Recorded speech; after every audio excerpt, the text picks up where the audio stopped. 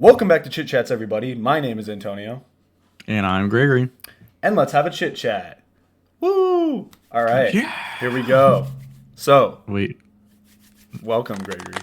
Oh, hell yeah! Okay, dude, we have a live audience. This is the soundboard. It's the people Yeah, you can't see in our two rooms sitting off screen. yeah. Mine is just like over there. They're Yeah, in there. they're just sitting on my bed over here. My Yeah, dog's over don't there. worry, they're being fed and like getting water and Well taken everything. care They're of. fine. Yeah.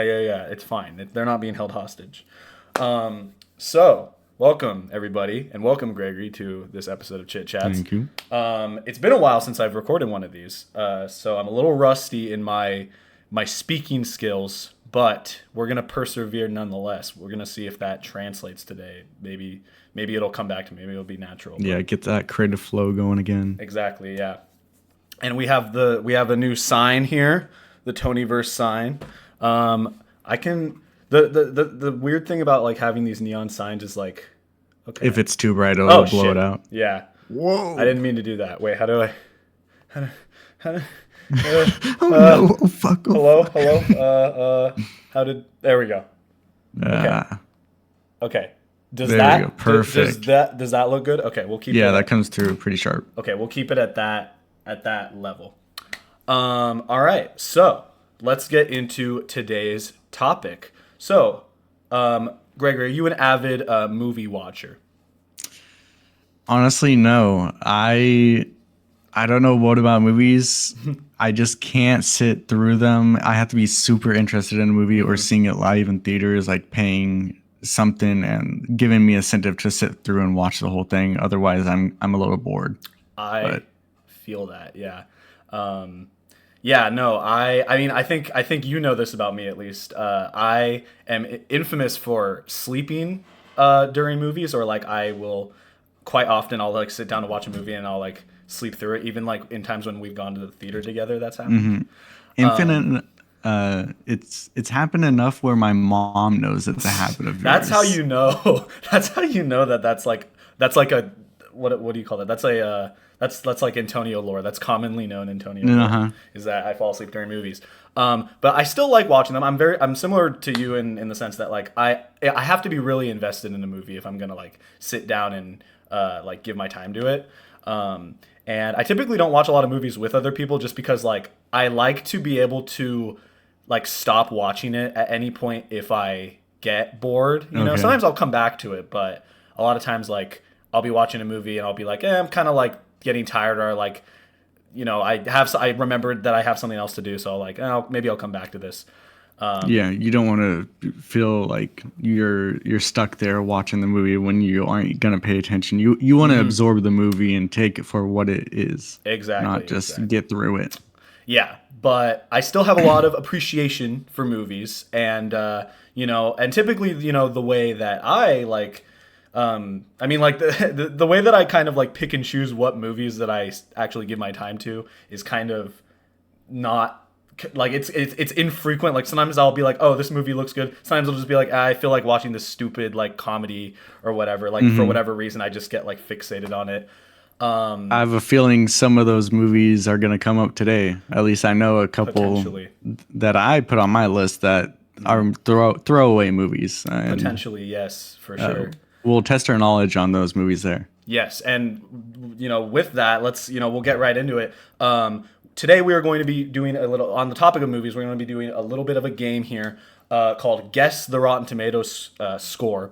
And how it's going to work is we have prepared lists of movies, movies that we've seen, maybe movies that we haven't seen, or just movies that we know of, and we're going to like present them to each other like back and forth, and try to guess both the critic score and the audience score, because every Rotten Tomatoes is a site where you can go on and like you can find ratings for movies, or you can rate movies yourself, and they usually have two scores. They have a score that given by like certified like critics, and then a score that's given by like general audiences, and we're going to see how close we can predict what those scores are for the movies that we have, and whoever gets closer will get a point. And if we tie, Yeah. or go ahead.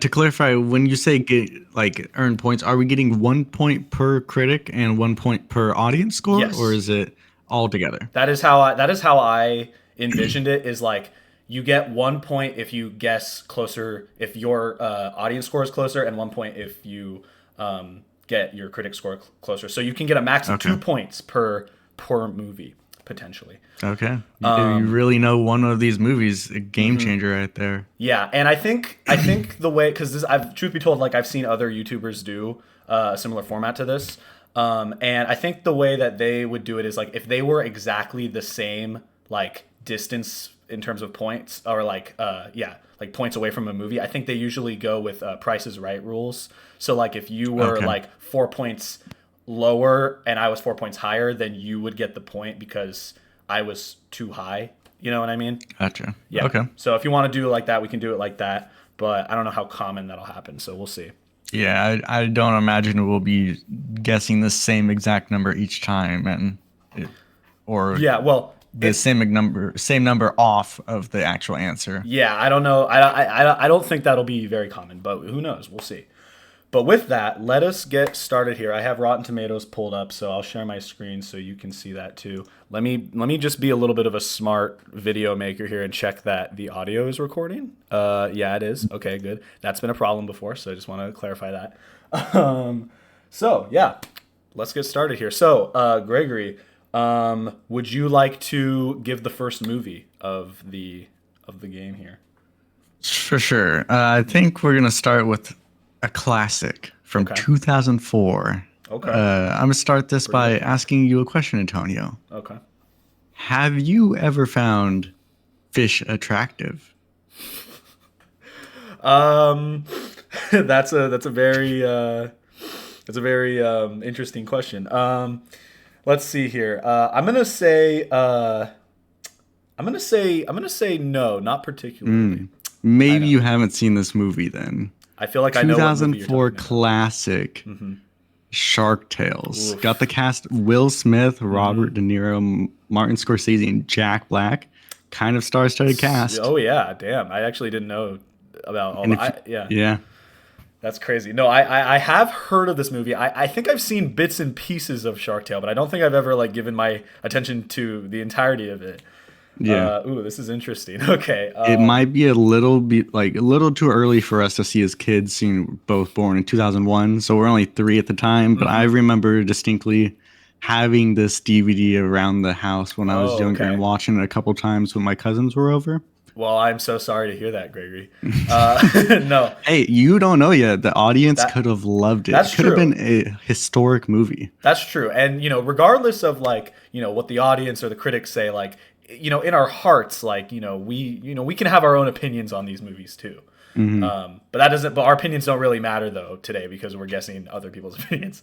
But yeah. So yeah, I personally never had the DVD for this movie, but I remember seeing it play on like I think Disney Channel or maybe Cartoon Network. Yeah, some that does channel. track. I remember seeing it, and I have very vivid memories of seeing like scenes from it, but like never like actually wanting to watch all of it for some reason.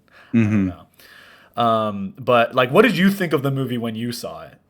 Or like, To be honest, I kind of had the same exact experience as you, where I would see it be on, whether it be one of my cousins or flipping through channels, but I don't actually remember watching it all the way through. okay, yeah, But from what I do remember, I think I've watched at least halfway through.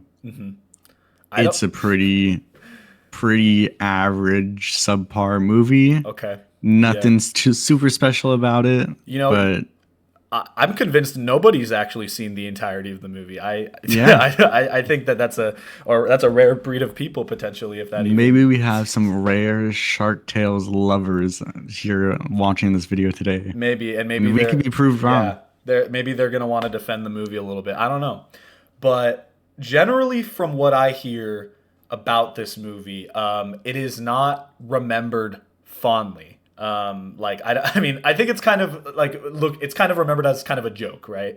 Because like as you mentioned, like there's a lot of like very uncanny valley looking fish people in the movie. Yeah.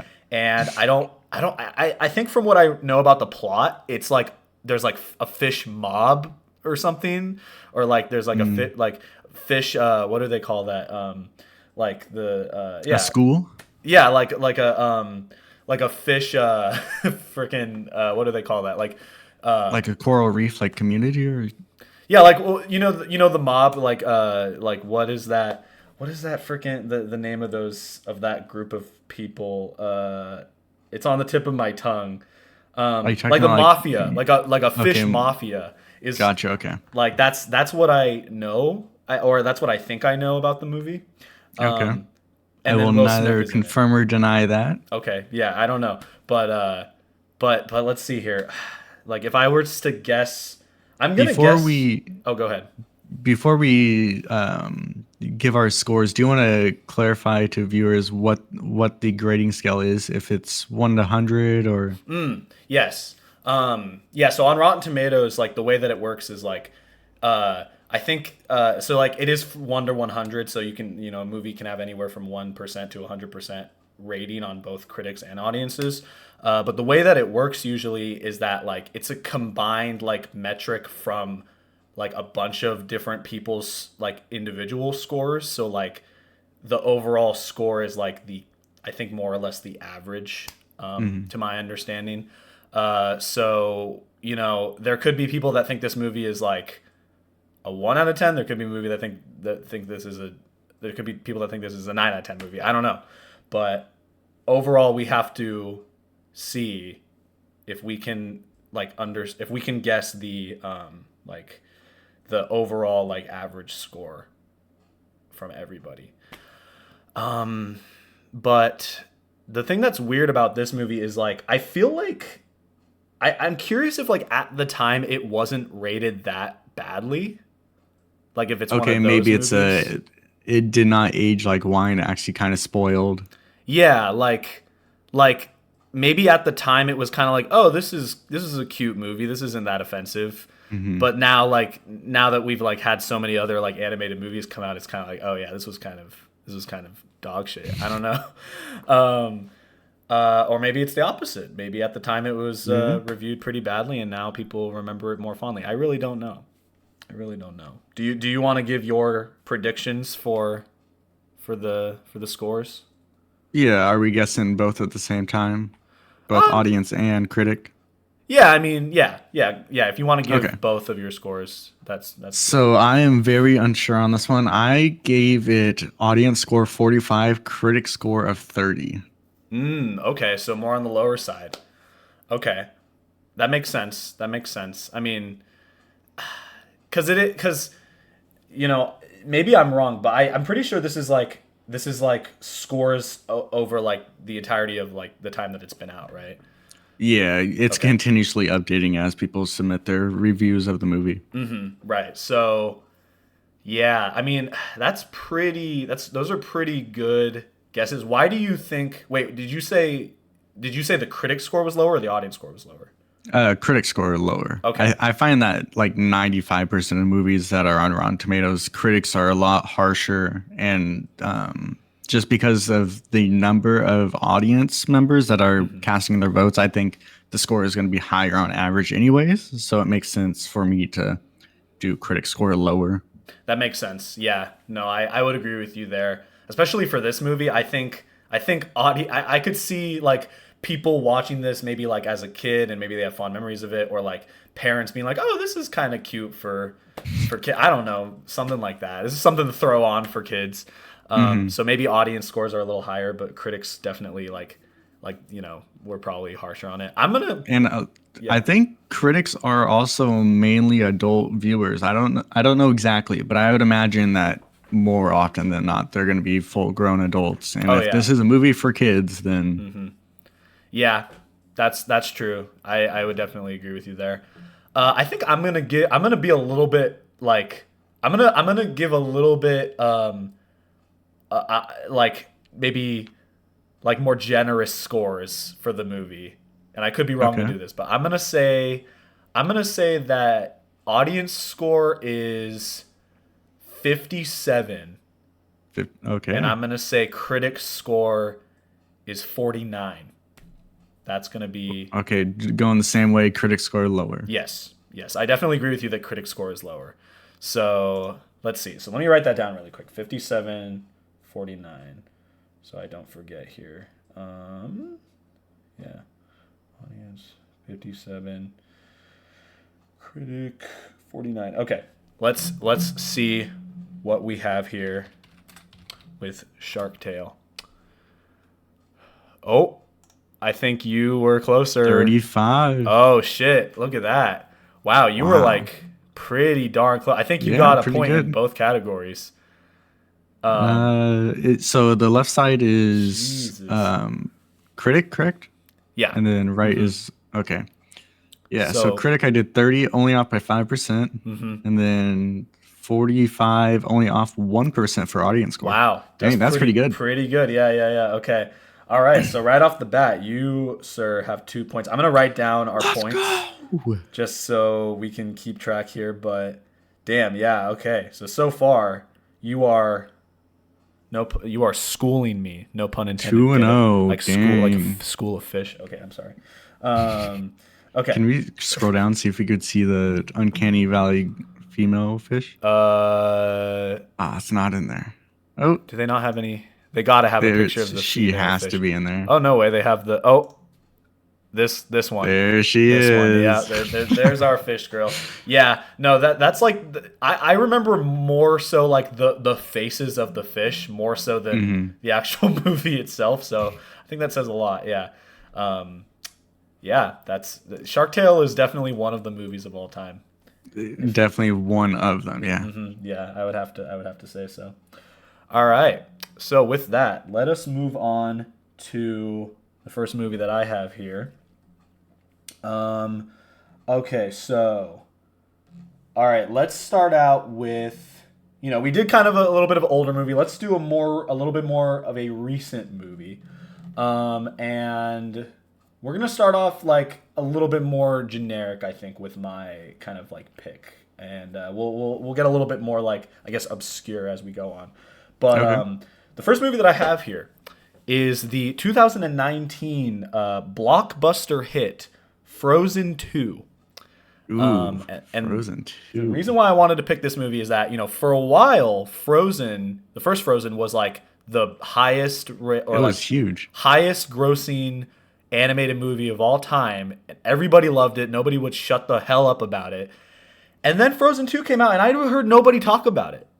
Like maybe like I heard more people talk about it up till when it came out, and then after it came out, nothing. I heard nothing about it. And I sat down to watch it one day, and I only watched like maybe like the first like 5 minutes, and I was like, I'm not feeling this, and then I stopped, and I never came back to it. I never felt compelled to come back to it.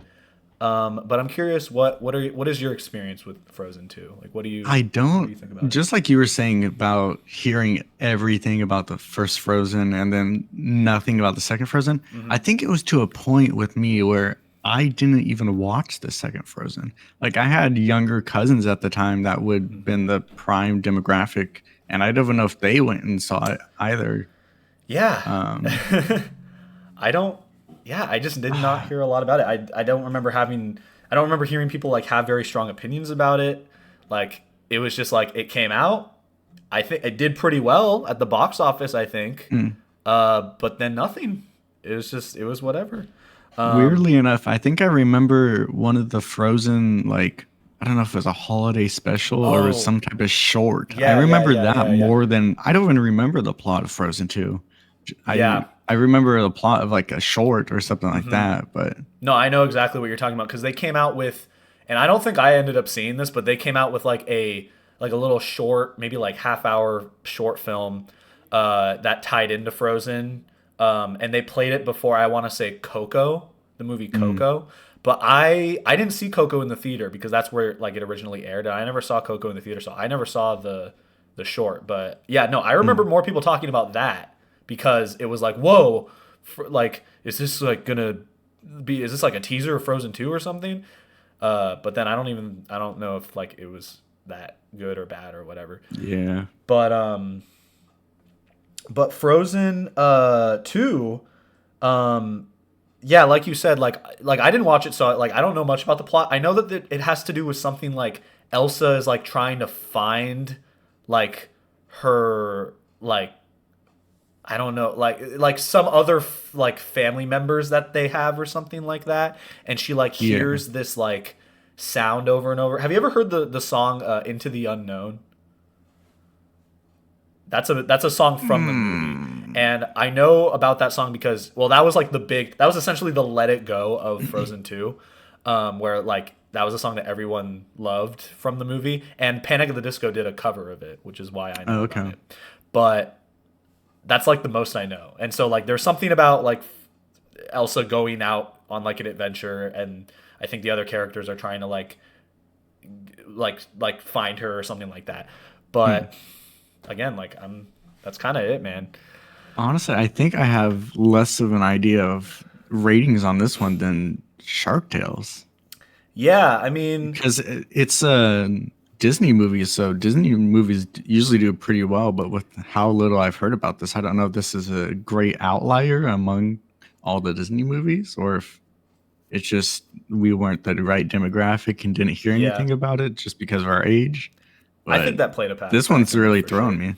Yeah, I think I'm gonna go with I'm still gonna guess that that the audience score is gonna be higher than the critic score for this, like for sure. Hmm. I think that like probably a lot of people that went to go see it were like, "Oh, that was pretty good." But like I think it was just more cuz like I don't know, like you said, like Disney movies they do pretty well, but I think that's just because it's like it's a Disney movie, you know, like Yeah. even the worst Disney movies like I think still like you know they at least do well at the box office and you know they're usually like you know remembered fondly with at least some people. So Hmm. but yeah, I'm gonna say do you want to give your scores first or should I give my scores? I went first last time, so you can try going first this time around. Okay. All right. So I'm gonna say the audience score is a 78. Okay. That's Wow. gonna be my score, which is not bad. I think that's still a pretty good, like, if that is like close to the audience score, that's still a decent score. Maybe for like a Frozen sequel, that's not what people would have wanted, but that's what I'm gonna go with. And I Okay. think critics score, I'm gonna say 67. Yeah, Dang. maybe that's a little harsh, You were but you think that's being hard, as in like those are too low scores? considering like how well the first Frozen did, I feel like people would see those scores and be like, "Oh, is it not good?" You know what I mean? Okay, well, if you're harsh, I'm way harsher because I'm only gonna give it an audience score of 62 and a critic score of 55. Okay, you could be onto something with that because, like we were saying, like I did not hear anything about this movie, and maybe the reason Hmm. why is because it's just really that unremarkable. You know what I mean? Yeah. So let's see here. Yeah, I'm gonna say critic. Yeah, I'm gonna stick with my guesses, but let's see. Um, let's see here. Okay, Frozen 2. All right. Wow. Whoa. Okay. So, Dang, fairly we just good. um, dang. I think you got both points. So now it's yeah. 2-2. Yeah, cuz I'm telling you man, like it's just the I think it's just the hype of like Frozen 2. Like, you know what I mean? Like Hmm. if it didn't have the name of like being part of the Frozen like franchise, I feel like it probably wouldn't have gotten that great of scores.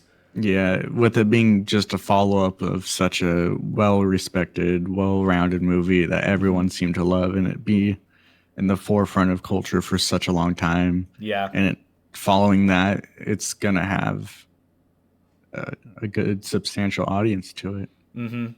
With over But 25,000 verified ratings too, 92%. Dang. yeah, that's yeah. So I definitely like. It seems like a lot of people like saw this movie and liked it. Critics were probably a little harsher. I want to see what the original Frozen scored. Yeah, this yeah. Wow, It did better? it did bet. Well, that's see. This is interesting because the critic score is higher for the first one Mhm. than the audience score. That's very interesting. But still, like definitely overall, way better reviewed. Yeah. So for the first one. Um, From what I know about Frozen 2, it was rushed. Like the production of it was rushed pretty heavily. So I feel like it probably didn't come out as like coherent as the first one, which could have um, What was the helped. release year for Frozen 2? 2019. 2019. Okay. And I remember hearing Hmm. about it, seeing trailers, but I just did not feel compelled to watch it. But maybe Gotcha. someday, you know? I'm not going to rule it out, but I'm not necessarily rushing to see it quite yet. But Yeah. with that, let's move on to your next movie. What do you got? This time I'm actually gonna let you choose a number between 1 and 7. Oh, okay. Let's go like right in the middle. Let's go 4. 4? Okay. So this is, I don't know if I'd say a niche movie. It's one of the favorites between all the friends of the group. 2013's This Is the End. Ooh, Star-studded cast I of love this Seth movie. Rogen, James Franco, Jonah Hill, Danny McBride, Rihanna, and Michael Cera, just to name a few. Yeah, there's a lot of celebrities in this movie. Yeah, Yeah.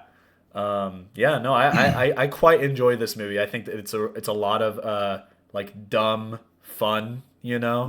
And just yeah. like And with how star-studded the cast is, I'm going to be a little disappointed if it's not at least a 75 to an 80 for oh, audience scores. I would have to guess that both critic and audience scores for this movie are pretty high. I from what I remember like because I remember like looking up the movie after I first watched it and like I remember like seeing I don't remember the exact number because it's been a while since I've looked it up, but like I remember seeing that it got reviewed pretty high. But like I don't know, I like it's I just think it's pretty fun. I mean, like you kind of have to like it's one of those movies where you can like kind of turn off your brain when you watch it, you know? Yeah. Which I do have a soft spot for those types of movies. Um and like it kept me like invested just because of how like ridiculous things got in Yeah, it. there's like a certain level of absurdism to the movie, and it's Yeah. like it's very low stakes for you as a viewer. Everything's kind of like a hit joke or something like Yeah. that. Nothing to take serious, and it's just a overall good view, I think. You're basically just watching a bunch of celebrities be assholes to each other Yeah, and like get like brutally murdered and like have these horrible things happen, but it's just kind of fun to watch, you know? Like and I don't even have anything against any of the actors in the movie. I just think it's like funny to like watch all these like stupid things happen to them. um but yeah, and I mean like, you know, I know a lot of people like Seth Rogen movies, it's like you kind of love them or you hate them. yeah. But I enjoy them for what they are. I actually have a Seth Rogen movie on my list that we could talk about Okay, later. Um, but what are you thinking for your scores for this? Like, what do you think? How do you think people reviewed this movie? I'm gonna give it an audience score of 85, critic score of we'll do 68. Ooh, you think the critic score is pretty low then? What do you? Yeah, I think this is one of those movies where, as a critic, you're rating on more than just the content of the movie. I think it's Okay. I think a lot of the time people want to see a message in a movie or something. Take movies pretty seriously as a critic, and this movie is not one that you take super seriously, if No, at all. not at all. So, just for an audience member to sit back, relax, and have a good time, I think they're way more likely to be up in the 80s range, whereas someone who's got to take this movie seriously is going to be down pretty low, at least in the 60s. I would have to agree with you on that. I don't even think like the creators of this movie like when they were making it they were like we're going to change the fucking world with this. Like I think Yeah. they just wanted to make like a funny little silly goofy movie, you know what I mean? And that's okay. Hmm. That's okay. I think that those movies are great to have. So, yeah, I mean I'm going to say I agree with you on your audience score. I think it's very close to like mid 80s or, you know, mid to high 80s potentially. I'm gonna say like a clean 90% for Okay. audience. I think audiences that went to go see this really liked it. Because I think like if you already like know a lot of these actors, you know what to expect from like at least like from a comedy standpoint. So I feel like people got Yeah. exactly what they wanted with that. Um, and I think that they probably reviewed it pretty decently. I'm Hmm. gonna say for critics that I'm gonna say that they were a little bit more generous than what you said. I'm gonna say that they were like I'm gonna say like a nice 75% for Okay. critics. So what did you say for critics? Like 60 something? 68. 68. Okay, so we're not too far off from each Yeah. other with that. But yeah, I'm gonna say like nice 75. Although it could be higher than that, I wouldn't be too surprised. But let's see. Let me write that down though. 90 and 75. And let's see here. This is the end. Oops. There we go.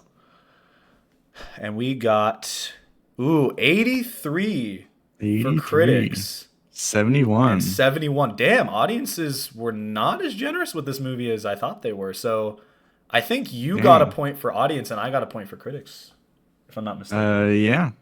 Okay. Or yeah. Cause you said yeah, cause I said for audiences or wait. No, I think you got a point for Other both. way.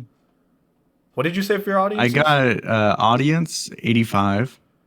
Oh yeah, no. So I think I think you got because I said 90 for yeah, audiences. you went yeah. Yeah, so you got a And then point. critics I went 68. Okay.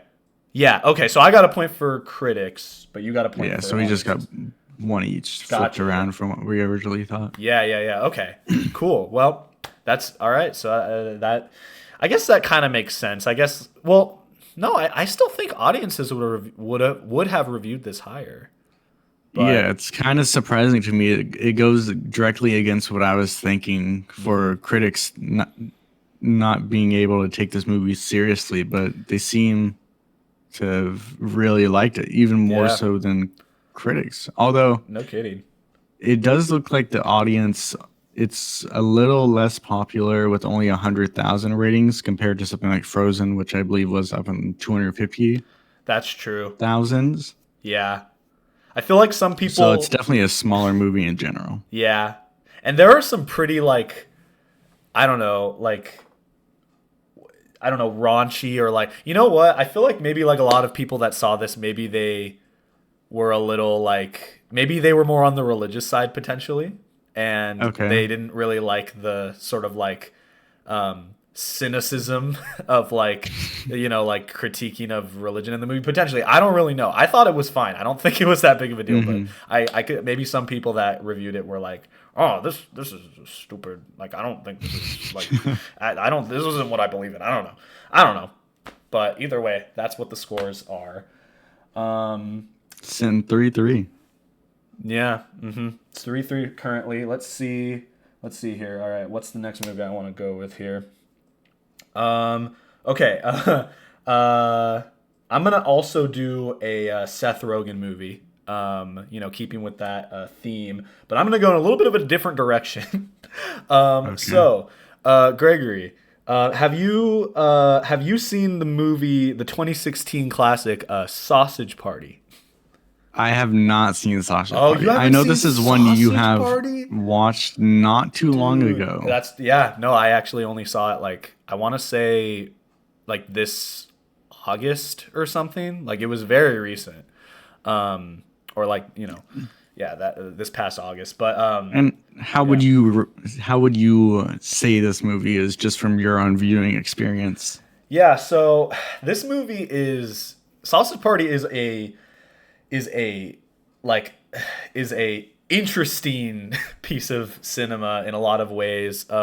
It's you know, I mean, like it's exactly like what you think it is. It's like a raunchy like movie that looks like it's a cutesy animated movie. I mean, that's obviously what they were going for, but Hmm. like it's it's interesting because it has some like messages that I think have some value, and they're also like kind of religion related.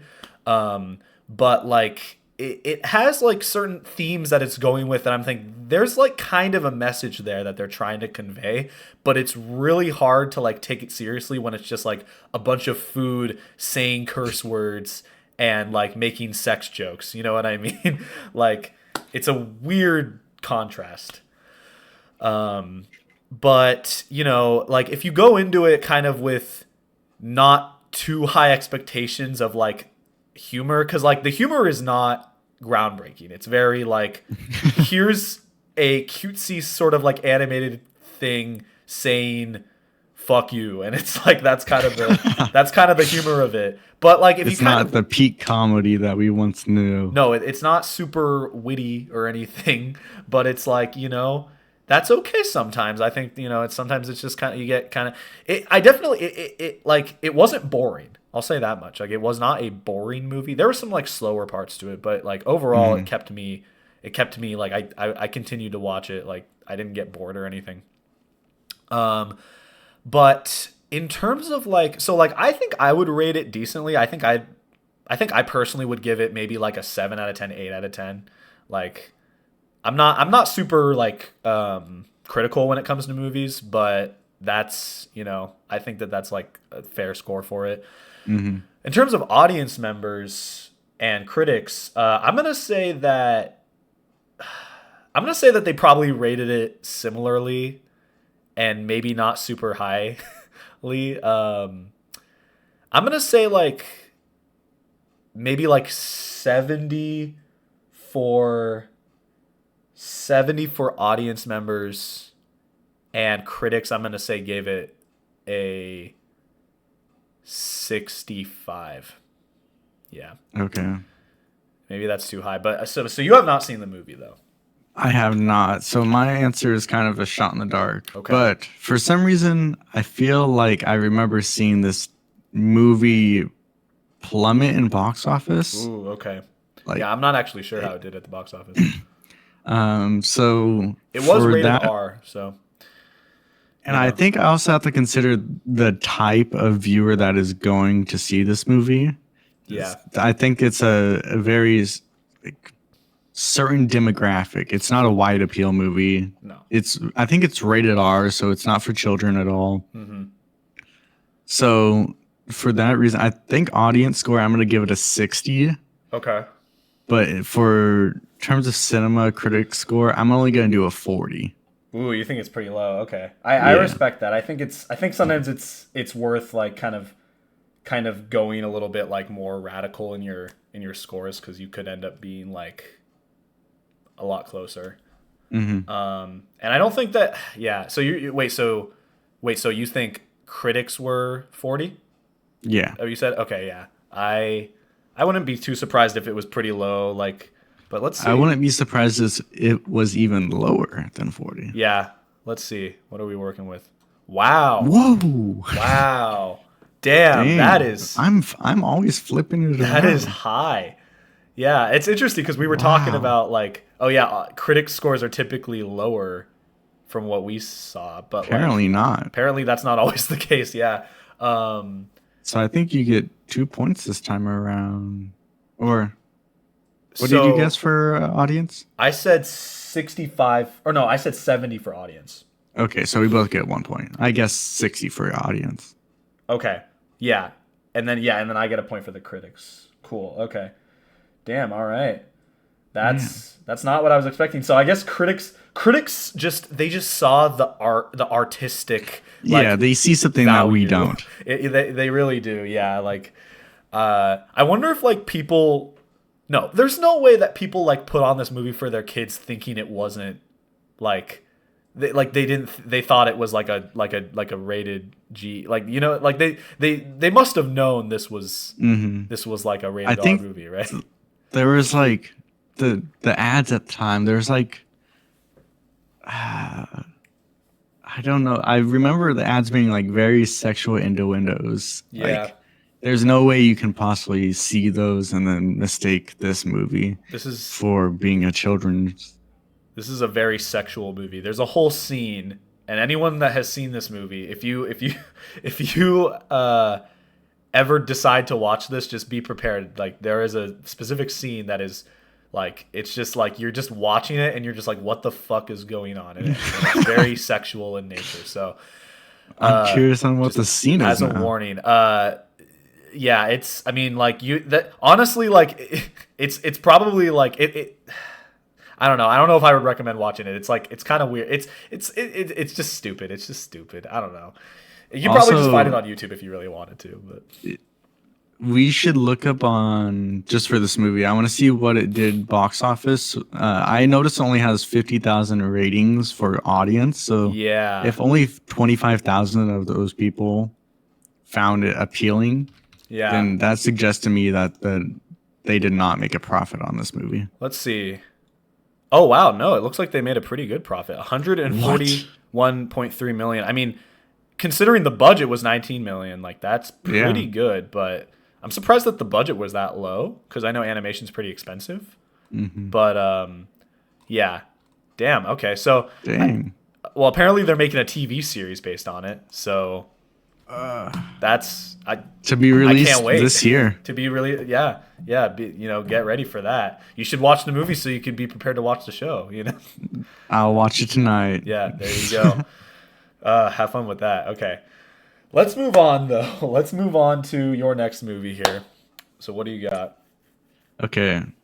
I'm hoping I didn't check, but I'm hoping this one's on Rotten Tomato. I can't say for sure, but Okay. technically it is a movie. Okay, so it's a little bit more obscure is what I'm Yeah, guessing. Okay. it came out this year at the same time as Freddy Fazbear's. Any guesses what it could be? Oh. Oh, it came out at the same time. Is it Night Swim? Is it that movie? Nah. We Oh. are looking at Taylor Swift, the Eras tour. Oh shit. I forgot that came out. Yeah, okay. Huh. So, This one's a bit different because it's not technically a movie, but it was shown at theaters. So in theory, it should have weird. a Let's just see. Let me just like I won't click on it if it's there. But there it let's is. just see. Oh, yeah, okay. Okay. So, yeah, interesting pick there cuz this is not cuz I don't know much about this, but this is not like a scripted movie, right? This is like kind of a is it like a No, documentary? this is an experience. So Oh, okay. Taylor Swift had the Eras tour in person, going touring the U.S. and I think different continents as well, just like a normal concert. And this is recordings of that concert because those tickets sold out pretty quickly. So this is a way for you in your hometown to be able to go to the theater and experience that tour Gotcha. without Okay. having to pay absurd prices for tickets. Okay. Gotcha. No, okay. Yeah, that makes sense. I remember you probably remember this when we watched the Five Nights at Freddy's movie in the theater adjacent to us. I think they were playing that They movie. were, and it was so loud. Yeah, I don't think I think I only vaguely heard it, but I think people that were sitting closer to the wall were like they were laughing because they could hear like fucking like Shake It Off play or whatever while we were Yeah. just watching like animatronics like try to kill people. So yeah, that was interesting. Okay, yeah, I'm wondering that's interesting. I mean, like it's gonna be interesting because I know some movies are on here, but they don't have scores, and Okay. I wouldn't be too like if we go to their page, they might not have like a listed score. So I'm interested to see if that's the case, but maybe they do. We'll guess anyway, just in case. But So yeah. my idea with my scores this time around is they have a Taylor Swift's got the ladies and the guys by the fucking grasp. She Yeah. has a hold on them like unbelievable. And if they're going there for an experience, I think there's no way that this audience score isn't at least a 95. Just because they're going there see for that. one reason. And I remember seeing TikToks at the time. It's like, we will be singing during this movie. Yeah. We will be dancing in the aisles. We'll be having a party just like we were there. Yeah. Yeah, I'd have to agree with you. For the same reason, I have no clue for critics. Yeah. I almost feel But like I feel like most critics would like be like, why would I give a like a score to this? You know what I yeah. mean? But just for the sake of guessing and seeing if there is a critic score, I'm going to give this a 75 for critics, 95 for audience. Okay.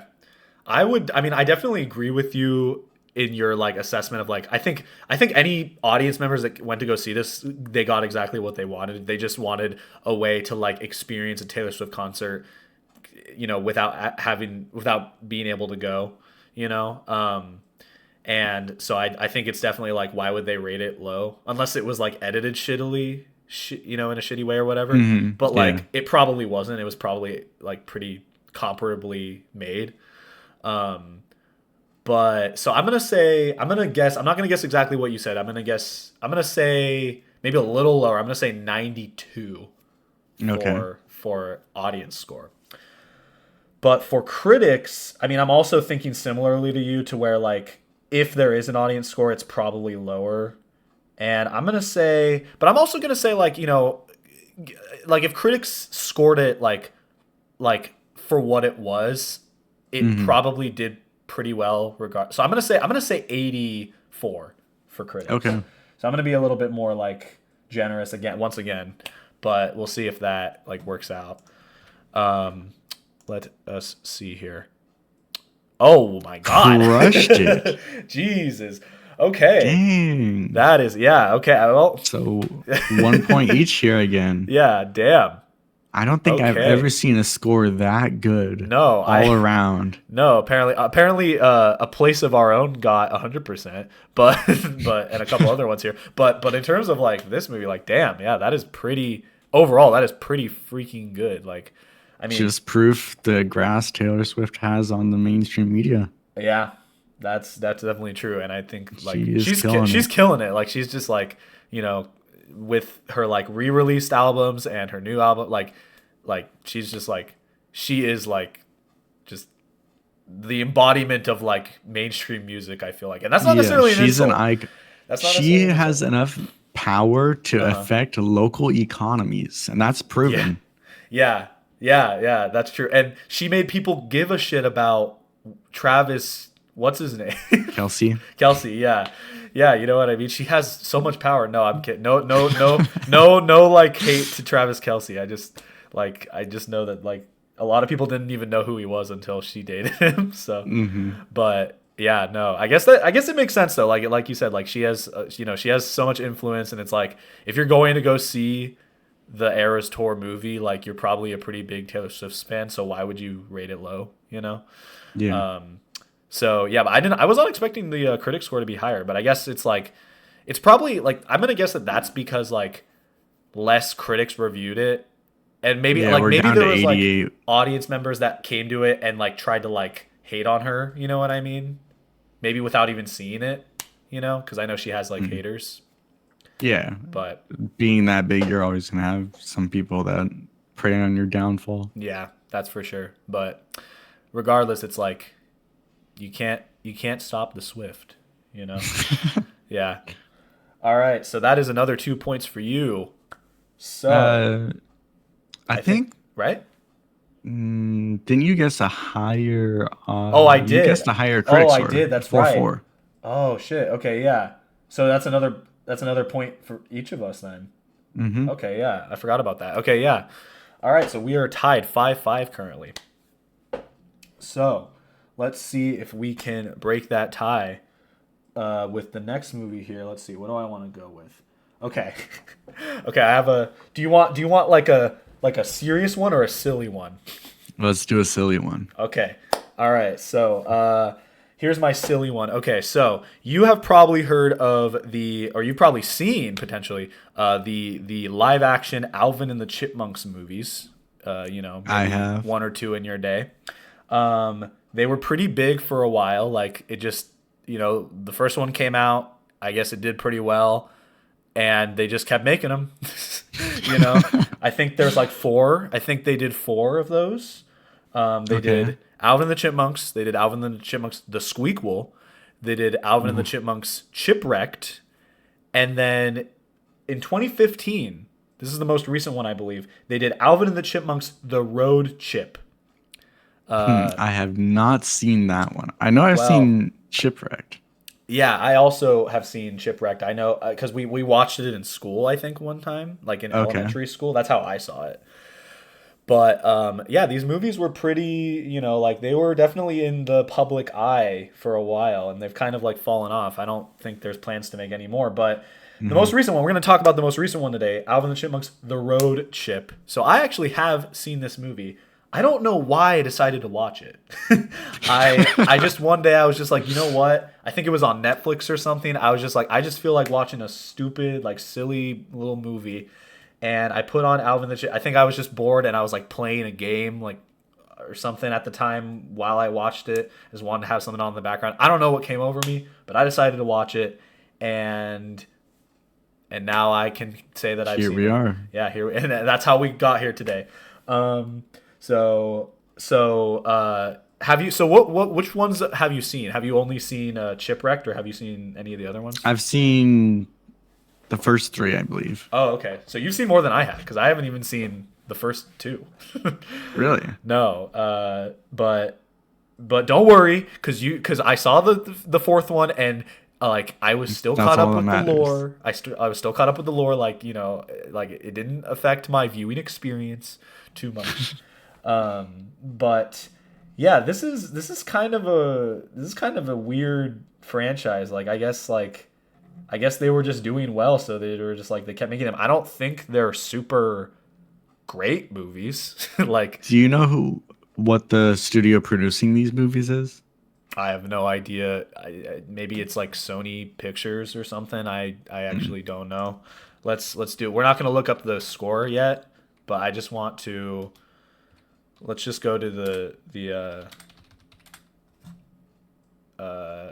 Wikipedia. Oh, don't look. I didn't see the score. I didn't see the score. 20th Century Fox. Okay. Okay. So I don't know if you saw the score. I didn't see it, but it was on screen for a second. But yeah. So let's see here. Yeah. What do you think? Do you think it would be like? How do you think people reviewed it? Well, seeing that I have never heard of this movie, and so it came out 2015, you said? Yep, 2015. What movie or what year did you watch this movie? I want to say it was like 2018. Okay. Yeah. Yeah, it was So a around whole 2018. 3 years later, it comes to Netflix. You're like, hey, might as well give this a try. I wanted to give it a shot. You know what I mean? I wanted to give it a chance. Yeah. And you know what? Gosh. I've definitely seen worse movies. You know what I mean? I think like for what it was very much like just like a silly like kids movie. You know what I mean? I don't think it was like very inoffensive to me. It was just like, yeah, you know, like that's cute. I'd probably put that on for my kid if they wanted to like just see a goofy movie of like little chipmunks running around doing silly stuff, you know? This time around, I think just because I've heard nothing of it, nothing good, nothing bad, I'm gonna shoot for 45 for audience, 40 for critic. Okay. So still pretty low though overall. Yeah. Yeah. I'm second guessing my critic score just because of our previous I mean, experiences with critic scores. the But critic score's it's got to so- be lower for this one, right? You would think so, but we were Yeah. thinking that for the last couple of ones. That's true. I'm still gonna say it's lower for this one. I'm gonna put my foot down on that, but I could be wrong. Let's see. So you said 44 for audiences and 40 for critics. 45 and then 40. 45 and 40. Okay. You can change it if you want before we actually see what they are. But I'm going to say that audiences reviewed it. I think they're going to give it like a 66. Okay. Yeah, I'm going to say 66 for audiences. I do think critics are going to be lower though. I think critics are probably like 51. Yeah, I'm going to say that. Audience 66, critic 51. I think I'll stay in place. Okay. I am interested to see here. There it is, the road chip. Oh my god. Wow. Jesus Christ. Wow. Whoa, Critics hated this movie. Was your viewing experience anything like this? No. I think what people like go into this movie expecting like The Godfather or something. Like what the hell Yeah. what the hell is this? Like I don't know, man. I don't think it was that bad, but you know what? Like Wow. I don't know. It's 15%. yeah, I think maybe like at the point when this came out, people were like tired of these Alvin and the Chipmunks movies. Like they were just like, why do they keep making them? And this one really doesn't help that case because like it's nothing special, but it's nothing offensive. I don't know. I didn't think it was too bad, but wow, 15%. I wonder if that's the lowest we're gonna see of any of the movies that we go over. Yeah, I don't think I. None of the movies on my list could possibly be that low. I don't think. 15% Yeah. is a hard bar to get below. I don't know. I don't know which other ones you picked, but I mean, like, yeah, I don't know. I was not expecting it to be this low, but let's see here. So you definitely got the critic score, but A 40. I think you also got Audience, the 45. audience score. Yeah, you got both. You got 2 points for this one. Let's go. Damn. I know Alvin and Chipmunks. You do. You knew it better than me, and I saw the movie. Yeah. So damn. Okay.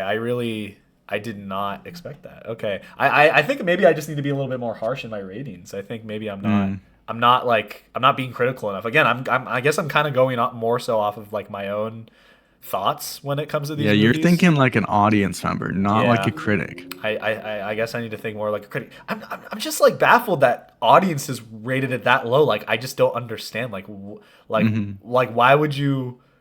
What did you think? I don't know, but I guess that doesn't excuse if it's a bad movie. Can you look at the Alvin and the Chipmunks, the shipwreck, whatever it's called? I want to see how much better it is, and if this is why they decided this is the last one. Well, I want to see the progression. I want to see what people thought of the first one, and I want to see like how it. Oh, there's not even wait. There was 2 different listings. I know I saw that. I'm gonna see if I want to see like how these movies were reviewing like over time. You know. Okay, so this is the first one. So 64. 64. That's still not super great, It's still but not better. great. Audiences or critics still did not like it at all. It seemed pretty much. Okay, so it went down. All right, let's see. At this point, 20% for critics isn't the best. And let's see the Chipwrecked. Wow, Ooh. Chipwrecked is worse. Chipwrecked Chipwrecked is the bottom, I think, of all of them.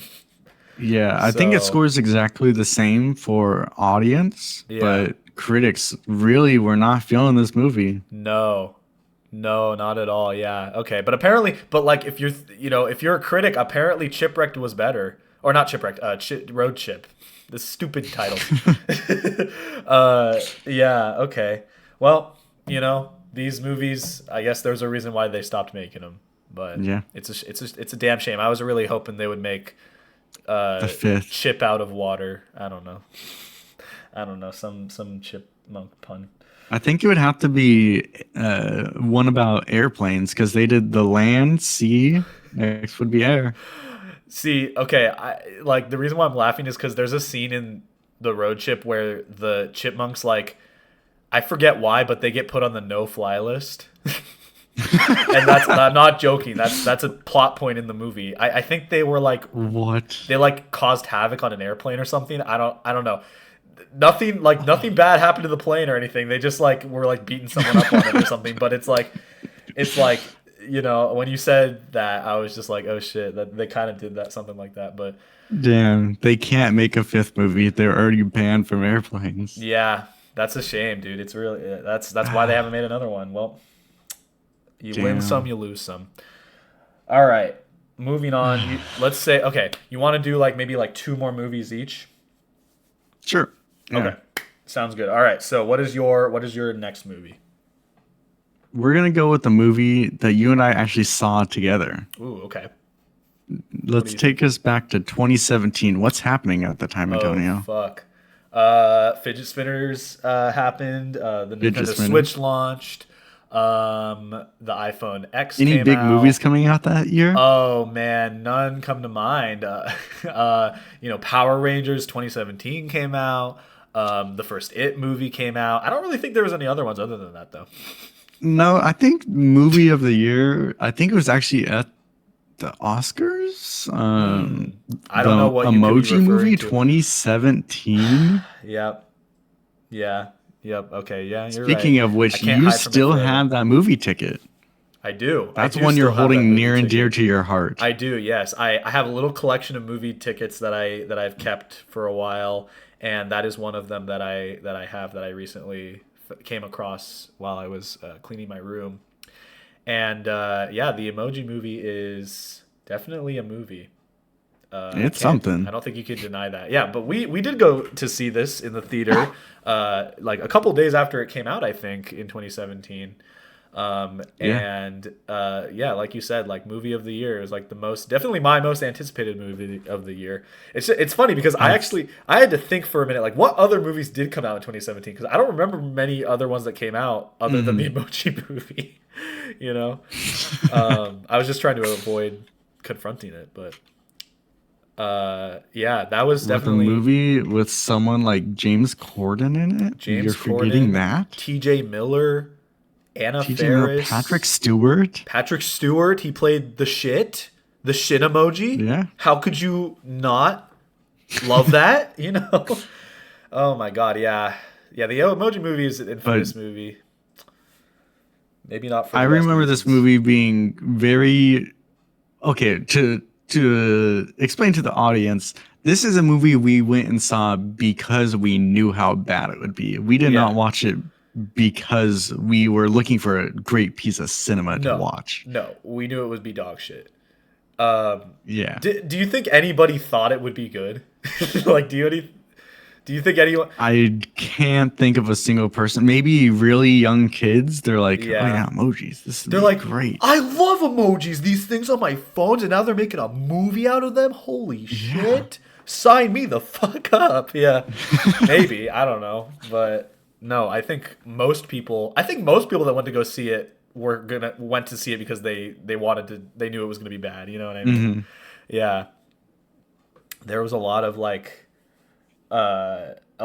people memeing on the movie. I remember like Jack's Films, for example. He got invited to the premiere because of how much he like made fun of it.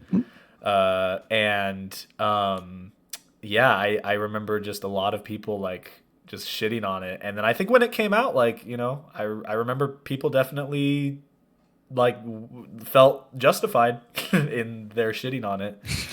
I mean, at least they weren't disappointed. They knew it would be bad. They went and saw it knowing that. And if you're going to the movie, I don't think there's anything to be disappointed if that's exactly what you're getting out of the movie. That's true. That's very, very true. So at least they had set expectations and nothing was disappointed upon. That's true. But I don't think, but the thing that sucks in a sense is like people already had low expectations, like, and I think like you said, I think they were exactly met. They were never surprised by the movie. Like the movie did not Hmm. like it was never like, oh wow, this is actually kind of better than I thought. It's like no. It was either it met your expectations or it was worse than your expectations. You know what I mean? There's no, Um, it's like, oh my God, that was so good. They should be yeah. making more movies like this. That never happened. Don't know.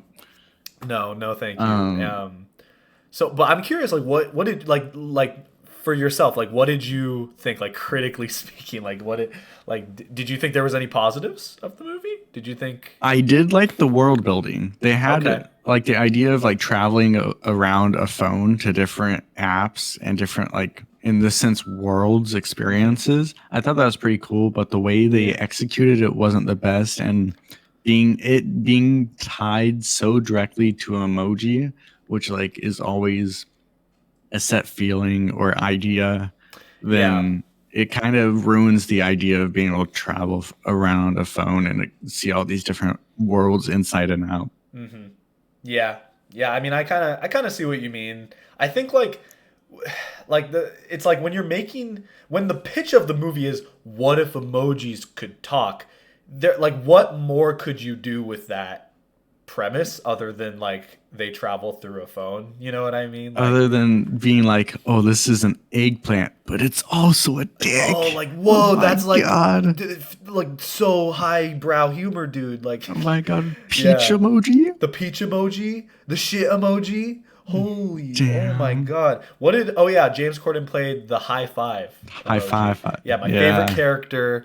Like every time he was on I screen, I was never, just like, I banned that emoji from beaming. my phone just because of him. Yeah, I can't look at that emoji the same ever again. Um, but Yeah, no, I mean like I think like the I don't think the premise like overall made sense. Like I agree with you that like the idea was kind of cool. Like oh, you're traveling through these worlds with a phone. They kind of like Hmm. uh portrayed it in kind of a cool way. But like what was even the premise of the movie? It was like there's this dude or like okay, the meh emoji, right? He doesn't want to be a meh emoji. He's like I have other emotions or something. Yeah, yeah. But why does he travel through the phone? I don't remember what the motivation was. Could not tell you. And then he like goes on this adventure with the high five and the girl emoji, the princess emoji. I think she ended up being, and then they fall in love, They and end up then in Twitter. they end up in Twitter somehow. They end up in YouTube, and they watch Pen Pineapple Apple Pen. That's a key Yeah. part of the movie. um, and then there's a boy in the real world who likes a girl. Oh, and then I think it was like a point where he sends her like a really cool emoji, and then that's why she like falls for him or something. Ah, modern It's love. so stupid. This movie is so stupid. No, it's great. It's a good movie. What do we think people reviewed it So as? great that I am gonna predict that it has an audience score of 25 Hmm. and a critic score of 15. That's pretty on the nose of what I would be thinking, honestly. I mean, I'm gonna differentiate, you know, from you just for the sake of the game, but I would definitely think I'm gonna say lower for the audience than what you said. I'm gonna say 21% for Okay. audience, and I'm gonna say 10% for critics. I'm gonna say exactly as 10%. Chipwrecked here. I think that they hated it pretty bad. Um, let's see, Emoji Movie. Um, Oh wow.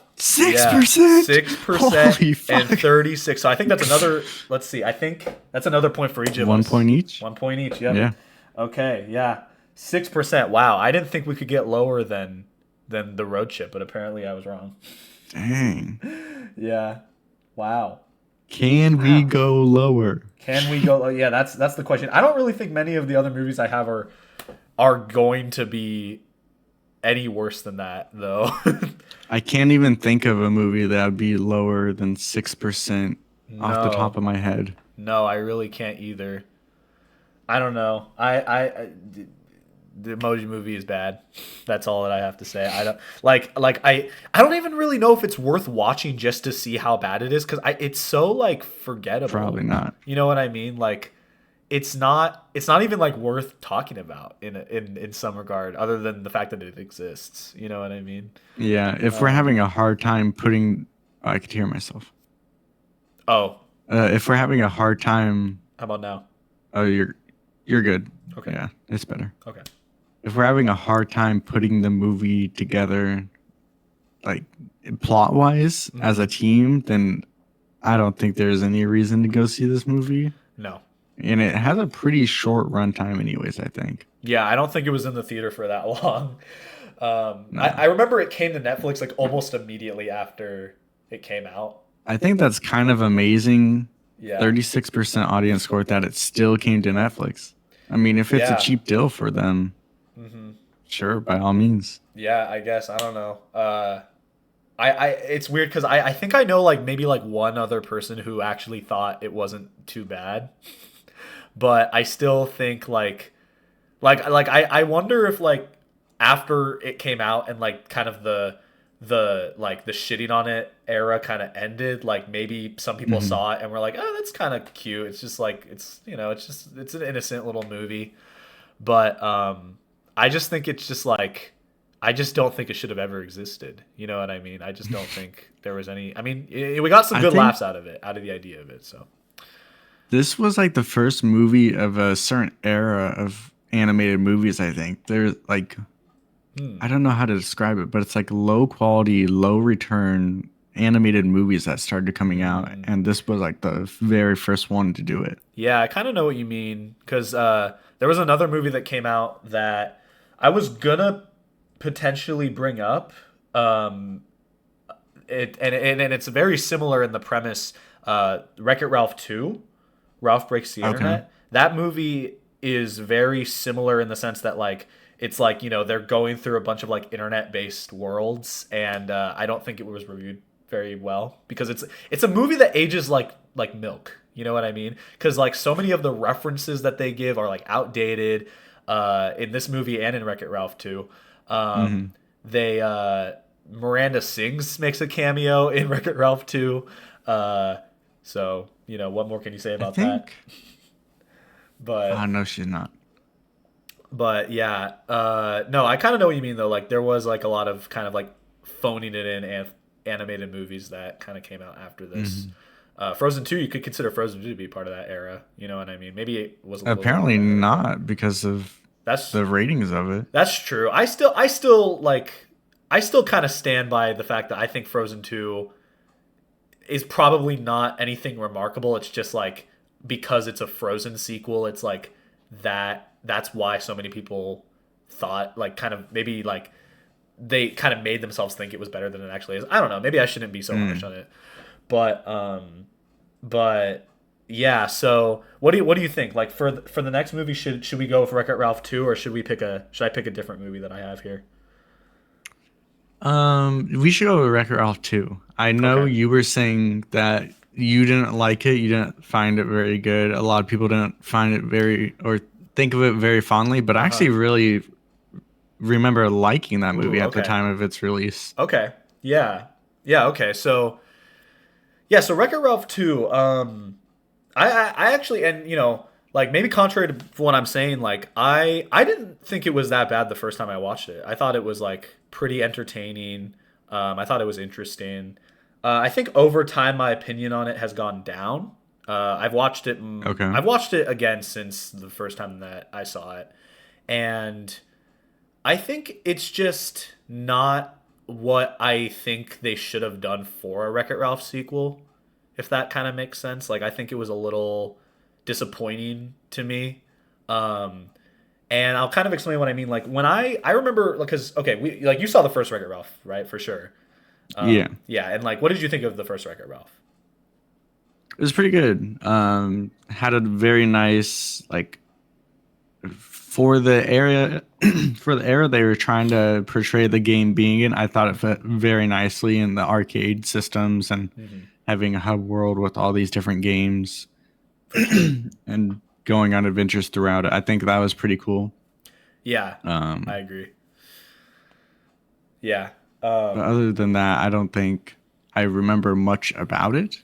Right. I still think of it pretty highly. Yeah, no, I think like for the time, like I think it was like a super cool. It was just super cool, like seeing all these like video game characters like in a movie. Because I remember like at the time there wasn't a lot of like video game movies that were coming out that were like super great.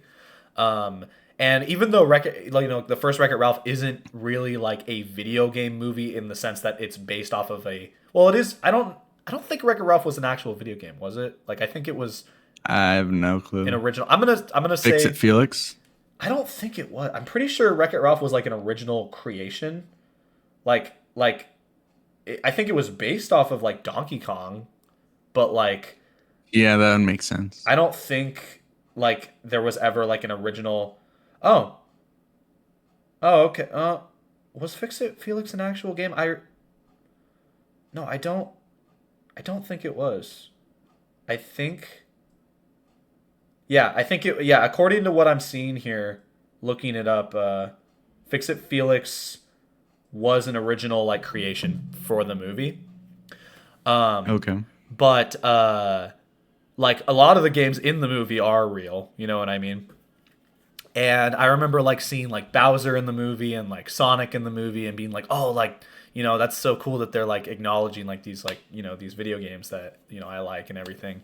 And now we have like movies actually based on those games that I think did pretty well. Yeah. But at the time it Mario wasn't super movie. common. Yeah. And as like a gamer, I remember thinking like, oh, this is like a cool premise. Like they're going through all these different game worlds and stuff like that, and there's like these cameos of these video game characters and stuff.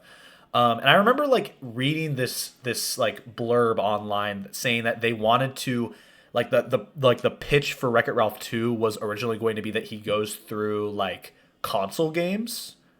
Okay. And that was like, and then he like meets Mario and that happens or something. And like there's other like console games. Like I thought I remember hearing a rumor that he goes into like the Halo game or something like that. Um, which would have been kind of interesting because I feel like he kind of already did go into a similar game to Halo with the shooter game in the first movie. I don't know. Yeah. Yeah, in a sense. But anyway, that's what I remember like hearing rumors about the sequel.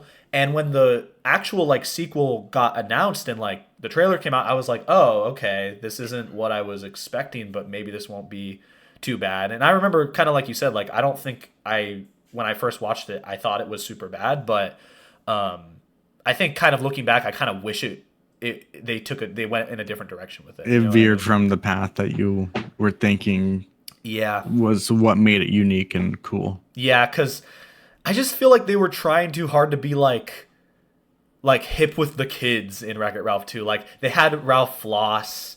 They go to like all these like apps that are like popular. And it's like kind of cool, but it's also kind of like, it didn't have like the same kind of like coolness factor that the first one did to me cuz the first one didn't feel super like as like forced, I guess is how I would put it. Yeah. But overall like I think there's definitely worse movies than it. So I don't want to shit on it too much, but like, but you were saying you kind of liked it. Like, I want to hear like kind of what your thoughts are, if you have different thoughts. Pretty much the same thing. Yeah. Can't really add much else to it. So But like, do you think that like, because you said when you first saw it, you thought pretty highly of it. Do you think like overall people had a similar opinion? um, I think this was Oscar nominated, if I'm not mistaken. I don't know. I have a hard time thinking of how it possibly was perceived, just because I think a lot of the time sequels have a lot harder time getting attention than the first movie of a series is. Yeah, But that's I very don't true. know. That's If I had to guess, I probably liked it more than the general audience, but I'd still say it wasn't poorly received among the public. yeah. Like yeah, I think general audiences probably liked it. I'm gonna guess for Mhm. general audiences that they gave it a I'm gonna say 79. Okay. Yeah, I think definitely I feel like the Wreck-It Ralph the first one did better, but I still think this one probably did decently. I know it made a lot of money for sure. Gotcha. What are you thinking for critic? I think critics were definitely harsher on it. I think that that's like definitely the case. But maybe not like that much worse because, like I said, it was Oscar nominated. um, but I wonder if that was also kind of a product because like I don't remember many other like super great movies that came out in 2018 or like at least animated movies. Mm. I know The Grinch came out. Do you know what it was nominated for? I think Best Animated Picture. Okay. But like Disney usually gets that award, so I guess they didn't have a lot else going on that year. um, but let's see. What do I think for critics? I'm gonna say 64 for critics.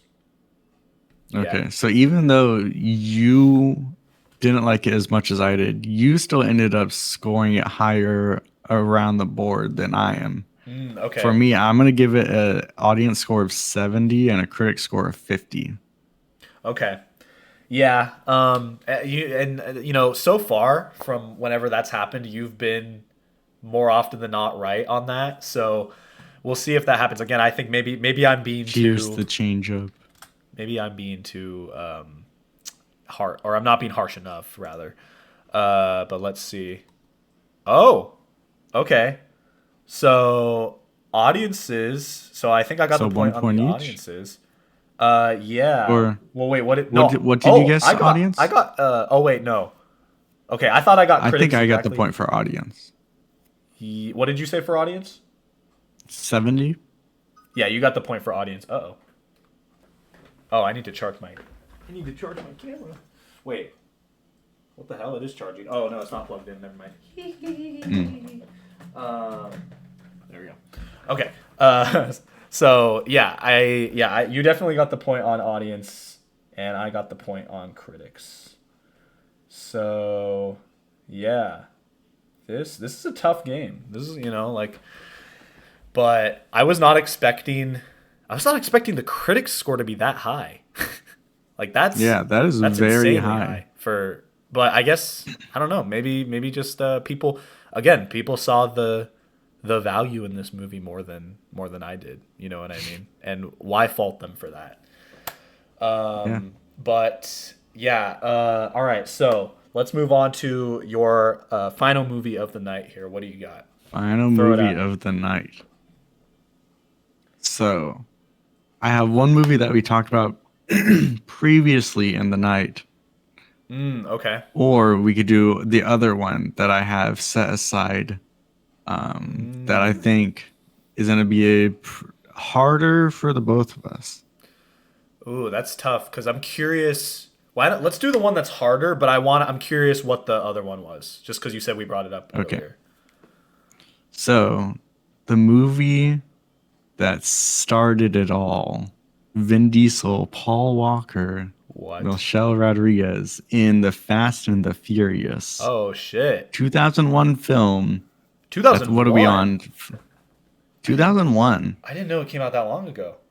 Wow. Yeah, what are we on? Fast and Furious 10, 11? Something like the last one I remember was like the ninth one, but we might be on the 10th one. I don't know. This is before we were going to space in the cars. Oh, okay. You were still on the ground here, just racing. Oh, Things have gotcha. gotten so extreme. Okay, truth be told, I have not seen a single one of these movies. I have not seen No? it. No, I have not. And it's not really because I don't want to. It's just because, like, I don't know. I guess I've never just, like, sought them out. You know what I mean? Okay. But If I'd be interested in this seeing them. one doesn't interest you or you want to go for something else, I have a movie that we have both seen. Let's do the movie that we both saw just because we might be a little bit more fair, like, overall. Okay. But Last year's Five Nights at Freddy's. okay, yes. I do remember bringing this up earlier. That was actually a movie I had on my list as well. So this works out. Okay. Okay, yes. Five Nights at Freddy's, the movie. So what did you think about this movie? To be clear to people watching, I am not a fan of the games. I have never been a What? fan of the games. What? Are I you don't out even of your think mind? I think I've only ever played one of the games, and That's it wasn't even crazy. on my device. I've also only ever played one of the games, but it was Yeah, on my you were device. forced to by Yeah, by Dean. Dean was like, basically, "You yeah. need to play this game." Yeah. But movie, I think acting was pretty well. Josh Hutcherson did pretty well at his role. Matthew Lillard also did pretty well. I think it was very obvious from the very beginning. Even for me, not knowing the lore, I think it was kind of obvious on who was going to be the villain and what was going to happen throughout the movie. Yeah. But overall, I think okay viewing experience. I found it very corny at times, Oh but yeah. for it being a fan movie, I think that's to be expected. Yeah, that's definitely true. Very much like you, I was never a super big fan of the games. I have respect for them. Like I think that they have been like a cultural phenomenon, and I think that that's great. And I think that they're the idea is interesting. You know what I mean? But I'm not compelled by the gameplay. Like I understand the appeal of it, but like it's just not. It just doesn't really do it for me. Granted, I've only ever played the first game, and maybe a little of I think Sister Location maybe.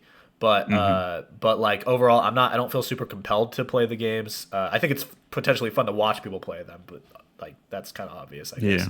But yeah. But when I heard they were making a movie, I was like, oh, we have to go see that. Like that's just not. Yeah, I think you were the first person in our friend group that's like, guys, FNAF Yeah. movie. We're going. Yeah. Dude. Mark your calendars. This is when it comes out. Yeah, well, because I was like, we got like this isn't it's not just like a movie, it's like a cultural like it's a pivotal moment in Hmm. history. You know what I mean?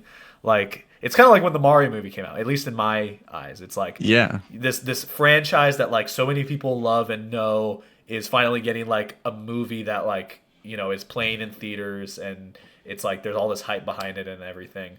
I think that that was definitely more so the case with the Mario movie, but with Five Nights at Freddy's, I still think that that was there. You know what I mean? Um, Yeah. but To a lesser extent, but still to a lesser huge fan extent, base around the game. They've yeah. had, I think, over 6 games made. Oh yeah, I think yeah, Eight, definitely more than 10. six. Like because yeah, I mean I couldn't tell you all the names of them, but I know for sure they've had at least six, probably more, in the universe.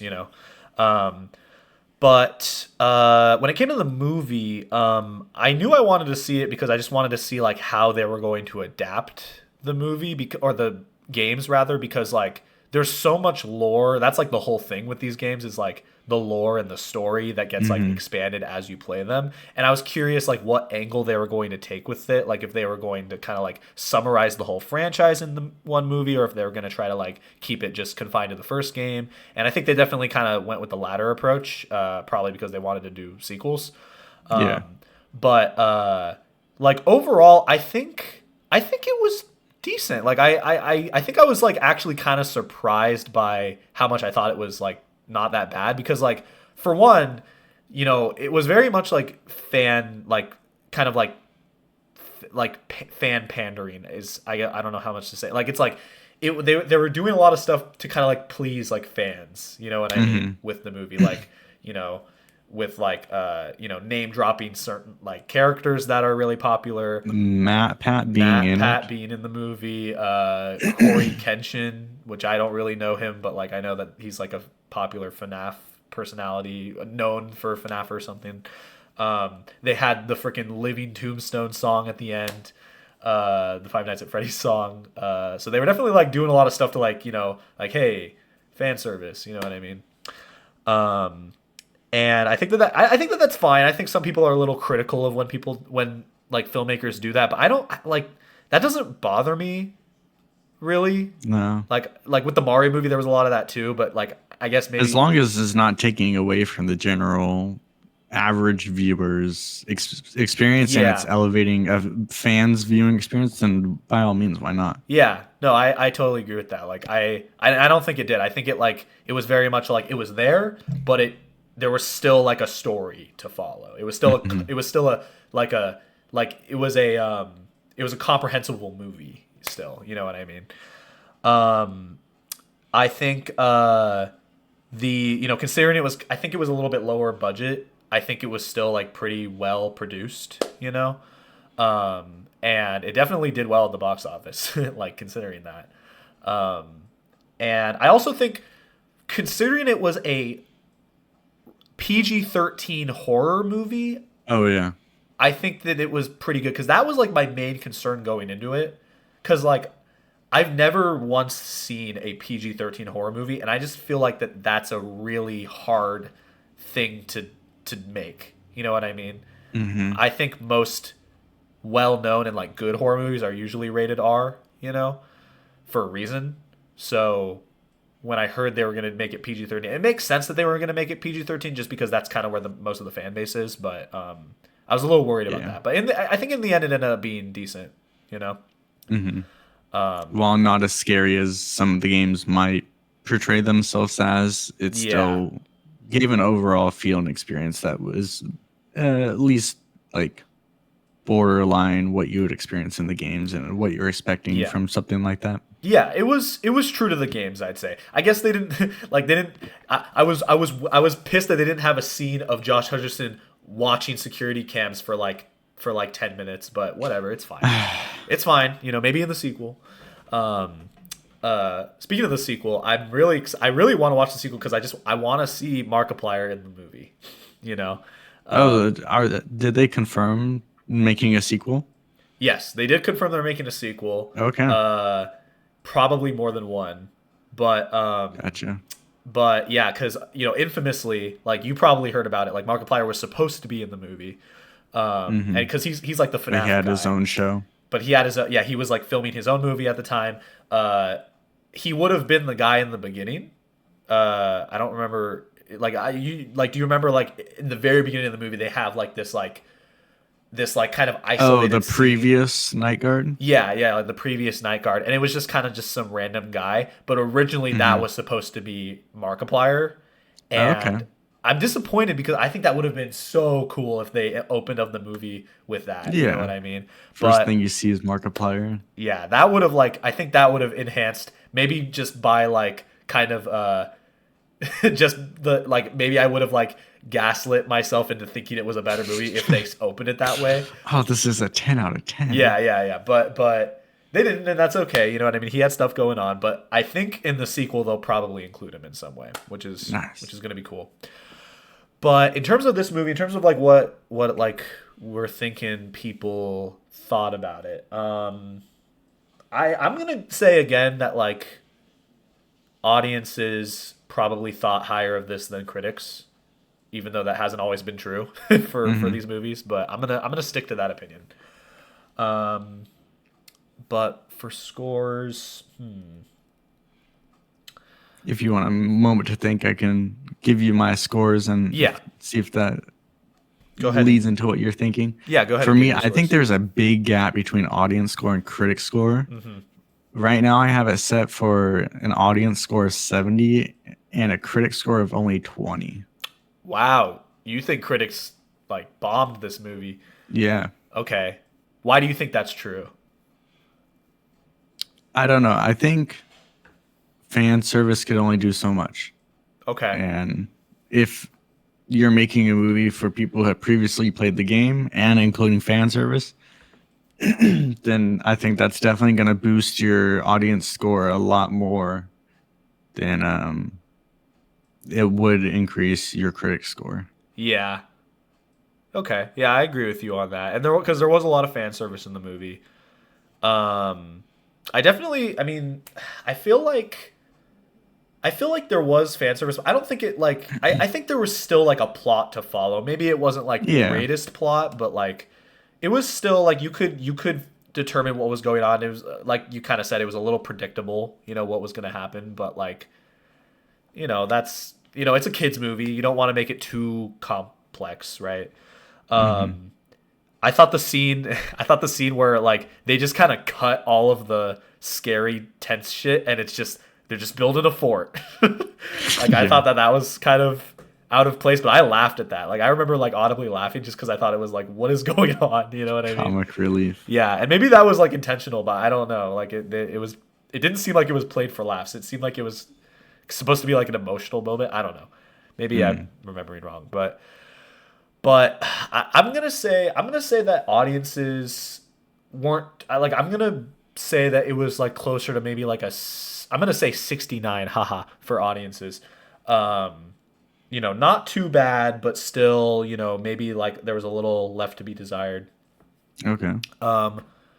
But critics, I'm gonna go quite a bit higher than what you said. I'm gonna say a nice 53 for critics. I think that there 53. was still Okay. enjoyment to be had for critics. It just wasn't like probably if you weren't a fan of the games, it was just kind of like, what is this movie supposed to bring to the table in a way. Hmm. But definitely, not too bad. Not too bad. So let's see. So 69 and 53. Okay. I notice I'm not given a lot of range in my predictions. Maybe that's like a fault that I have, but we'll see. But that's just how I'm feeling. So we'll You see. could, if you get both of these, are you caught up? Yeah. If I get both of these, I'll Okay. be I'll be tied exactly with you. But I'm gonna stick to my scores. Let's see what we're looking at. Oh my god! Wow. Wow. Okay. Well. Okay. So once again, a point apiece. Wow. I was not expecting the audience score to be that low. I mean, that's still like not Audience score to be that low? You mean terrible. I critics? mean, critic score. Oh wait, is that even a point apiece then? No, it is right. Critic, I did 20. What do you do for critic? I did 53. So you definitely got the point on critic. Okay, and then for audience, I guess 70. Oh, no, that's 2 points for you then. Let's Shit. Damn. go. Damn. Okay. Wow. That is interesting. Like that's like completely like not what I was expecting. Like I was expected it to be way like maybe not that much. I didn't expect it to be that high for audiences, to be honest. But Yeah, I think it definitely shows down there where it says critic consensus. It says yeah. loaded with Easter eggs. Five Nights at Freddy's may be fun to watch for fans of the game, but most viewers of any other, uh, I can't read what that. It's a little Of blurry any on other my. persuasion, Will will find this adaptation muddled with decidedly unscary. Blah blah blah blah. okay. I mean, I'm not super like I don't necessarily disagree with that consensus. Like Yeah, yeah, if I knew nothing about the movie, I probably would rate it lower. You know what I mean? So yeah, I think that that's fair in retrospect. But damn, yeah, I mean, it did. People thought. Well, I guess audiences are what matters at the end of the day. So like they're yeah. they're the ones paying like the big bucks to go see it. So Hmm. I don't know, but yeah, it wasn't it was okay. It was just It all right. seems this movie has the fault of everything the audience liked about it, the critics did not like about it. Yeah, yeah. And that's I guess that's just what you get with this. But But hey, for this being a fan service game movie, 87 is very, very good score. yeah, Like some industry standard, like movies that are like been in the works for multiple years, have been big companies behind them, they don't even get scores of no, 87 all around. So for this to be like a just based off a game, I think that's pretty impressive. I agree. Yeah, I'm hoping that since they made so much money with the first one, that the second one will do better, just or like be better, just because they'll probably have more of a budget for it. You know what I mean? Budget, yeah. Yeah, but we'll see. We'll see about that. Um, okay, so moving on. All right, the last movie of the night here. So I have a couple options here. Would you like to do a movie like? Would you like to do like more of a well-known movie or more of an obscure movie? How obscure are we talking? Maybe not too obscure. It's obscure in the sense that like well, I have a couple obscure ones, but there's like one that like I haven't seen, but I just am like curious to see. So we might not have much to say about that one, so maybe we shouldn't go with that one. Yeah, let's do with the wider known one then. Okay. Let's see. Most of the movies I have here are pretty well known, and that's just because I picked movies that most of the movies I picked are ones that I have seen. Um let's go with yeah, okay. We'll go with this one. We'll go with this one. Okay. So, we're going to go with 2018, a movie that I know that both of us have seen. 2018's Okay. Ready Player One. Oh. Which at the time when this movie was coming out, I remember hearing a lot about it, and I remember hearing a lot of Hmm. good things about it. But I did not see it until, again, very recently. I saw it, I want to say, in like May of 2023, something like that. And, considering that it came out like 5 years prior, like I think that was a pretty long time before I actually getting to see it. But I know you saw it very Yeah. close to opening day, if not on opening day. Yeah, I think I'm gonna have a harder time with this one because I think it's in my top two movies. Really? It's either my favorite movie or my second favorite movie. Although I Really? haven't seen a ton of movies, this Ooh. is one of my favorites. Damn. Okay, I have a what's the other movie? Or what's Dune. Oh, I've heard good things about Dune. Yeah. The Yeah. new one, the 2022 Yeah, the one? 2022. Yeah, I think I never saw that one, but I heard that it did pretty well. I'd be interested to see that one for sure. Yeah. It's on Netflix. Good time to watch it. Yeah. Oh shit. Yeah. Uh, but yeah, in terms of Ready Player One, yeah. So I, to be honest, like I thought that Ready Player One maybe like Have you seen it more than once? Like, have you seen it since you first saw it? Yeah. Okay. When was the last time you saw it? Just out of curiosity. 2020, I think. Okay. So not super recently, but But you still have a pretty good fondness for it. Um, yeah. see, I did. The yeah. one downside I'd say is it doesn't have the best rewatchability, Mm, but that's fair. I think if you sit away from it for long enough, I think you go back to it, it still holds the same value as the first time you watch it. Gotcha. Okay. Okay. Um, so I feel a little like bad about like my thoughts about the movie because I feel like I didn't see it in potentially the right environment. And let me kind of explain what I mean here. So the first time that I saw it, I was watching it with Quentin. Okay. And I think it was just because Quentin was like, I kind of want to rewatch Ready Player One because I haven't seen it in a while, and I'm like curious like how I'm gonna think of it now. And I was just like, dude, I haven't even seen it at all. Like, do you want to watch it together? And so we sat in his room and we watched it.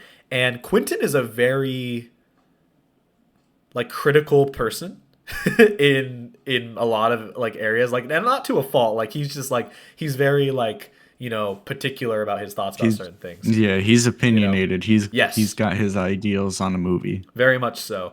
And so while I was watching it, we were kind of just like we were kind of just like shitting on it a lot while we were watching it, just kind of for fun. Like we were kind of just like maybe like nitpicking it a little bit, but like we were kind of just like looking for like things to like make fun of.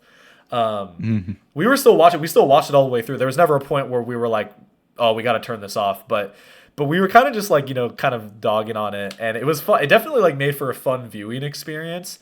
But it kind of like made me walk out of the movie like I was kind of like, did I enjoy that? Like I was like I thought it was cool. I think the premise is really cool. This like kind of futuristic world where like there's like this like virtual reality like world that you can enter and like everyone kind of has access to. Um, I thought that that was really cool because it's kind of like I guess more or less looking at like where we could go as a society one day potentially, Mhm. right? And here's the thing: I don't remember much about the plot. Like I know Do you that want me there's to break it like down for you? yeah, go ahead.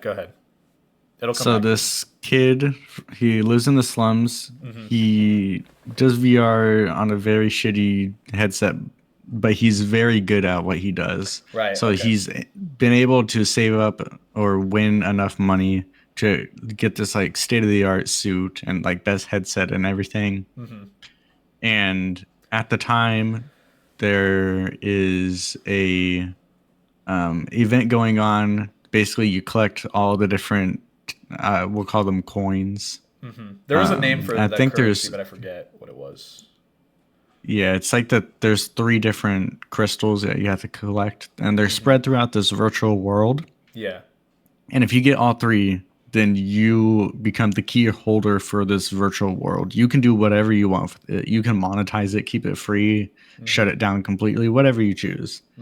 So there's this big company that's like funding thousands of dollars into trying to like got their best and brightest minds on trying to get people to find these tokens, and it's basically a race against this one kid and his group of friends versus this huge corporation that has tons of money and like thousands of people working for them, so that they can monetize this world and fill it with ads and make as much money off of it as they can.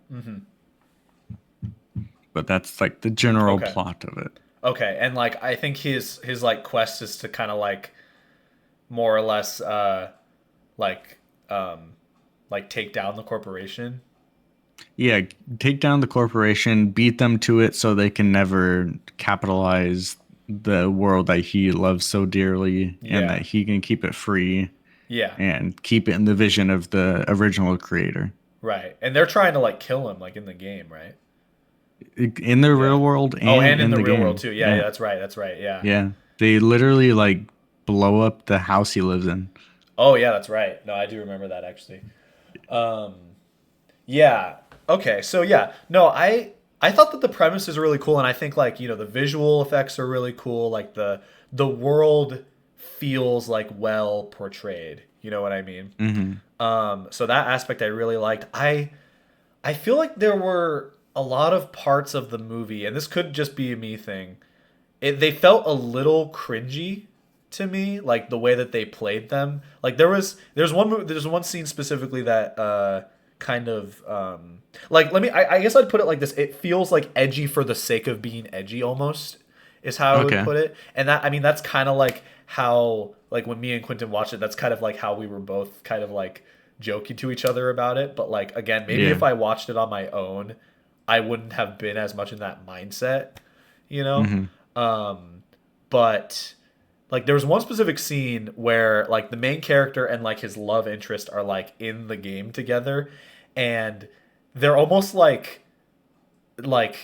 rubbing up on each other like Are you talking about when they're dancing? yes, well, yeah, that's right. I forgot that that's what they were doing. They were at like a dance club or something in the game, and she's like kind of like flirting with him, and he's just like, I got the new crotch inlay or like something like that. Yeah, it's like, do you got the new haptic suit with the crotch Yeah, yeah, inlay? yeah, yeah, It's yeah. like, yeah.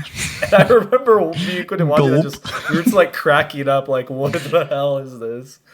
Like, it felt very like it read very much like it was like I don't want to be too harsh, but it felt like like a gamer or a guy that like spends a lot of time gaming, like writing this Yeah. himself, like kind of like as a fantasy. You know what I mean? Um, and that's okay, but it just felt a little like it was just kind of funny.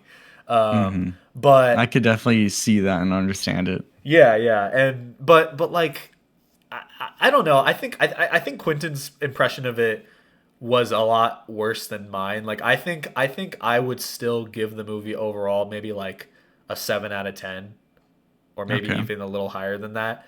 But again, like I think if I had seen this like in like maybe like in the theater where like everybody was like excited to watch it, Mm. and like just kind of like taking in like all the cool, because there's like a lot of cool stuff that happens in it like visually, and like it's like it's action packed, a lot of moments of it. And there is obviously like a lot of like cameos of like kind of like uh you know characters, like certain like I know like the Iron Giant's in it for a little bit. Yeah, Tracer from Master Chief, Overwatch, yeah, Master Sonic. Chiefs, yeah. Which I think is cool. I mean, that's kind of I guess that's kind of like fan service stuff, but like I still think that that's kind of cool. It's still like trying to show like, oh well, this is like supposed to be a virtual world where like all these characters can exist, and that's kind of why they're all together, you know. Hmm. So I still think that that's cool. Um, but I think just given when I watched it and how I watched it, like maybe that's why my opinion isn't as high. But still Yeah, a I decent think movie. for the same reason, I would say my view is altered on it because what year was this of high school? This was senior year or junior Uh, year? 2018. You saw it like the day the The month year it came the out. year it came out, right? Yeah, the month it came out. That was sophomore year then. Okay. I think for the same reason that your views altered in the way that you watched it, I think mine is altered just because of the age of watching it.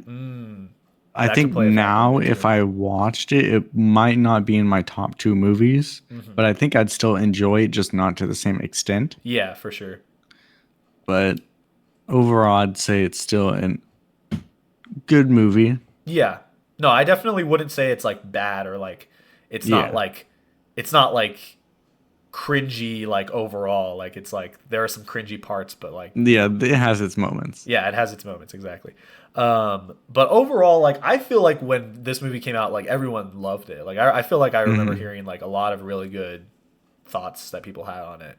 Yeah, I Um, remember our friend Parker. He mhm. actually, when this movie was coming out, he decided before he wanted to watch the movie, he was going to read the book. Right, yeah, because this movie it's And based off of a book that had been out for a while before, yeah, right? Yeah. hmm Uh huh. Yeah, and so was his opinion like what like do you remember what he thought? about He the said the movie. book was definitely a lot better than the movie. Okay. Which, I Okay. mean, Yeah, like, I could see that. it's understandable that books are better than movies because you kind Yeah. of create the exact world that you want inside your head Yeah. for a book. Definitely. Yeah. And movies is just laid out to you. You got to take what they give you. So, Yeah. That's very true. and based off what they give or gave us, for an audience score, trying to account for my own bias on this, I'm only going to say a 78. And then Okay. critic, I'm going to say 67. Okay.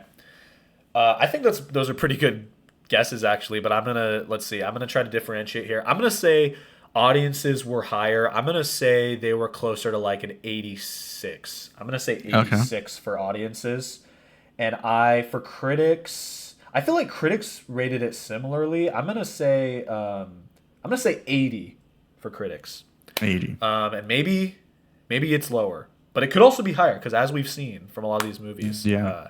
you know, Who knows? yeah, who really knows? But let's take a look here. Ready Player One, final. I mean, I still can't. Even if I got both points, I still couldn't win. But for the sake of it, we'll see. Final Okay, score. wow, very 77. very similar scores overall for Wow. both parties. I think that's a point. Both points for you Split score? again, right? What I did 78 and for audience. 78 for audience. So that Okay, one's definitely that's mine. definitely yours. Yeah. And then critic, I did 67. Yeah, you definitely got it for critics because I said 80 for for Okay. critics. So you beat me on that. All right. Let's go. Damn. Okay, I think I'm just like I'm too generous. I think that's been like my downfall on a lot of these is like I've been giving them way higher than they should have gotten. Honestly, I thought going into this I'd be going too harsh on a lot of movies, but Right. No, for some reason you were I pretty can good. always remember Rotten Tomatoes being very, very harsh about the movies. They don't give Yeah. any like leniency. Yeah, well, if you're going to a website to like critique a movie, you probably have a pretty like opinionated viewpoint on it anyway. So I guess Yeah, it makes you sense. have something to say. You have something to say. You got thoughts to give out. So that makes sense. All right, well, congratulations, Gregory. You with a final score of 13 to 7 here. You have bested me in this little game here. But kudos I'll to be you back for that. the finals. Yes, the long-awaited sequel. If we do a sequel for, because we have an infinite amount of movies, we could very well do this again. True. Yeah, and Yeah. we could. You go through with Donovan, Cody, Brennan. You got Yeah. a whole list of people you go through. We could do even like a quiz sort of format because like I've done like the like the little slideshow quizzes where I could like put up a movie and you guys all give me your guesses and then Okay. we try it. We could do something like that potentially, something like that. But this was a good little trial run of this format. But yeah, so thank you for being in this episode, and Thanks for having me. yeah, and with that, thank you everybody for watching. Let us know if you got your scores closer or you did better or worse or anything or whatever. Maybe you're the real winner here. Yeah. No, not even maybe. You're the real winner You are. in our hearts, for watching and sticking through this video. If you got through this far, comment down below. The Emoji Movie is a cinematic masterpiece. And that's how we'll know if people actually watched it. How do we know 'Cause they didn't already comment that earlier? That's fair. You know what? Shit, you got me there. Okay, well, either way, Edit just your comment message to it. say, Yeah. Edit your comment to say, edit, wrote this before watching the video or something. Yeah, so we'll know. But you know what? People could do that no matter what, so whatever. Who knows? Who knows? But with that, this has been Chit Chats, and I forget how to end these off. Bye. Welcome back to Chit Chats, everybody. My name is Antonio. My name is Julio. I'm Alberto. Okay. I'm Cody. This is a bad start to the chit chat. My fault. I'm pretty notorious. Rachel, what's up, Chit Chat? No, Rachel. It's Brennan. It's like your goal to not say your name every time we do an intro nowadays. Yes. Yeah, that's fine. You know what? You can be if you want to be Julio this episode. That is okay. I accept that. But I'm gonna be Antonio. I decided. I Anyway, was so confused. So it's like, how am I supposed to follow that up? Yeah, no, we Where is talked. he taking this? Did you guys talk about this beforehand? Yeah, we rehearsed this. Come on, Donovan. I mean, like, I appreciated the improv. So, but yeah, guys, unrelated to giving ourselves the incorrect name in the intro. Today is Chit Chat, guys, and we got a whole squad here today. So, Is this the most people we've ever had on a Chit Chat before? It potentially might be. It might be 5 people. I mean, I don't know. I'll fact check that eventually, but for now, we're gonna say, this is a monumental episode, guys. We're doing another tier list. You know, the tier list episodes. They are, quite the event when they happen, because we all have opinions, and we need to get those opinions out there, and we need to debate, not debate night. We need to debate the hot topics of today. But today, guys, the topics that we're going to be debating are, we're going to be talking about movies. Movies, you might have heard of them. The concept of movies, you might have heard of it. No. We're going to be talking about What are they? Pixar. Pixar is a big movie company. It's a big studio out there owned by Disney, one of the major animation companies out there. They have quite the library of movies. But are those movies good or bad? Where do they rank in a tier list? We're going to determine that today. This is the official Pixar movie tier list. No other Pixar movie tier list is valid. This is the only valid one. This is true. This is true. Yeah. So this is facts. So This is straight facts. we have a variety of opinions and viewpoints today, which is good because this is a very big topic. So we need that. So we're going to get into it. We're going to be ranking all 1, 2, 3, 4, 5, 6, 7, 8, 9, 10, 11, 12, 13, 14, 15, 16, 17, 18, 19, 20, 21, 22, 23, 24, 25, 26, 26 Pixar movies. We're going to be here for 2 hours. This is going to be... hey, we've had more items on tier lists than this before, believe it or not. So this is going to be a cakewalk. No, it's not going to be a cakewalk, but it's going to be something. I'm going to share my screen, guys, so you guys can see the lovely little tier list I've handcrafted. And by handcrafted, I mean I put it into a website. But I did order the movies in order of release date. Oh my God. So we're gonna get into this, guys. Before we start officially, we're gonna go one by one. Say, like, how big of a Pixar fan are you? Starting with Cody. How big of a Pixar fan? Probably out of 10. Yeah, like rate. Yeah, I guess rate yourself out of 10. 10 being like a super fan. Yeah. Probably like a 6. Okay. Maybe lower. Okay. Fair enough. I like a lot of these are recognizable, Mm-hmm. and then a few of them I have no idea.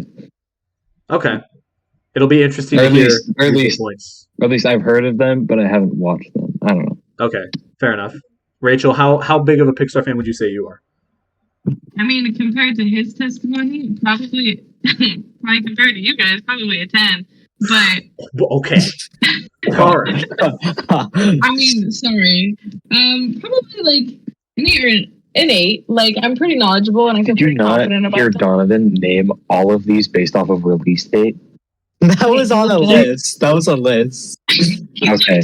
Although you I tried to- probably you- could have if I thought hard enough about it. That's fair. And that shows how much of a Pixar fan. Yeah. I don't call it based off of like That determines your level of fandom is if you can name all of the movies by release date. True. And I could. Okay. I could. That shows that I am a 10 out of 10 Pixar fanatic. Okay. All right. Okay. Brendan, how big of a Pixar fan would you say you are?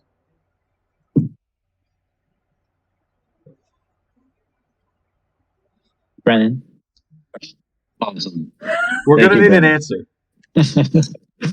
Brendan has never seen a single Pixar movie. Nobody knows why Well, he's here. Why are you here? Yeah. No, I've seen Pixar. I like Pixar movies. I feel like most people have seen That's at good. least one. You know what I mean? Well, he's Or, wait, qualified to how much? pick. How much I like Pixar movies? Was that the question, sir? Yeah, from 1 to 10. Probably like a maybe 4. No, probably like an 8.5 to 9. Oh, okay. Yeah, I'd say I'm around there. I'm around there. I watch pretty much every Pixar movie. Haven't seen some of the more recent ones, but most of these I have seen and I have thoughts on. So, yeah. So we'll let's see how much we agree / disagree on these. Let's start with the original Toy Story. The very first Pixar movie, one of the very first 3D animated movies. Good question. What's up, Rachel? So, are we all just gonna talk, or are I we think gonna kind of like go person by person, or like? I'm thinking. I'm thinking for each one because I don't necessarily know if we should all like immediately give our thoughts. I think, and you guys can say if you disagree. Each one will have a different person start, and then we can kind of all just fill in if we disagree or not. What if Yeah, that works. we kind of just like say like S A B C? Like, what if we just say it, and if we all agree, then we don't have to worry about it. That works. Yeah. Yeah. That might save us time as well. So. And then we can debate the ones that Yeah, if we don't agree on. if any of us have like very drastically different opinions, we can at that point we can debate. I like that idea. That's good. Yeah. Okay. I mean, with that, Rachel, would you like to give your rating on Toy Story? I feel like it's hard because it's a classic. But it also doesn't look that good. Watching it now is really creepy, in my opinion. Yeah. I would say like an OLD just because it's a classic and it is really good. Like I would watch it today. Mm-hmm. But I wouldn't say an S. You would not say an S. I agree. I would not say an S. It's like A or B. I'm okay with either one. Okay, so around A or B is your rating. Okay. Hmm. Cody, would you like to say your rating on the original Toy Story? And if you haven't seen it, you can say that as well. But I've seen it. yeah, I was gonna say. I mean, like, I just mean in general. But It's been a while since I have seen it, though. Yes, I do remember it being very like clay figure-y. It like does not look the best. yeah, But it was the Also- first. It was the first like big 3D animated film. Like Disney hadn't even done like an Yeah. animated film, so it was kind of like rough around the edges. well, and this was before, I believe, before Pixar was owned by Disney, too. Yes. Oh, okay. I would say A. Okay, yeah. All right, so Did you say A? we're thinking similarly. I think high A or honestly low S. I know Okay, they're not there yet, but Consideration. that's fair. That's fair. Brendan, what would you say for Toy Story, the original?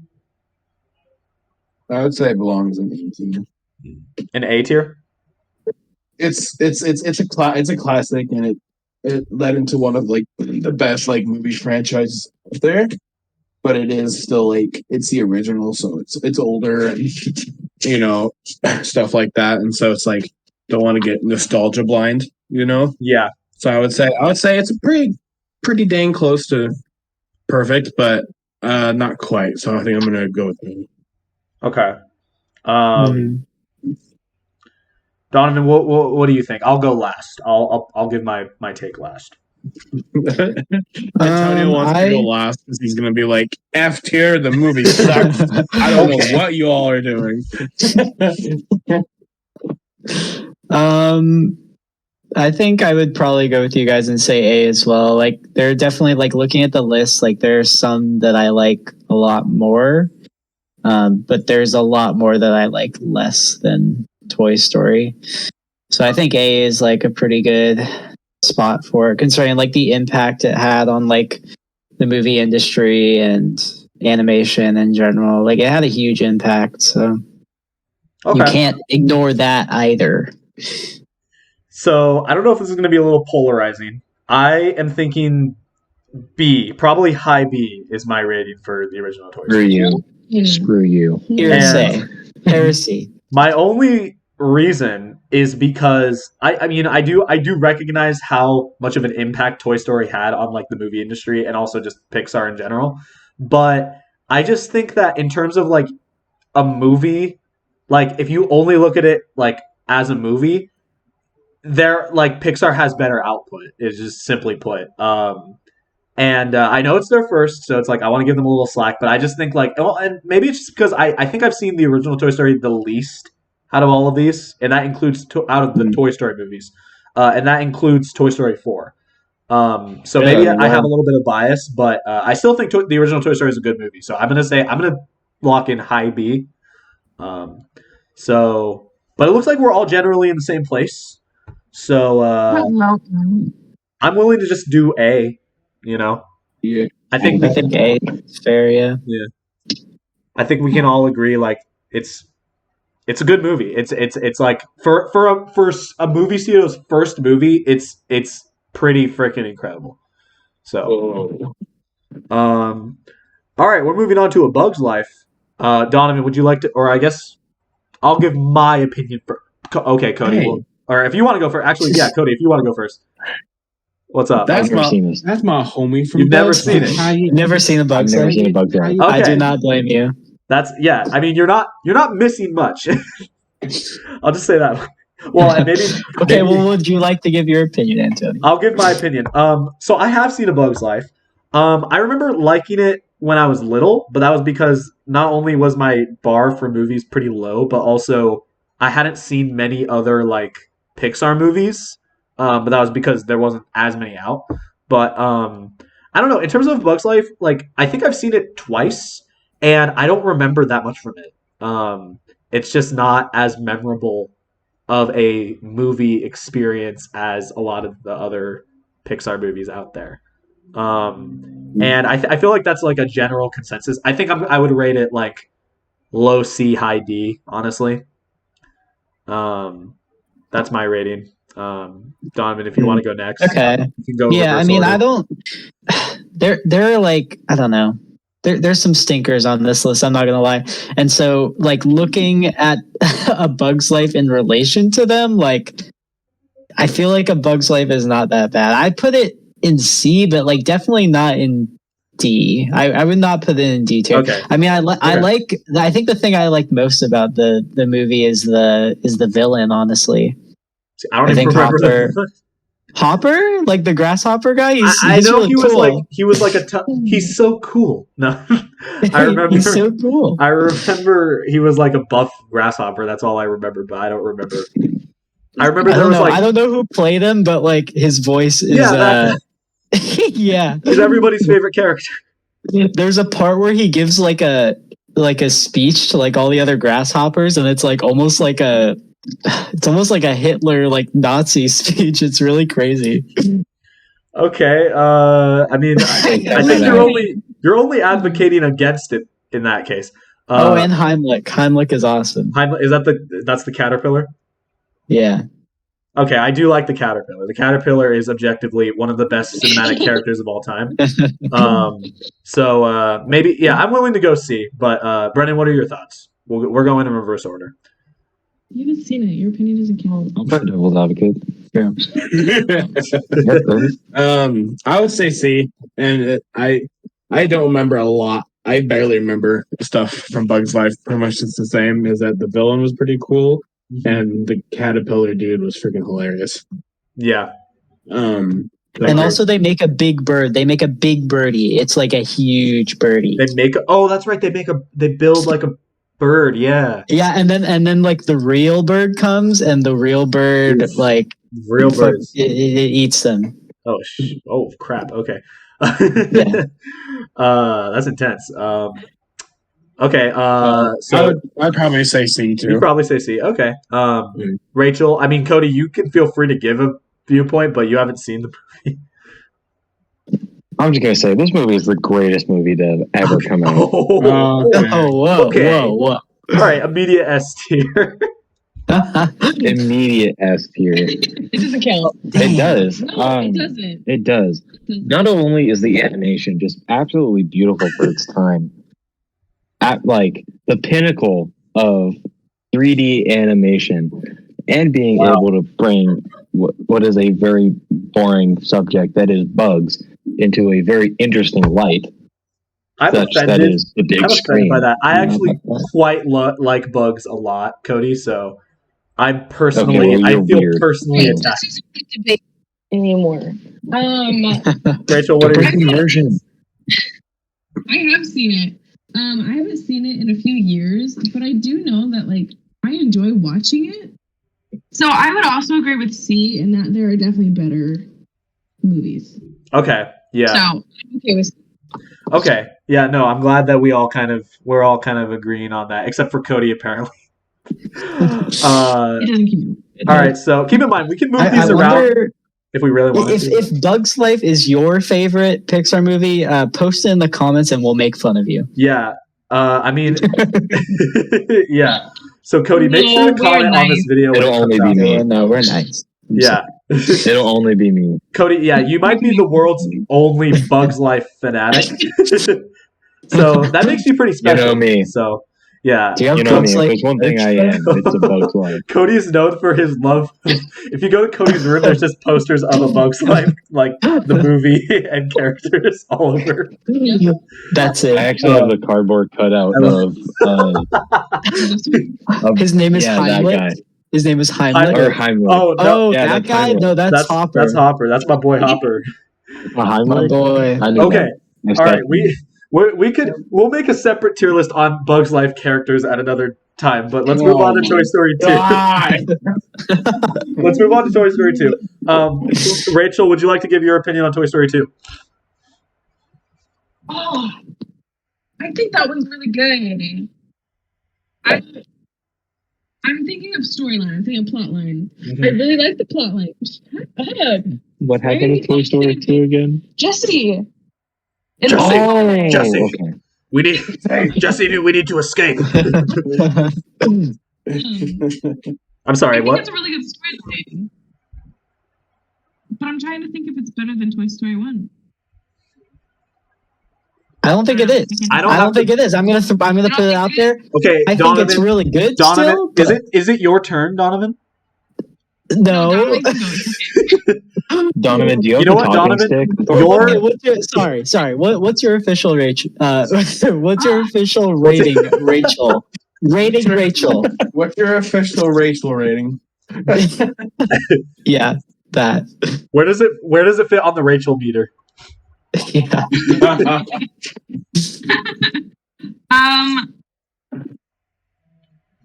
I think it goes behind Toy Story. Okay. What? Okay. Cody, have you I don't seen? know. It's So close. you're saying still A tier, but behind Toy Story. Is that correct? I would Okay, say rebuttal. that this is S tier. I'm conflicted. Okay, but I'm thinking about the other Toy Stories. There's So two you more. could even remember know. the story. I know, but now that I do, Cody, you couldn't even remember the Toy Story 2. Come on, You couldn't even remember Prospector Pete. Prospect. I will say I Prospector.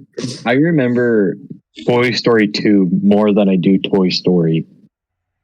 It could have been like a 40-minute movie. I think that if anything, it should be a low S tier. Okay. Toy Story or Toy Story 2? Toy Story 2 So you're saying above or below Toy Story? above.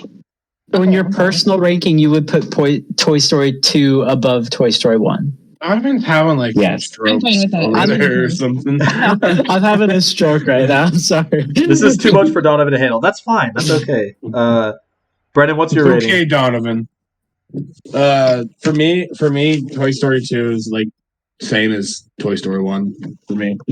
Okay. Like the exact same. I would probably just put it in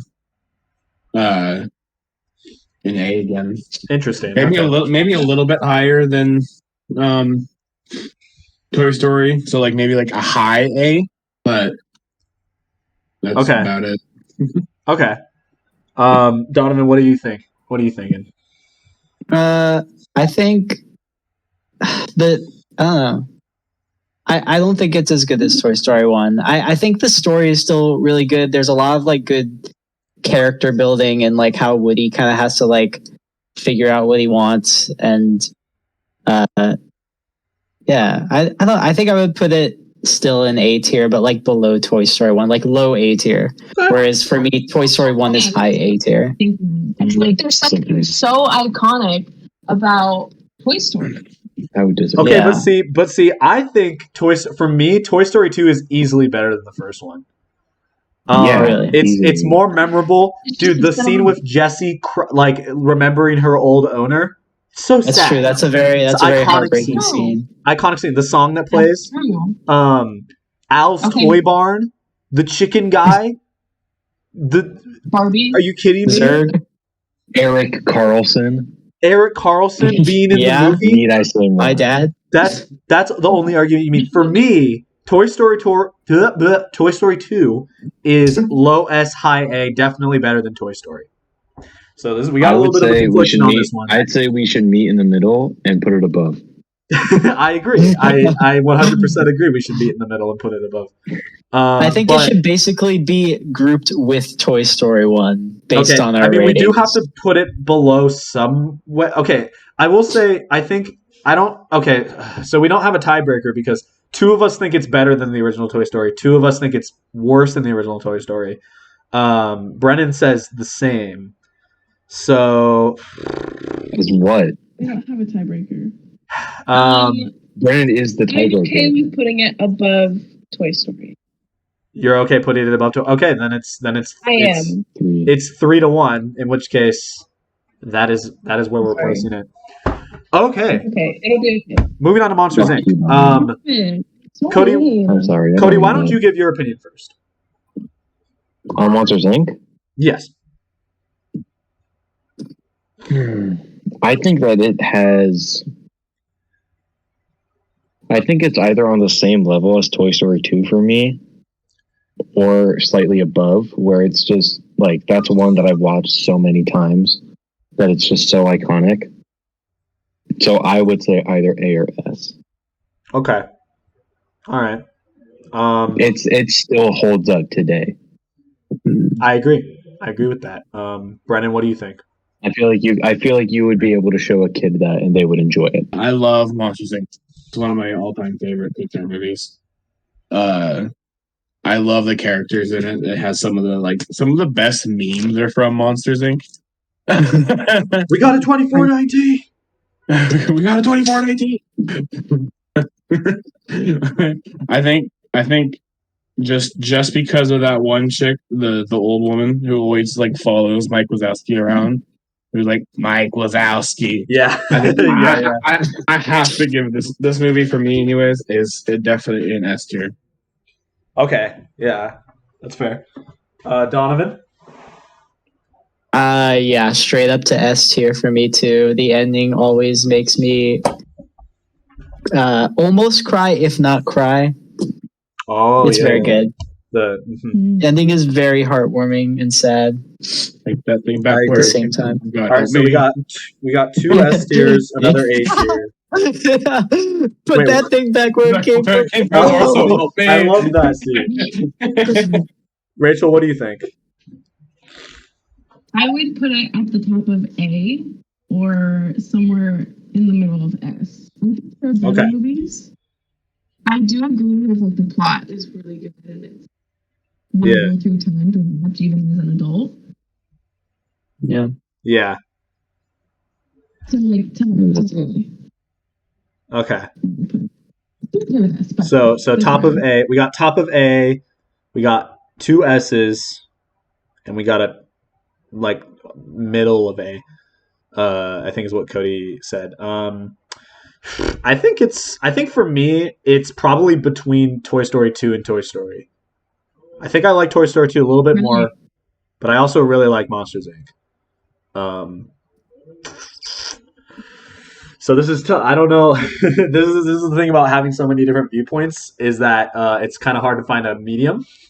Um, so Antonio, before Yeah. you make your final decision, okay. let me show you something that will help you decide it. Oh, If okay. you We look gotta. up, if you look up Mike Wazowski on Google, Yeah. one of the main images that shows up is actually the freaking meme face. All right. So you know what? You've convinced me. This is an S. Yes. For now, that's where it's going. Keep in mind, subject to change. Oh, Finding Nemo, Mike. easy S. Finding Nemo, easy S. Okay. Oh, Easy. he's just going for it. He's just going. Yeah. At this point, we don't want It to. is. Yeah. It is a running joke in my family that I've watched this movie so many times they all memorize the script. No way. Cody, can you do a dramatic retelling of the Finding Nemo script right now? Yeah. What's the Opening first? scene. What's the Open sea, blue water. Tragic family murder. You think that was Okay, this video is gonna be like 3 hours. that was long written now. in the script? I Okay. know. We're just gonna. Okay. Be 2.5 hours. Okay. Yeah, you're right. We need to go. Okay. I'm gonna say No also goofing. S tier below Monsters Inc. No, above Monsters Inc. for me. I'm cool with wherever. Okay. All right. Someone else say their rating. High A tier, but like not S tier. I don't think for me. I think for me it's also the movie I've seen the most, but still high A tier. Yeah, it might also be higher tier for me. Okay. Brennan or Rachel, give your thought. Low S tier. Okay. Low S tier. Rachel? Oh, you're thinking? Okay. Where is it gonna go? Where is it? She went Either- stuck on. Probably an S tier because everybody's saying A or S. Unless Rachel comes in with like, I hate Finding Nemo. Oh no, you said I'm thinking about Toy Story 2. Is Finding Nemo better than Toy Story 2? Yes, I think it is personally. I just made the decision I for think you. I have more nostalgia for it. I think that's why I rate it higher. Not fair.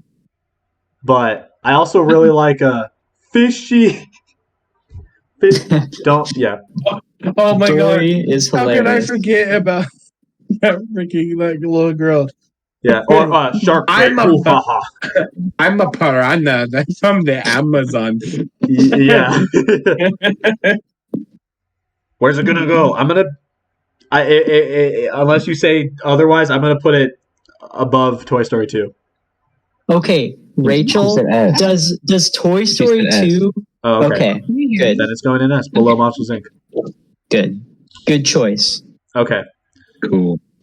Ooh, okay, we got a big one now. The Incredibles. Donovan, you want to give your thoughts first on this one? I think this is my number 2 most favorite, so S tier. Ooh, dang. Okay, like of all time of Pixar movies. Yeah, of Okay. all Pixar movies. Cody, yes. I would say that this is probably like the highest S tier personally. Ooh, okay.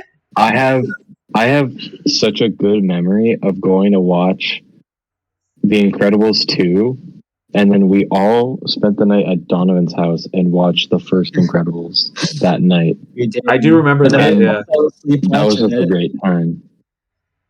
Wait, And but think about the movie. Which one is better than Finding Nemo and Huh? I would say Monsters Inc. I would rather watch The Incredibles than Monsters Inc. And Finding Nemo. and Finding Nemo. Wow. Nemo's heart. Dang. Okay, so we got 2 high S Also- tier votes. So far. Also, we played the Incredibles theme in 7th grade band.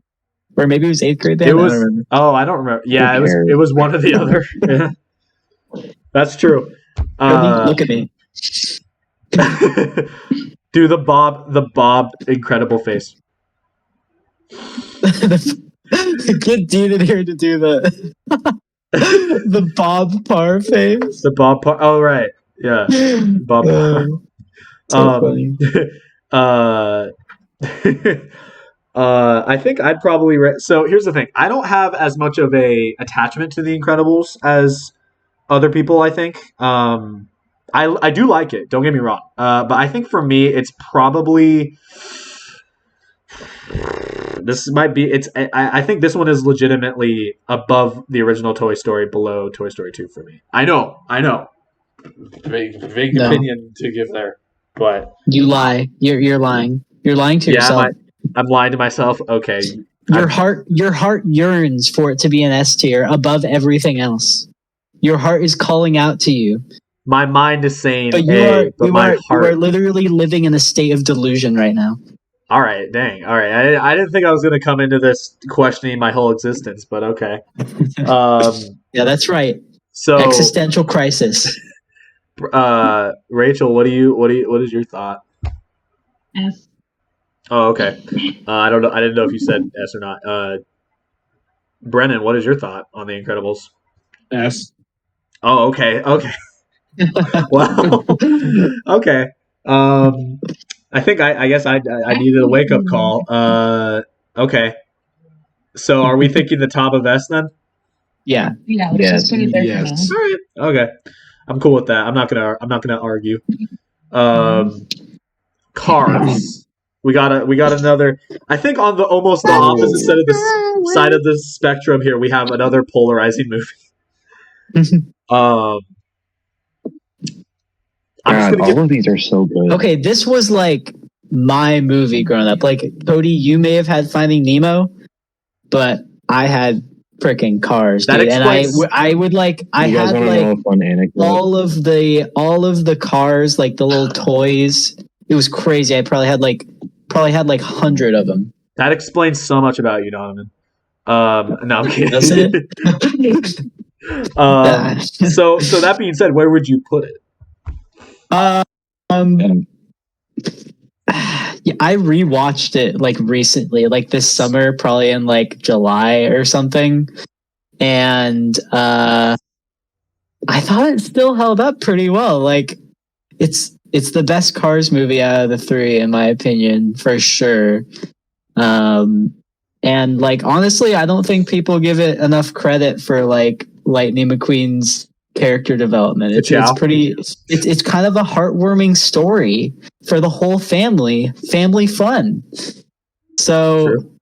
personally, I would give it an A tier, but like below the Toy Stories. Okay. Rachel, you said you look like you wanted to say something. Huh? Because yeah, he does. I don't know if I'd put it that high. Because he does have like a good like character development. But Are you talking about he's so mean Lightning in the McQueen? I'm beginning. assuming. Yeah. Move your hair. He's very Oh my mean. Dude, I But think that's why it's so satisfying at the end when he's cool. Dude, I because think he's not Guido. mean anymore. I think Guido has a very nice character development. I agree. Okay, that is true. Some of the characters like don't need to be there at all, and they're literally just stereotyped. Dude, I think Fillmore has a really good character arc. Sorry. Well, that's okay. That is the other thing about the movie is like I feel like more than any other Pixar movie to me, like the setting of the movie is like very defined and like the town is like a character itself, kind of, which I find interesting. Yeah, that is, I would agree with that. I would put it at low A or high B. Okay, yeah, I think that's where Donovan said too. Brennan, what is your thought on Cars? What is your hot take on the Cars movie? I really liked Cars. It was definitely a childhood classic right there. It was definitely a movie. It made like one of the it had like one of my favorite theme songs of ever. Like if you do not go on like a huge road trip and do not play Life is a Highway from Cars, what is wrong with you? I agree. Yeah. So I'd probably say like I would probably say like high A. I don't love it as much as The Incredibles or Monsters Inc., but probably still like a high A. Okay, Cody, you are you're up.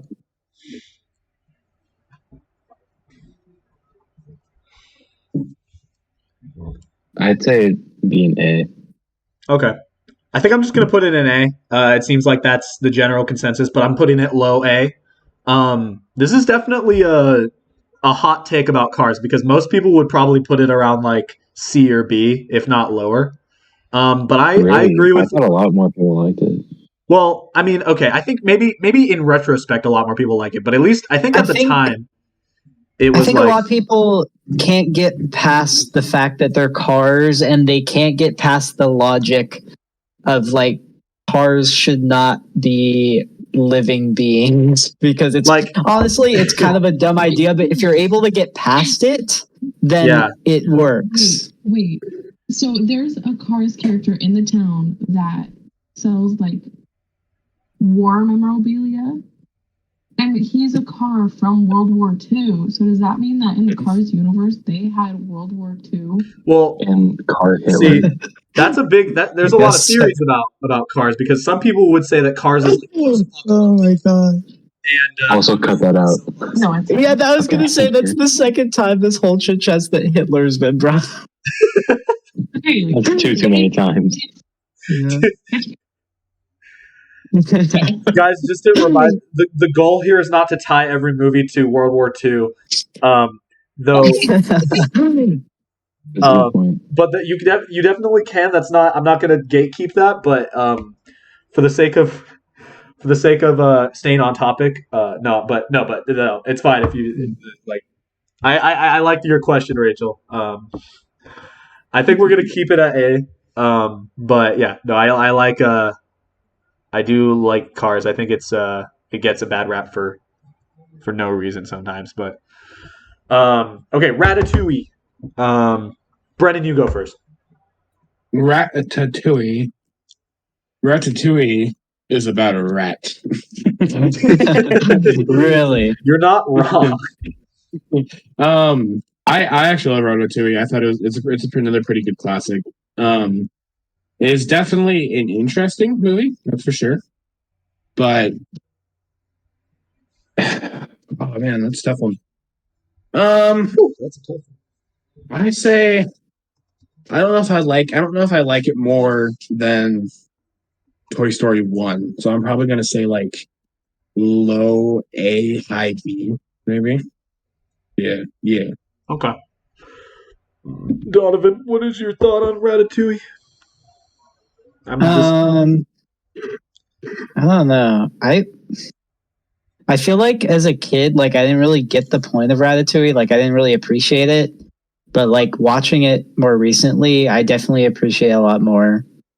Donovan's like, I didn't understand the life message of Ratatouille.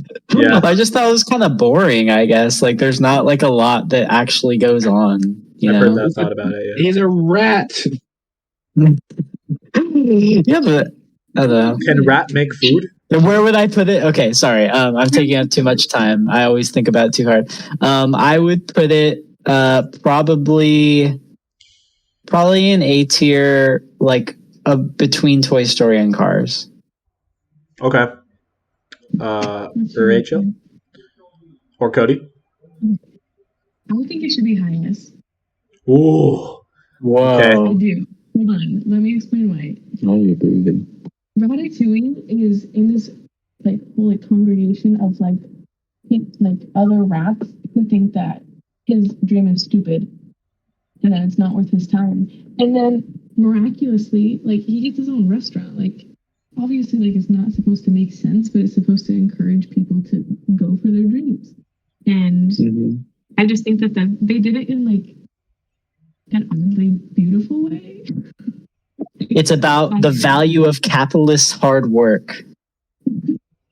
Sure, Donovan. Yeah. Yeah. Meanwhile, when they were conceptualizing Ratatouille, they're like, rat make food. No, rat not supposed to make food. No. And we're here like, it's a beautiful message. No, I'm kidding. No, but I agree, Rachel. I agree. No, I'm sorry if you had more to say. I just think it's good. I think it should be highest. Yeah. And I don't remember. All right. Cody, do you have a hot take about Ratatouille? I don't. I think it should I definitely do think it should be S. I don't think it should be high S. Okay. I know I can watch that movie over and over again. Actually, I take exactly what I said back. I want to put it above Monsters Inc. You can put Okay, so by that logic, it would be the second best Pixar movie on this list, essentially. Yes. Which I'm not saying I agree. Like, I think I have. It's the same case with Incredibles for me with Ratatouille. Like, I have less of an attachment to it, but that's just because I haven't seen it as much. But I have seen it more than the Incredibles, believe it or not. I think I agree with Rachel highly about the. So right there's a musical. Wait, I what? don't know that. There was a The Ratatouille musical. It's unofficial. Oh, I did not know that. Oh, that's What? okay. I mean, I haven't seen it. And I'm only basing. They have it a on the real movie. rat? They had a real rat. Yes. They let a rat run around the stage. I think based on message alone, I think Ratatouille should be S. I think I would put it low S, probably below Finding Nemo. And it's not about finding love. It's not like superficial. I think it's really good. It is. It's a rat. It's a good movie. It's a rat make food movie, but it's a good rat make food movie. But it is a rat. It'd be beautiful, yeah. I think I'm gonna put it low S. I think that seems to be the general. We should do a tier list where we rate where we rank like the messages or like the morals of each Pixar movie, like not the movie itself. That sounds. I mean, yeah. What the message of Cars 2? I think that's what holds Ratatouille back for me is like, yeah, it's a good movie, but like it's kind of just like work hard and dream big. That's like the message, which is like not that profound to me. I think that the message is more geared towards like, even if you feel like people are kind of what Rachel was saying, like, you know, people are going to try to tell, like, hold you back or like try to, you know, kind of keep you in a box. I don't necessarily know if this is what Rachel was saying, but like in my interpretation, it's like, you know, you might have these dreams and people might try to tell you like, oh no, you can't do that. Like there's no way you're going to be able to do that. And if you work hard enough and put your, you know, take action, like you can achieve those types of things. I like that message personally. I mean, I like it too. Don't get me wrong. I just think it's like kind of basic compared to like, I don't know. I guess a lot of the messages of Pixar movies are meant to be like for children. And so they're all like kind of basic, but like, I mean, it's just like not that interesting to me. I can see it both comparatively, ways. I guess. I think for me, it's I like the message, but even then, I don't have as much of an attachment. So like, I don't know. I think I'm gonna keep it at low S though. I think that's fair based on all of our rankings. Okay, I'm just gonna get this right out. I have no right to give my opinion on WALL-E because I've never seen it. So I'll let you guys. I want to give my opinion on WALL-E first because it is my favorite Pixar movie. It is my number one. It's top of S tier for me. I have to kind of agree with Donovan, but not saying it's top, but it ties with Incredible for me. Okay. What do you think?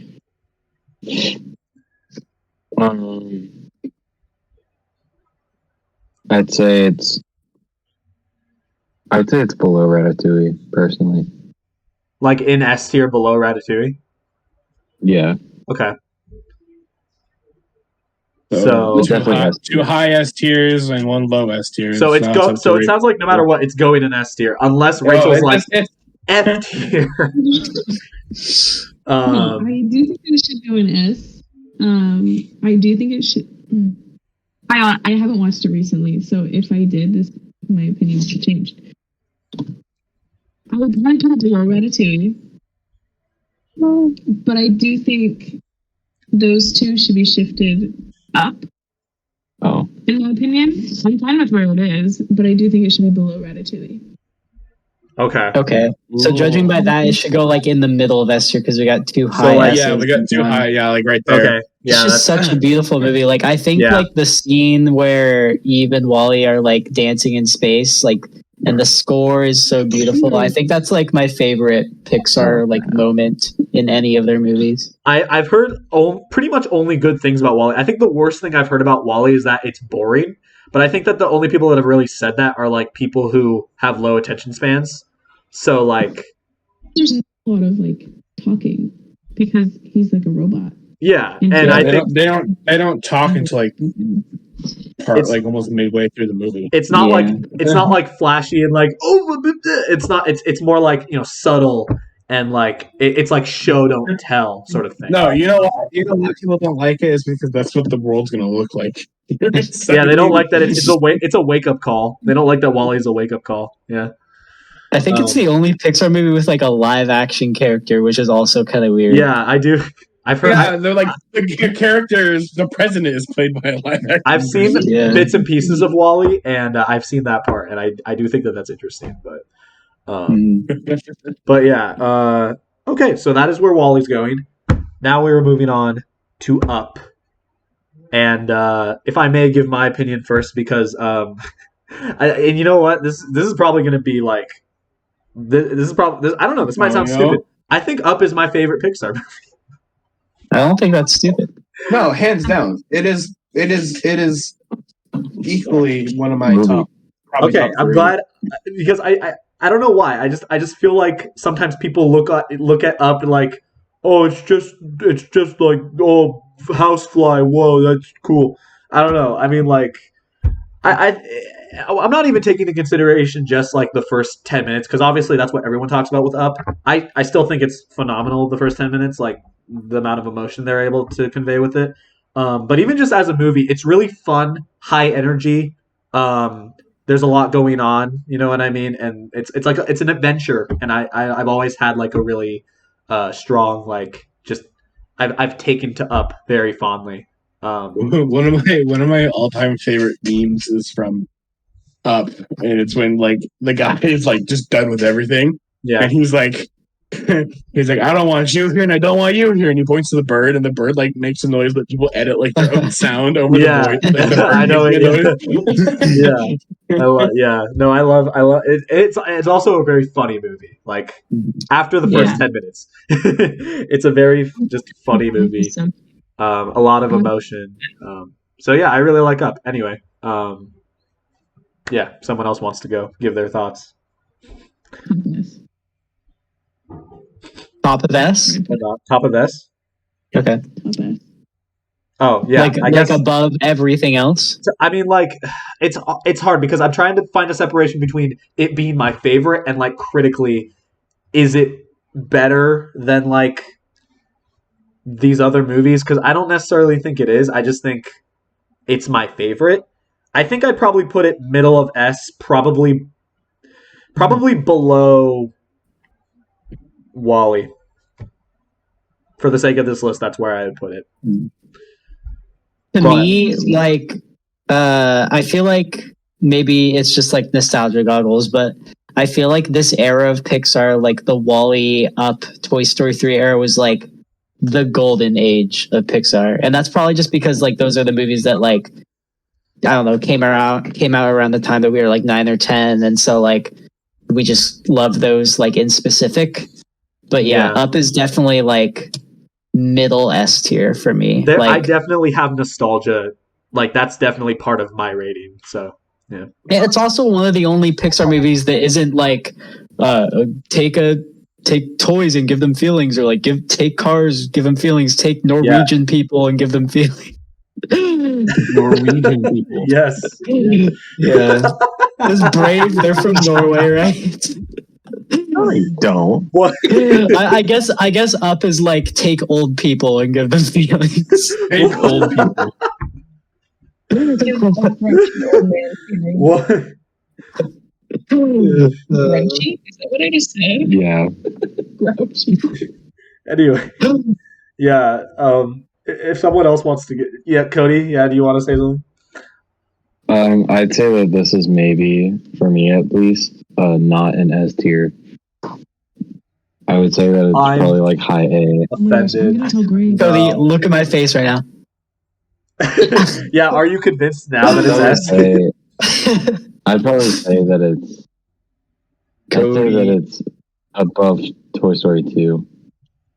Okay. You're falling into a deep That's sleep. fair. You I now see. love Despite the fact that Up is my love- favorite, I can recognize if it's not people's favorite. Like I totally get why, or totally get it. I hate it. I hate Up. It's my least favorite Oh, movie. No. Rachel, are you down with Up, with the placement of Up? She said S tier. She said top of Oh, S she tier. said S tier. Oh, okay. Then Yeah, never I mind. think I would put it before Wally. It's what? I would put it before Wally. Like before, as in like above Wally. Mm-hmm. Oh, okay. Okay. I would not, but I think that's fair. Okay.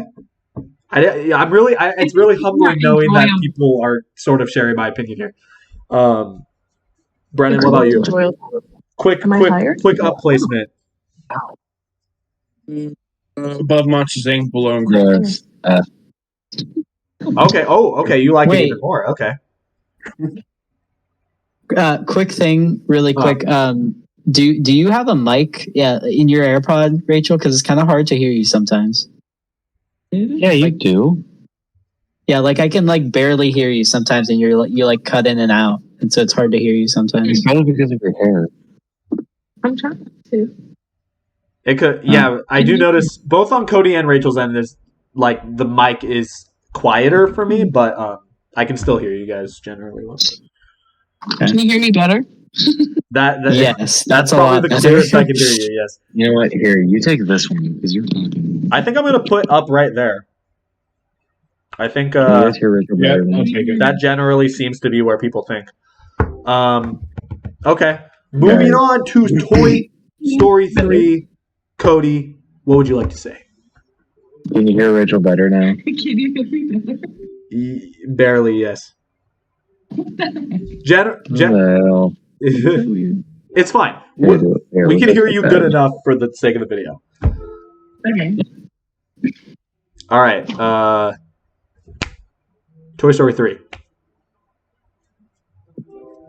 Someone. Your mom. Who wants to start? Brennan, you Toy Story start. I don't 3? think you've started. I don't think you've given Toy your Story- opinion first. So Toy Story 3. yeah. Let's hear So Toy Story 3 is actually my favorite of all the Toy Stories. I don't know why. I always liked it. Probably just because it has a little bit of a darker side to it with some of the things in that movie. I would agree heavily. Yeah. And so you know me. That's my kind of stuff. True. And Yeah, they have Spanish buzz. That's like really dark. yes, Spanish buzz. And like the ending of that movie makes me like tear up every time. Yeah. Yeah, true. When Andy leaves. So I would say, from what's on here already, I would say S tier above Ratatouille. Okay. Yeah. I think this is the most emotional Pixar movie It's up there. out of dude. all It's- of them. I remember going to the theater and like sitting and watching the ending of it and like looking over and seeing my mom, my dad, and my grandma all crying. It gets really freaking emotional. Yeah, Yeah. it's good. It's have a it's an S question. tier for me. What's up, Cody?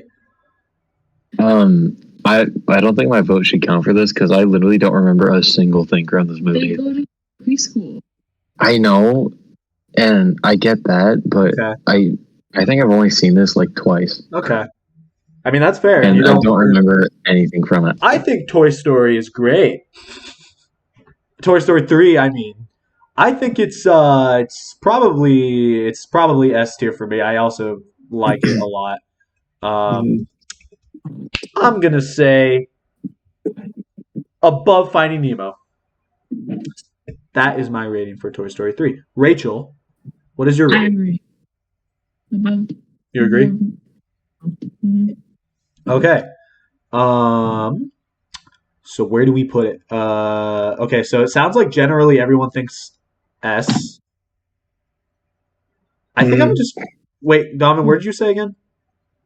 I just said generally an S. Okay. I don't know exactly where. I think I'd probably put it low S, but still S. I'm just gonna put it here. I quite like Toy Story 3. It's a very emotional movie, but it's also I'm noticing a pattern here that we really like Pixar movies except for A Bug's Life. Yeah. Well, that's the thing is like I generally I love Pixar. Like Cody's like, excuse me, I wanted Bug's Life. Yeah, except Cody is the Bugs Life advocate. Yeah. And that's okay, you know what I mean? But now we're going to move on to objectively. Dude, we're getting to some goober movies. Well, I was going to say we're getting to the factually best Pixar movie. I don't even think we need to discuss it. No. So I think we can just move on to. No. Okay. Not allowed.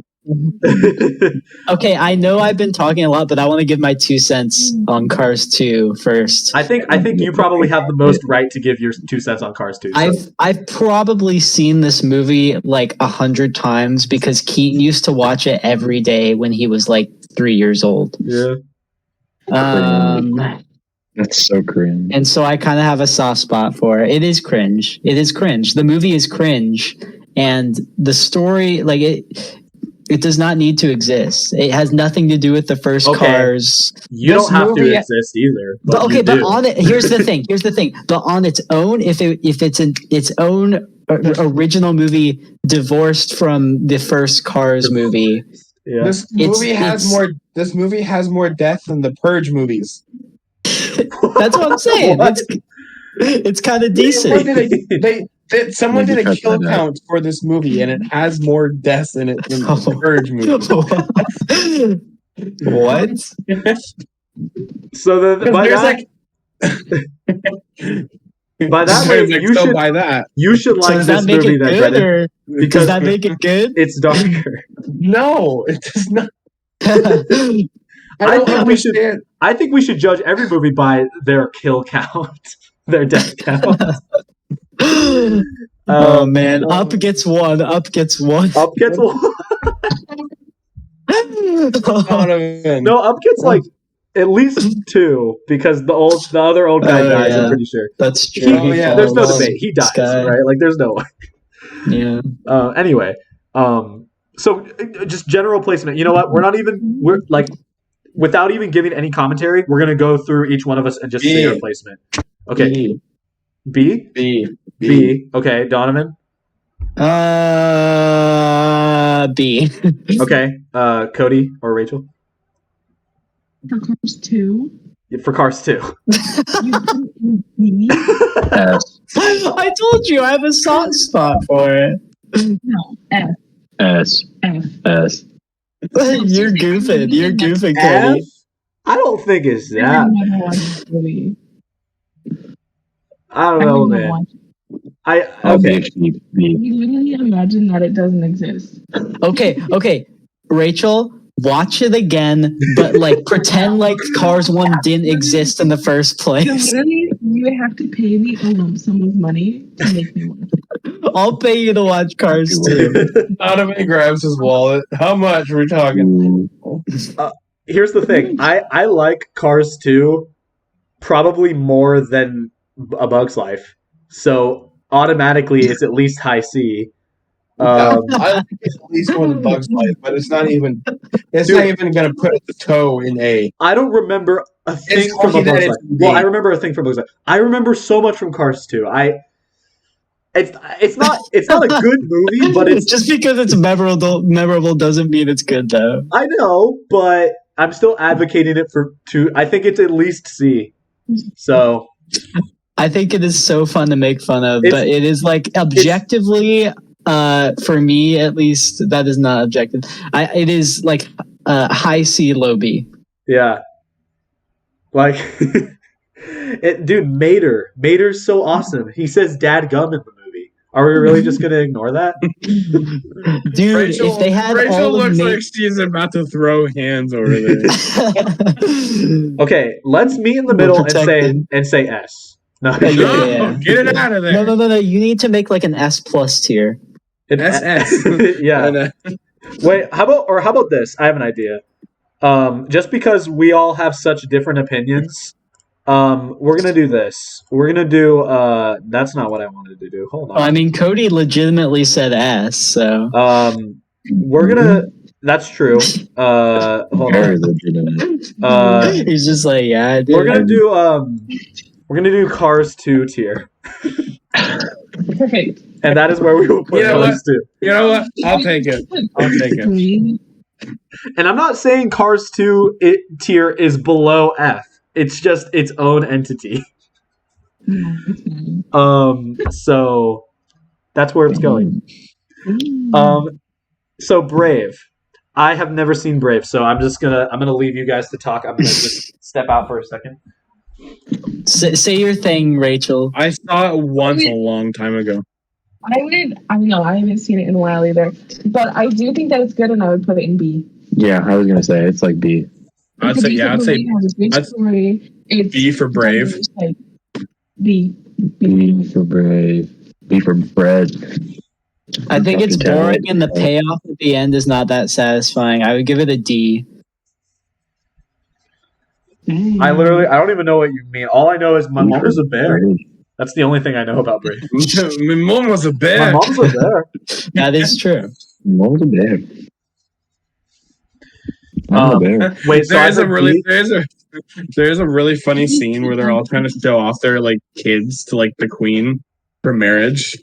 And like the last group's going and it shows like this really big, really like handsome buff guy. Yeah. And then the king's like, get out of the way so they can see my son. And it's like this scrawny little dude that's like barely standing. Yeah, that's a B. So I heard multiple Bs. So is that Wait. generally? We cannot hear what you're trying to say, Rachel. I think it needs to be above Bug's Life. Oh yeah. Okay, yeah. No, it's definitely a Bug's. No, it's If it's definitely B, I'm above not Bug's weird. Life. I'm sorry, I don't agree with that, but No, it is Really? above Bug's Wait. Life. Donovan, I thought you said B tier as well. Did you not? no, I don't think that it's a good movie. I said D because What? I don't think the payoff is good, and I don't think there's any reason why her mom needs to turn into a bear. I think it's just like kind of dumb. It's But Mom satire. turned into a bear. It's satire. It's a satire of moms not turning into bears in movies. You Just know? satire of Mars Needs Moms. Yeah, it's that. Where would Mars Needs Moms rank on this? No, That's a great question. no, that's not a great question. So Mars Needs Moms would probably be in a Cars 2 tier, to be honest. yeah. Okay. B then I guess is. Yes, B. I think Cody or no. Wait. Did Cody even say your opinion? I said B. Oh, you said B. Okay, so then we have 3 Bs to 1. Sorry, Donovan. It is going above a Bug's Yeah. Life. Sorry, man. I don't know. Yeah, that's fair. That's fair. All right. Monsters University. I have seen this movie. This is another like so boring to me movie, and like I don't feel like it's necessary either. Like this and Finding Dory, I just feel like I don't even know why they exist. Okay. Whoa, whoa, whoa, whoa, whoa, whoa. Whoa. Now, So- I understand No, wait, the wait, wait. criticism. Rachel, All right, we one at a cannot time. hear One at you. a time, people. No. Rachel, you can go first if you'd like to say. So in Monsters Inc., can you hear me better? Yeah, a lot better. Yes, a lot better. Yes. Okay, cool. Okay. So in Monsters Inc., there were so many like not plot holes, but like there were many holes that could be filled by their education in this world that they're in, that I feel like that it was worth it, and there were a lot of good characters. It was a fun story. And it's also produced a lot of memes. That is true. That is Like I didn't see Mike What meme? Wazowski get an F in psychology. Like it's just random. Okay, well, see, you're sitting here talking about plot holes. See, in Monsters Inc., they specifically say that Mike and Sully met in the 3rd grade, and then here they are meeting in college. Retcon. They retconned it. They retconned it. Therefore, they actually automatic they did say F that. tier movie. No, I'm just kidding. I don't know. I just don't think like there's any reason why it needs to exist. I don't find the characters like that interesting, except for Mike's character progression is pretty good. I guess, but I would argue there's no reason for Wally to exist. So, Shut your mouth. I'm kidding. like as a sequel, like I feel like they should have just made a separate movie that's about college that is like completely divorced from Monsters Inc. But that's just my opinion. No, I'm just here being Yeah. I'm just here being dumb, playing devil's advocate. Don't worry about me. Brennan, you had thoughts I think about this movie that you wanted to say? I don't mind this movie, but I'm also not the biggest fan of it. Okay. Definitely a bigger fan of the original Monsters Incorporated. That's but fair. one of the things that did piss me off is that yes, in the original they did say that they did stuff back together in the 3rd grade, but then this movie they meet for the first time in college. See, yeah, So like it's true. I was like, that's kind of weird. So I would say it's the same level as Brave for me. Okay, yeah. Can we put it above Brave? I would be okay with above Brave. I would put it in B above Brave. I don't know why. Brave. I remember seeing this movie in theaters. Yes, Donovan, we get it. You don't like Brave. Donovan is the anti-Brave. But I'm sorry, I just don't find it interesting. I saw this movie in theaters and I liked it even back then when I was like 11. But I think now, especially being in college, I have more of an appreciation for this movie. Like, I don't know. It just like I resonate with it more. I feel like a lot of people could probably say that. I think what's kind of cool about it is like obviously when Monsters Inc. came out, a lot of people were kids, and they did a lot of just like tie-ins with like childhood and certain themes of childhood, and then obviously they do this prequel movie that's like college related, and I just think it's like the people that saw the original as a kid were a lot of them were probably in college when they saw it, and I just think that's kind of a good cool point. That's kind of cool. Like I guess it's kind of detached from the movie itself, but I just think that's kind of that's a good point. I do agree with that.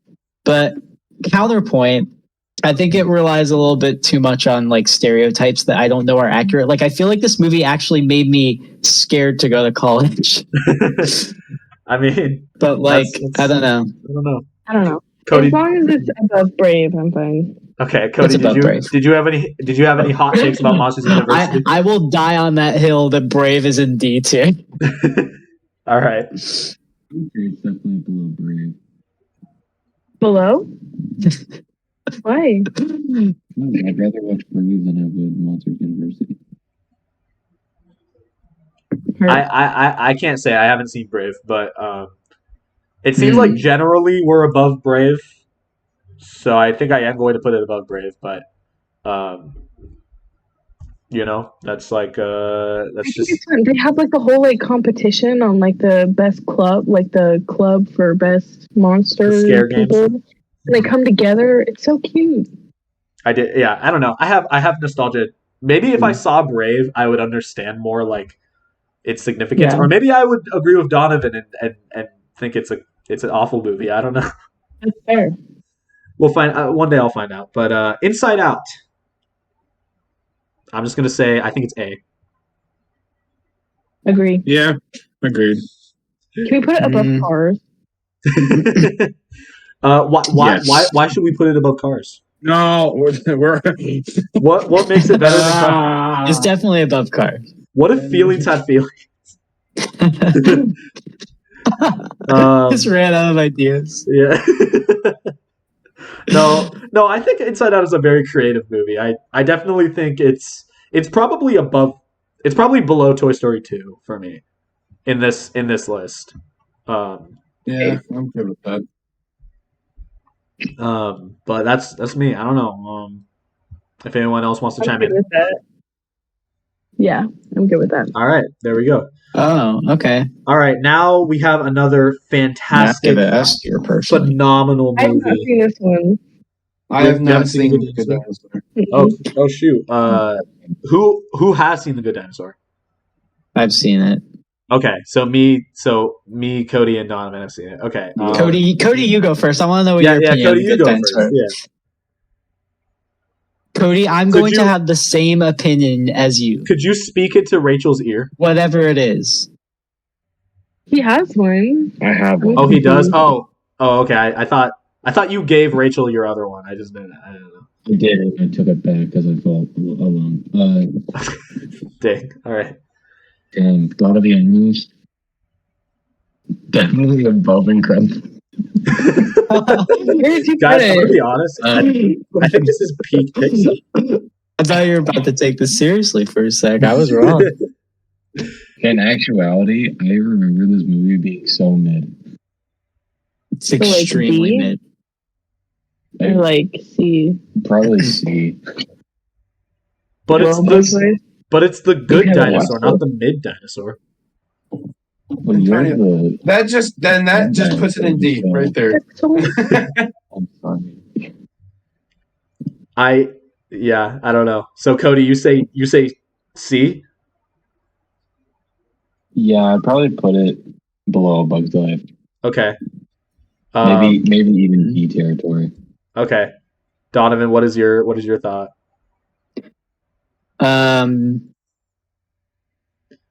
No, like this is like the lowest for me. Like if I had to have an F tier, this is the F tier for me. Oof. All It's right. because it's so generic. There's the whole there's a whole scene with like his dad dying, and then like nothing ever comes of it. Like he doesn't even like go through like trauma or anything. Like it doesn't come back in the story. It's just that like his dad is dead and he has to take care of the farm now. But Donovan, his dad died. It's so emotional, dude. It's emotional, but there's no like character development. There's no reason for it. It's just stupid. Okay. I didn't realize that your dad died meant you had to have a character arc. Okay, wow, that's kind of that's like pretty sensitive, dude. Oh man. Yeah, you gotta have a character arc. Yeah. That's what Pixar's all about. Dang, okay. So yeah, I'd probably put it D. It's not anything special. It's literally just The Good Dinosaur, more like the bad movie. What if dinosaurs had feelings? Literally. Yeah. Guys, is Big Hero 6 Pixar? Is Big Hero 6 a Pixar movie? No, it's Disney. It is not. It is that's grouped in with like Frozen and Tangled and Wreck-It Ralph. Yeah. But yeah, no, that's a common like Disney owned with Pixar animated.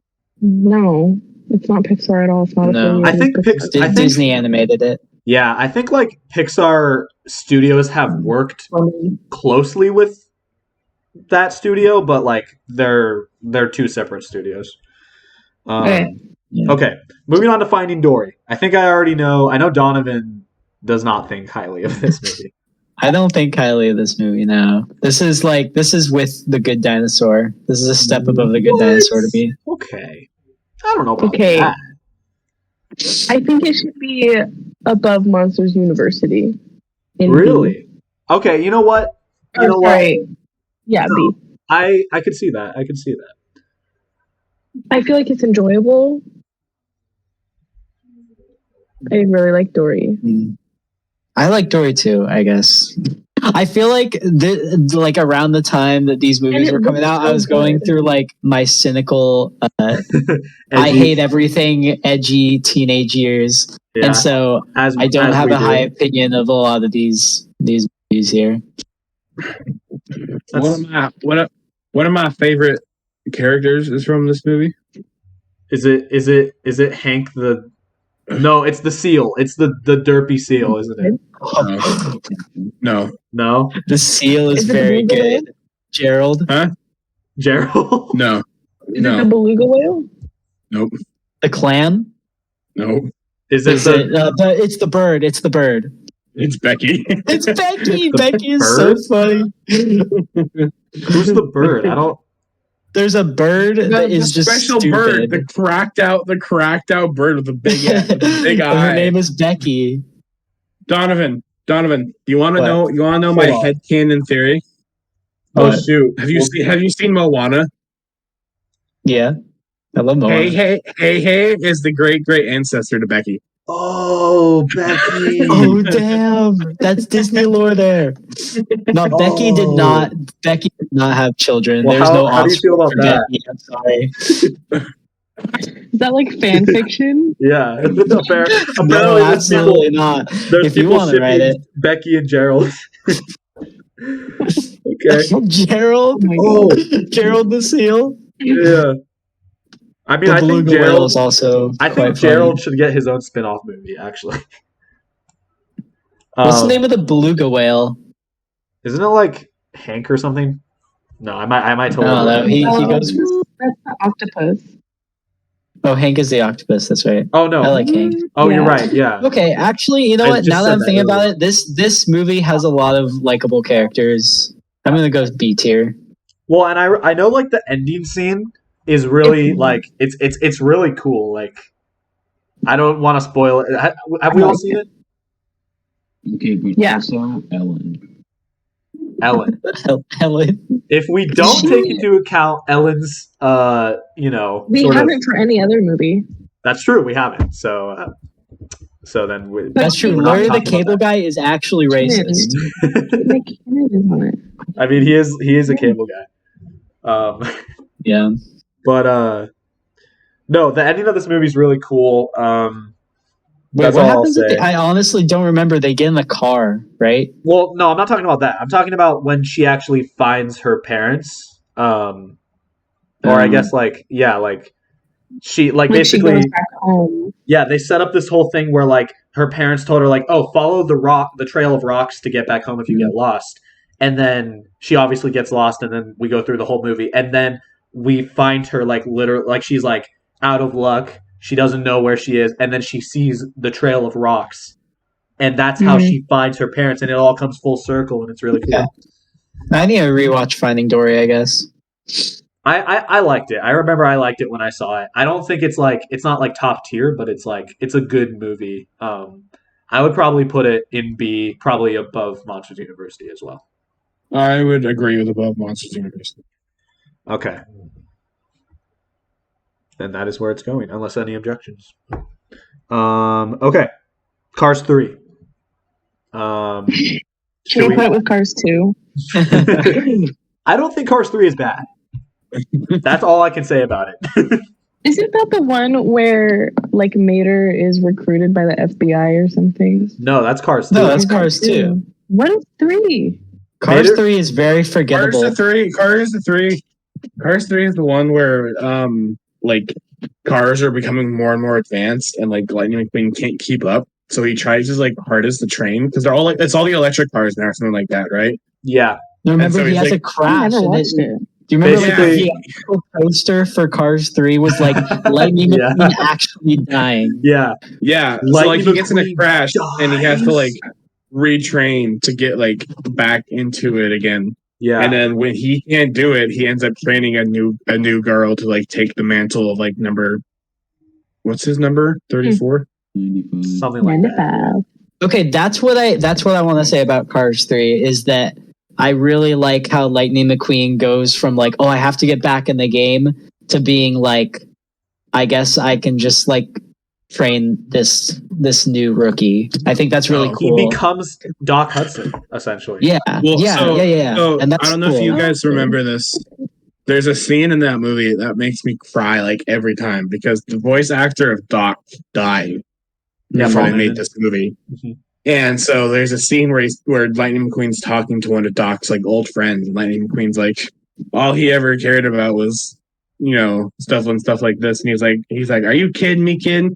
You know how much he talked about you, saying how proud of you he was, and like he takes him to like an old shed, and there's like newspapers everywhere of like Lightning McQueen winning race after race, and like all the like and like pictures of them practicing and stuff like that, showing that like Doc was actually like his number one fan after he trained him and stuff, and like making realize like, damn, and like it shows how like it's really sad missing Doc. That's very cute. I just wish I remembered it. Like, to be honest, it's like very forgettable. It is sadly a very forgettable movie. One of the only reasons I remember the movie is just because of like that scene with Doc. Yeah, that's cool. I should rewatch. I also don't remember too much of it, but I do. I liked Cars 3. I remember. It's probably like below Monsters University. Yeah. I'm okay with that. Okay. Personally, I put it above Finding Dory, but yeah. I mean, okay. Well, screw you. I'm not going to do that. So. No. Okay, can we put it above Brave? Yeah. I know I haven't seen Brave, but like it's above Brave. It's above Brave. Oh, shut up, Donovan. Okay. I'm sorry. I'll stop. We're back at top tier here. In my opinion. Oh yeah. Yeah. Coco. Okay. So I have never seen Coco. Okay. Dude, Brennan, what? You guys have that's never fine. seen Coco? No, wait. Never watched it. No, wait, Cody, have you seen it? I've seen it once, and it was an intro to robotics. What? Oh, was it like a just like you guys are missing out. Coco is immaculate. And I remember being like kind of I've heard it being very nice. Wait, I hardly got what you said, Cody. From what I have watched, it is definitely better than Finding Dory. I would say that it goes in the low. Okay. Donovan, do you want to give your thoughts? Because I can tell. Yes, I will. I have think heard Coco, that it is a very good movie. I will say that it is. It's up there with like the classic Pixar movies, in my opinion, like Monsters Inc. and Finding Nemo and all those. Mm-hmm. And it came out. It's definitely an S tier for me. 5 years ago. And there's a scene at the end of the movie. I won't spoil it, but I'll just say that like it is like cry worthy to the extent of Toy Story 3's ending and Up's beginning. Mm-hmm. What do you think, Antonio? What are your thoughts? So here's the thing about Coco, right? No. I really liked the movie. Like when I watched it for the first time, I really liked it. Like I thought it was very entertaining. I didn't really know how I felt about it like entirely. And then we got to the ending scene, and I'm not going to spoil it, but Donovan, you know what I'm talking about. The ending scene that you were talking about. I don't cry a lot at movies. This was like the only Pixar movie that I legitimately like cried a good amount at. And at that point, I was like, okay. Like the afterlife, right? Huh? It's about like the afterlife, right? Yeah. I mean, like it has like it like ties into the Day of the Dead and like that like sort of the afterlife and like basically like if they aren't remembered by people on Earth, then like the skeletons in the afterlife will like disappear. And so that's like the main controversy of the movie. Yeah. And there's a lot of stuff that goes down in the movie. It's a really fun movie. I liked it a lot. But yeah, the ending scene like was like really like I think it like blew me away like how much emotion it got out of me I have not seen it. I have not seen it again, sadly, but I will give it props because little side note, I love Day of the Dead. And so the fact that they made a movie that's like focused a lot on it, I already loved a lot. So I haven't even seen it, and I already like the movie. Okay, so I recommend it. I highly recommend watch it. Yeah, I highly recommend it. I definitely want to. But so Cody you guys, and Rachel, you guys should watch it together and cry together because you will both cry at the ending. Yeah, and you will. Okay, I also just think you will find it to be a very enjoyable movie, but. I think I'd probably put it below Up in this ranking. Okay. I would put it between Wall-E and Toy Story 3. So yeah, same Okay, general around area. the same place. Okay. Cody, do you want to sort of break that tie for us? For Coco? It's Yeah, it's do you want it in between there? In between Up and Wally? Oh, It's high up there. Say yes. Say yes. Cody's like he's tuned out. I wanted to. Say yes, I've dude. been. Yeah. Wait. Oh, yeah.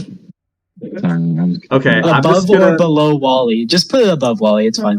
Okay, I'll put it above Wally. Okay. Moving on to Incredibles 2. We're in the final stretch, guys. I know this has been a long process. Incredibles 2. I'm just gonna throw it out there. I think it's B. Yeah. For Incredibles 2. Yeah, for Incredibles 2. Honestly, I think it's like. It's like middle B for me. Like it's even below Monsters University for me. This honestly. is like a forgettable movie for me. Yeah, we all went to see it in theaters together, and like we thought it was good at the time. Like we were like, oh, that's like just as good as the original Incredibles, but like in hindsight, it is not. I remember. Well, here's the thing. I remember more the experience of hanging out with you guys more than the movie itself, if that makes sense. Like, I think being with you guys made it more enjoyable to watch, but I don't personally. I don't remember the movie itself that much. So it just kind of feels like it's just like more superhero hijinks, but I remember it doesn't have the same impact as the first movie for sure. It was a very fun movie though. I remember that. It's fun and like there's fun like fight scenes and stuff, but it's not much more than that, in my opinion. Yeah. It was a good movie. It was the movie that I'm happy that we got, just because after all those years, we finally got a sequel to The Incredibles. Yeah. You know? But it was also kind of like, I think its downfall was since it was like, oh my god, all these years later, we're finally getting an Incredibles 2. And I feel like if it would have came out closer back when the first one did, it would have been better. But it was just kept up so much because it's like they're back all these years later, and then it's like, yeah, that was good. I agree. I very much agree. Yeah. I don't know if that's necessarily like Pixar's fault. I think that was like it was just overhyped by the fans, but like still, I agree. Well, and also I heard something that I heard about it is that it was actually rushed. Like the production was rushed a little bit because they originally planned for it to come out in 2019, but they moved it up because they wanted Toy Story 4 to come out in 2019 and have a little bit more time in production, and so it got rushed. And Toy Story 4 still came out like shit. Okay, well, we'll talk about that in a minute. But Toy Story, Incredibles 2,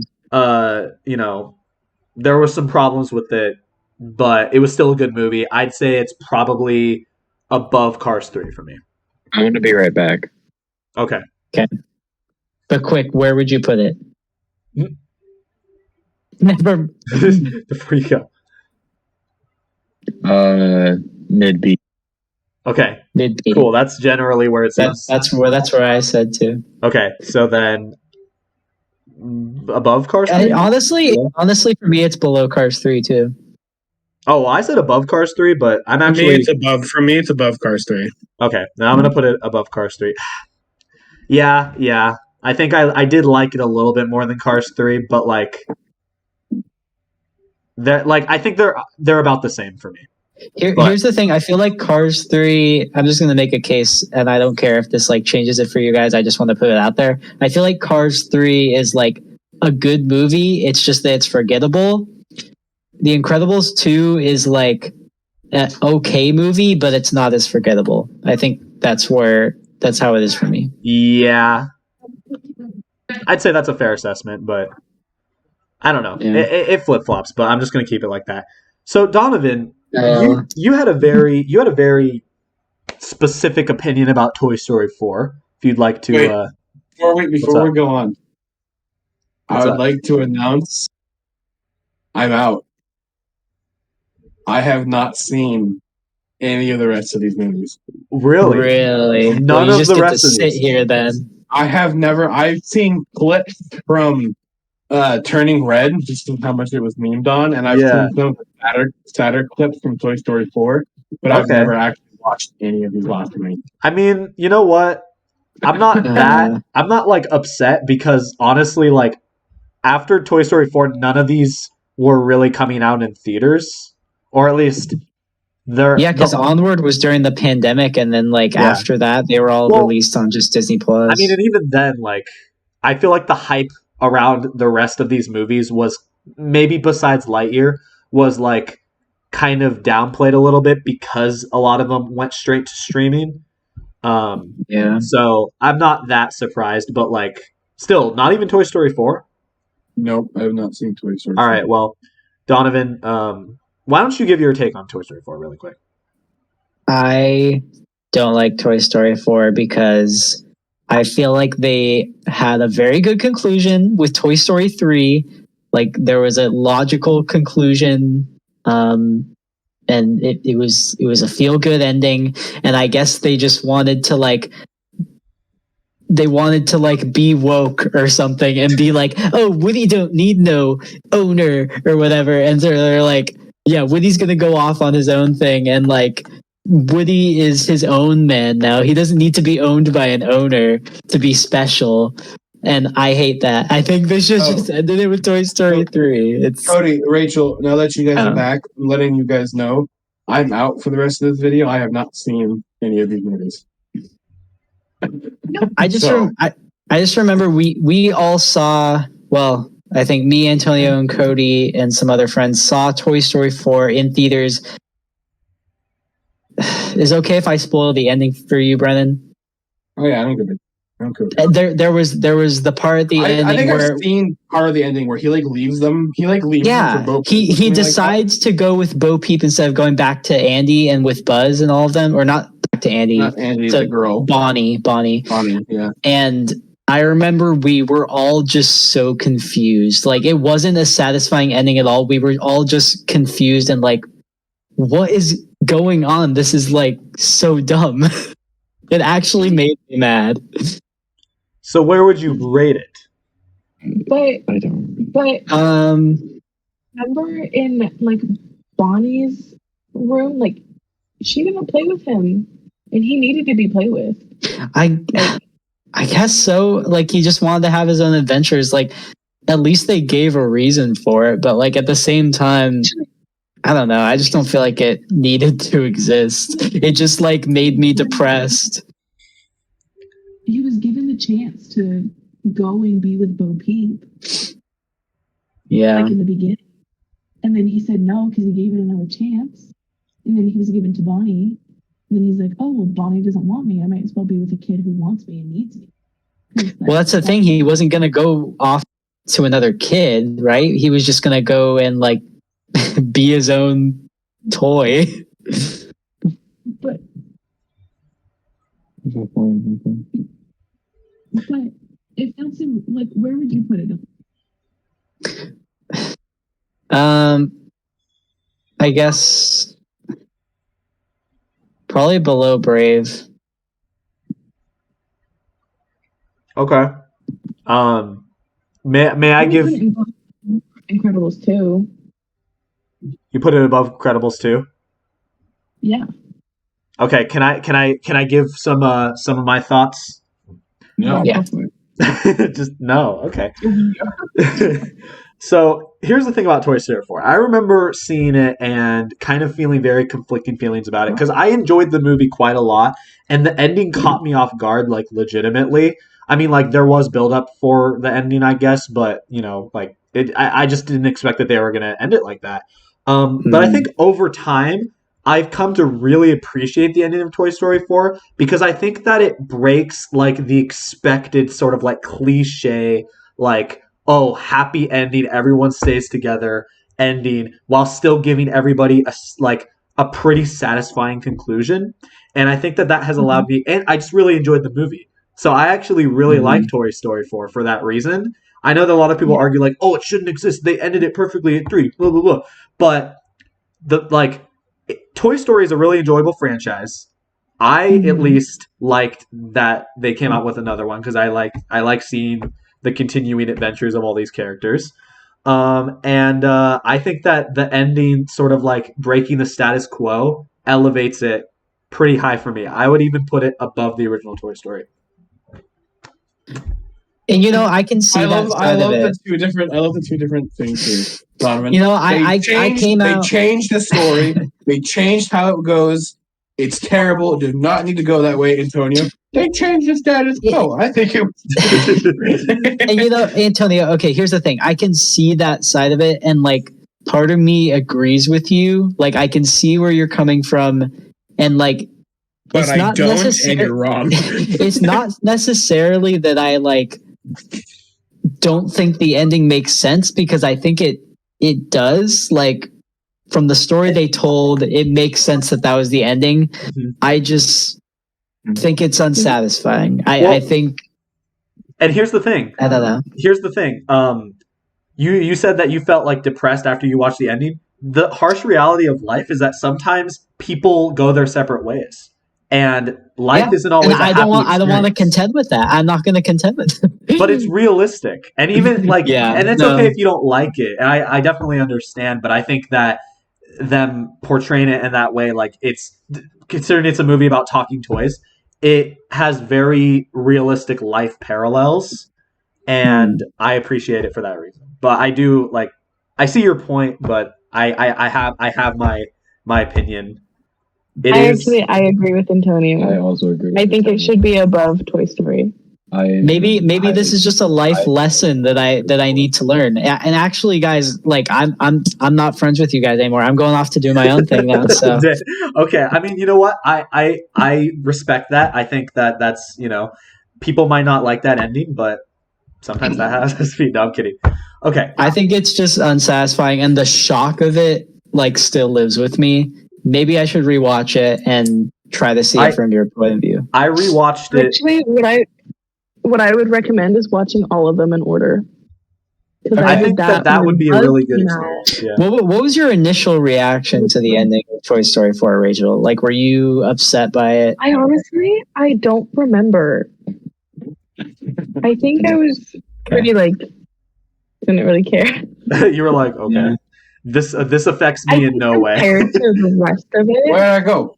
Oh, what the heck, Brennan? Brennan, come back! I want to see your beautiful face. No, I've never heard that before. Dang! All right. Well, you heard it now.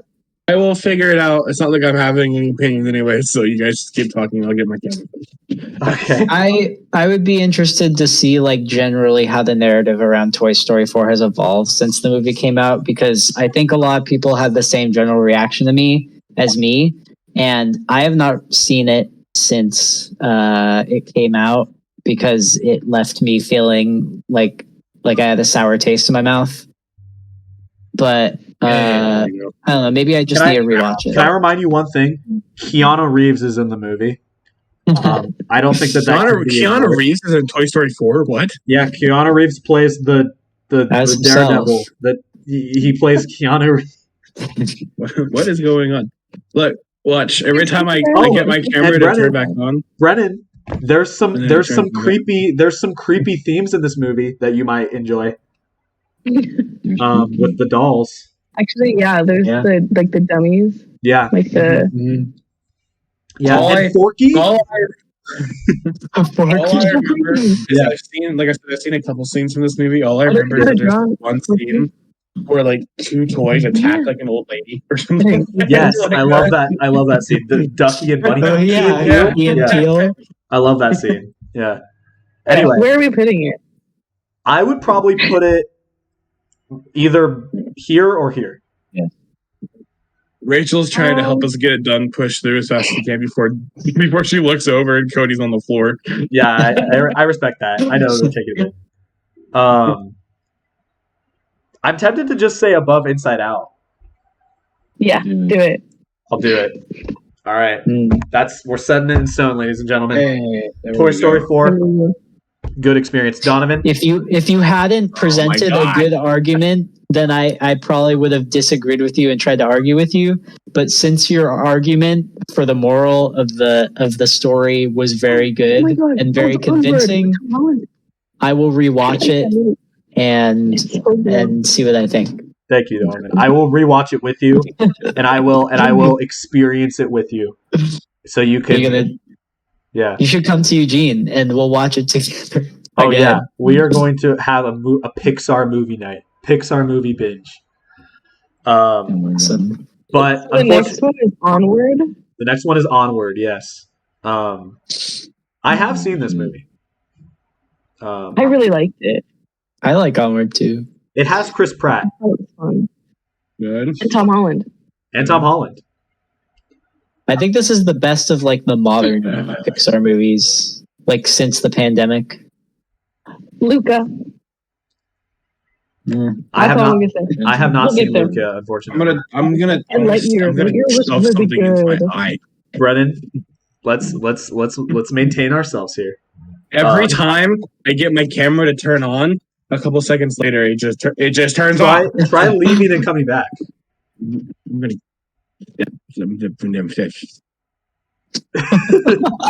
Who was that? I don't know. Brennan's I think having it's a all- moment. I think it's audio messed up. Yeah. How you doing, Brennan? Better? I would put right, Brennan? What? Yep. Oh, wait, Oh, let's see. There we go. All right, we're good. Yay! Okay. Good. Let's Onward. go. Stay on. Stay I think on. Onward is high B or mid B. Really? I would put on. Yeah, That was some nice harmonizing, you guys.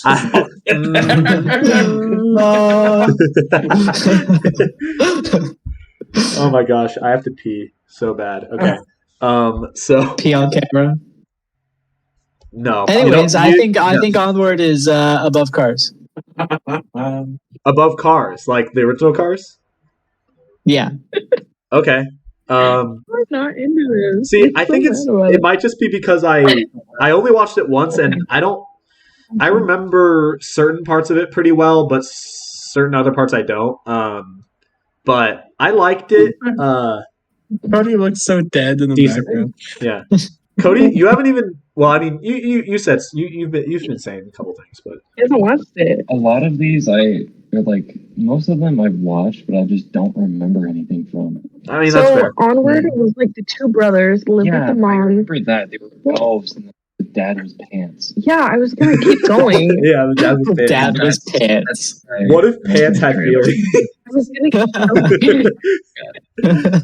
So basically, the older brother is like obsessed with like going on an adventure, and the younger brother doesn't really care. He just misses his dad, and then they find this stick that like a magical like stick that their dad left them. A magical what?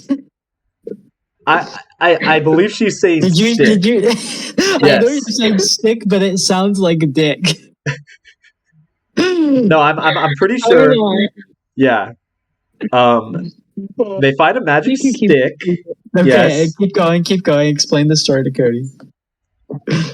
And they go on an adventure, and like the brother's super excited about it. And basically, with this magic stick, There you go. they realize that they can bring their dad back for 24 hours With the power of love. with the stone that they find. Oh, okay. And that if they can It's like if Find a D&D was stone. real, Cody. kind of No, and there's this Good. really cool, No, like okay. sort of. There's this really cool.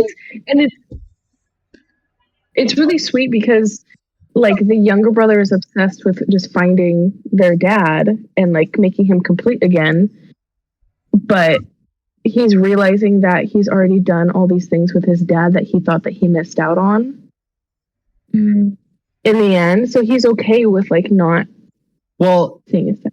I think yes, it's that, but it's also that like he goes on this adventure with his brother, and he realizes that his brother is kind of his father figure more than his dad ever was, and so at the end he gives his brother the chance to talk to his dad instead of him with like the last remaining minute of the 24 hours that they have, because his brother's father figure was their father.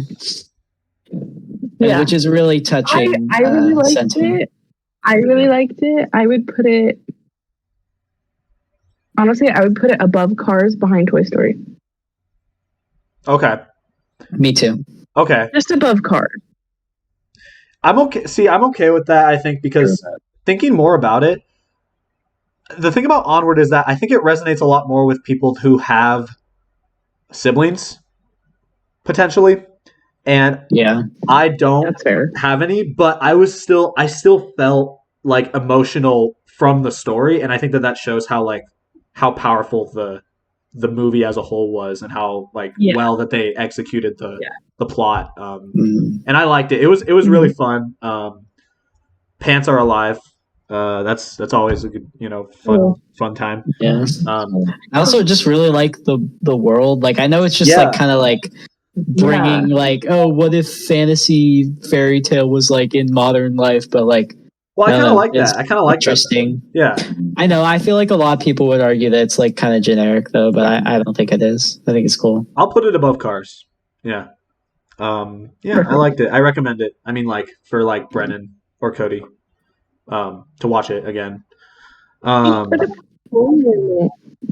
Yeah, Brendan, watch all of these movies, Brendan, because maybe not all of them. You can be a part of this. Okay, moving on to Soul. What if souls had feelings? What's up, Cody? Rachel didn't watch it, and I did watch it. Hasn't. I haven't watched it yet. My bad. I have watched it, and I thought it was pretty good. I liked Soul. Yeah. Donovan, you've seen this? Take that away from Yeah, I've seen Soul. Okay. Do you like Soul? Yeah, your face is glitching out right now, Antonio, on my screen. It's making me laugh. I'm recording you again. Anyways, awesome. Here you can see it on. I don't know if you can. That's just how that's legitimately how I look right now. Looks normal. Yeah. You just twitch a lot.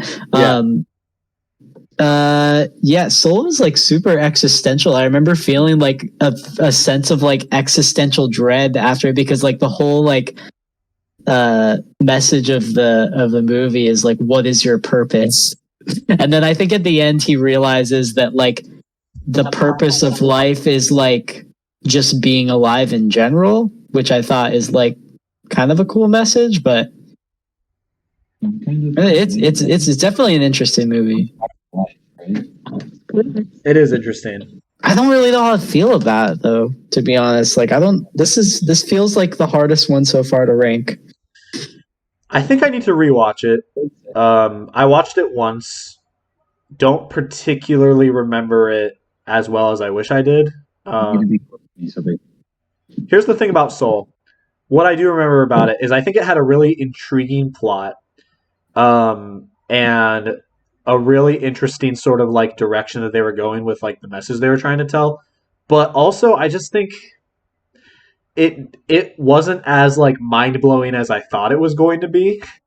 I think it's that way on purpose, though. I think it's like supposed to be like more for adults, almost. Like this is like the most like adult Pixar movie. In my opinion. That's fair, but then like I know that like part of the movie he like goes into a cat's body, and I just think that it kind of becomes like a little too goofy for my opinion. They had to have the stuff for the kids, I guess. Yeah, and I don't know. Like I think that there was some really like I there was some really cool like sort of like 2D animation, I believe, in certain parts, and I really liked that. Oh, true, yeah. But I don't know. I don't really know. Cody, why don't you give your thoughts a little bit since you've seen it? I would agree with it being like one of the more adult-y movies. Mhm. I also just like piano. Yeah, there's a lot of good music in it. There is, yeah. I do remember that. I would think that it's probably below, like a low A, maybe high B. Okay. I don't know. I just like the message of the movie and that like life is not necessarily about like obtaining like your life goal. It's about like stopping to smell the roses and appreciating the smaller things in life, and just being alive in general. So I think because I like the message of it so much, I would say it's like below. I think it's below Onward. Well, yeah, I think below Onward. Okay. I think okay, yeah, I'll put it below Onward. I don't think I think I need to rewatch it before giving it like a proper assessment, um but yeah, I did like it, I remember. Okay, Luca. I have no right to say anything about this movie because I've never seen it. I love Luca. What So is it good. about? Fish Boy? Yeah. It's What about like these it's sea monsters who live in like this ocean adjacent to an island, and they're told not to go on the water. But obviously, this boy Luca goes on the water and finds another sea monster boy who lives among the people, and basically they realize that they can like live life among people and they love it. And then they meet, right? They meet like a girl, Yeah. like a human girl, and she and her dad like take them in kind of, and they prepare for this race to earn a Vespa, like the scooter things, Moped. Oh, okay. moped Vespa. Because that's like their And dream is to like go and like experience Italy on a moped. yeah, it's also like defeat the odds kind of a thing. And then during the race, it starts raining, and so they turn back into sea monsters. And this whole town is obsessed with like killing all the sea monsters and like all that. But it's then they realize like, oh, these are just boys. Like they're fine. Like we've lived among them and they're fine. And it's like an acceptance moment. And then they live like happily ever after. Basically. It's so sweet though. But like it's the type of movie that you watch it and you feel good after watching it. Like Okay. it's just so wholesome. So yeah, I agree with all that. Onward. I think it does a really good job of like capturing like I know I would like a sense of like being a kid and like just having like kid dreams, I guess, or like it just has like a sense of like childhood wonderment, I guess. Okay. But Inside Out. Above I Inside put it Out? in S tier. I'd watch it over and over again. Dang. I put it above. I gotta watch this then. Despite that I agree with you, Rachel, I don't think it's that high up. I think it's like still in the Onward Soul territory. I get why like you wouldn't put it in S tier though. I'll let you have it. And I'll say S tier too. So even though I think it's like A tier. So low S tier or like where at S tier? That's fine. I don't know. Above Inside Out is fine. Inside Out. Oh, above Inside Out, like here? Yeah. Oh, okay. I will definitely have to watch that because I would not agree with that, but that's fine. Well, okay, yeah. Well, okay. Well, Dominic, we can sort of meet in the middle. I'm letting Rachel have it. Okay. All right. And Cody, you seems like you agree sort of with Rachel's perspective. Okay. All right. Turning Red. I have seen this. I haven't watched it. Oh, Dominic. So I think you and I are the only ones who have seen it. The only people that watched it. Okay. I thought it was really good. Like this is like, is it above Onward? I'm pretty torn about this one. Really? Yeah. This one is very recent, so I feel like it's hard to like. I don't know. I don't feel like my opinions on it are fully formed yet. Yeah, I I remember watching it and just thinking like that was cute, but that's about as much as I thought about it. Like I don't know. It just like I think it had a lot of like similar sort of well, okay.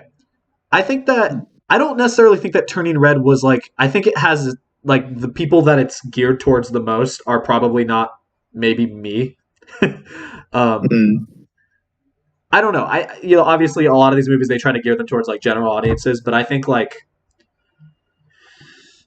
I'm gonna make this claim. I think probably young girls could resonate with this movie the most.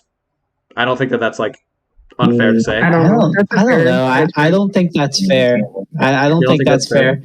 I think I don't know. I think I you mean, should rewatch it. I might, I think I you might should have to rewatch it. rewatch it. I don't know. It's What's to up? me, it's about like escaping like trauma that is like handed down from your parents, and like having the balls to like break free from like generational trauma. Yeah, And I can see that. I think that's a good message. Yeah, So I really like the message. I think that that's fair. I revoke my statement. I think that that's a very fair assessment. That being said, I don't think I just don't think it resonated with me as much. I liked the movie. I thought it was good. I just think like, and maybe it is just because it's recent, but like I didn't enjoy it as much as a lot of these other movies. I was just kind of like that was cute. I'd probably see it again. That's pretty much all I thought. Like I think I'd probably put it probably like below Cars 3. I'm sorry. like I don't know. That's the best I can say about it. Like Well, the other thing is that it's probably not tailored for your audience. well, that's what I'm saying. Like I feel like there's other people that would enjoy it better than me. Whether like not even like related to gender, just in general like there's certain people like audience members that would enjoy it more, and that's okay. And so maybe that should affect my rating a little bit, but I don't know. Donovan, where'd you put it? I disagree with you. I don't know if I want to put it above Toy Story or below it. Honestly, I'm kind of gearing on the side of above. I think so. I think it's above Toy Story, honestly. Okay. Well, we can meet in the Maybe middle. it's like equal to Toy Story, in my opinion. Okay. I feel like in the middle would be like either the lowest in A or the highest in B. Okay. How about highest in B? I'll accept it. Okay, because if you think about like the exact I'll accept it. midpoint, technically the exact midpoint would be here. No, but it's above Finding Dory. Okay, all right. Maybe you know what? I'll be fair. Maybe I need to rewatch it and reevaluate like its message and tones and stuff. I think it's above Cars 2. Plus, there's a character. I mean, that's a very minor character, but there's a character in the movie that has diabetes Dexcom on her arm, and I think that made me honestly very emotional when I was watching it. I mean, honestly, you know, like, yeah, maybe subliminally, it was like you were like. I think, yeah, no, I think diabetic people are very underrepresented. Like, I mean that legitimately, but yeah, it sounds it did. Maybe it did influence my opinion. But well, I mean that's okay. I like it. That's valid, I think. But yeah, but also it takes place in 2002. Yeah. Right. Yeah. Yeah. So like you don't even have to finish that. I know it. Yeah. Yeah, they don't even reference 9/11. Maybe that's why I don't like it because it's not historically accurate. No, I'm kidding. No, okay. Yeah, because they didn't reference 9/11. So yeah, Brennan, how are you holding up? Wait, are you insinuating that every movie after 9/11 references 9/11? I mean, it was a pretty significant event. No, I'm I would only think- saying that no, because I'm it not- was a meme. It was a meme It was a after the meme. movie came Yeah, out. it was- That people were like, Well, "Wait, this movie took no, place in because- like early 2002, so like they don't even reference 9/11." Because there was this really stupid review video that legitimately said that because the movie took place after 9/11, it needed to have, even though it took place, it takes place in Canada, it needed to reference it to be historically accurate. It's just, yeah, I love the internet. Okay, we're moving on to the last movie. You guys have the floor for this one because I have not seen this movie. So Rachel has I the love floor this movie. because nobody else has seen Oh, it. good. Rachel and I have both Right? seen it. Oh, I've Cody, watched it multiple times. I literally Sorry. I went to the theater Friday, then Saturday to watch it again. dang, I loved 2 it days in so a row. much. There's a character named Socks. I'm Is that the obsessed with cat? Socks? Yeah. Dude, I like the cat from the trailers. I like the The cat. robot cat. Oh Mhm. my gosh. I would say that it's I would put it above Willy. Cody. Okay, What? Cody. I'm just gonna say right now, you told me in confidentiality that you didn't think it was that great. I don't remember what Cody said about it. I'm gonna be honest. What did I Uh-oh. do? What have you done, Donovan? Oh, You're out man. here like causing rifts. Oh, What are you no. doing, man? said that. I'm pretty sure I think I probably said that it was like kind of You, s- average. I or think something, I but think did you not said say it was that average or mid. I probably said that. I think you did. That's not as bad as it. I thought it was bad. I But the I would tone of say- your I would voice. say that it would be A tier. Okay. Where would you put it in A tier? put it in A tier. There's a lot riding on this game. There's a lot right on. This is the ultimate decision here. Like I'd rather watch Lightyear than I would Onward. Would you rather watch Toy Story or Lightyear? Probably Lightyear. Then you should put it above that. I mean, I will say from the trailers, it Honestly, looks like a beautiful movie. Like just purely Yeah. visually, It is so pretty. it looks freaking like phenomenal animation wise. But And there's Elton John. there's Elton John. I didn't even know that. Yeah, right? Isn't he? Don't they have Starman or Rocket Man? Man, Am I making that up? They have Chris Evans.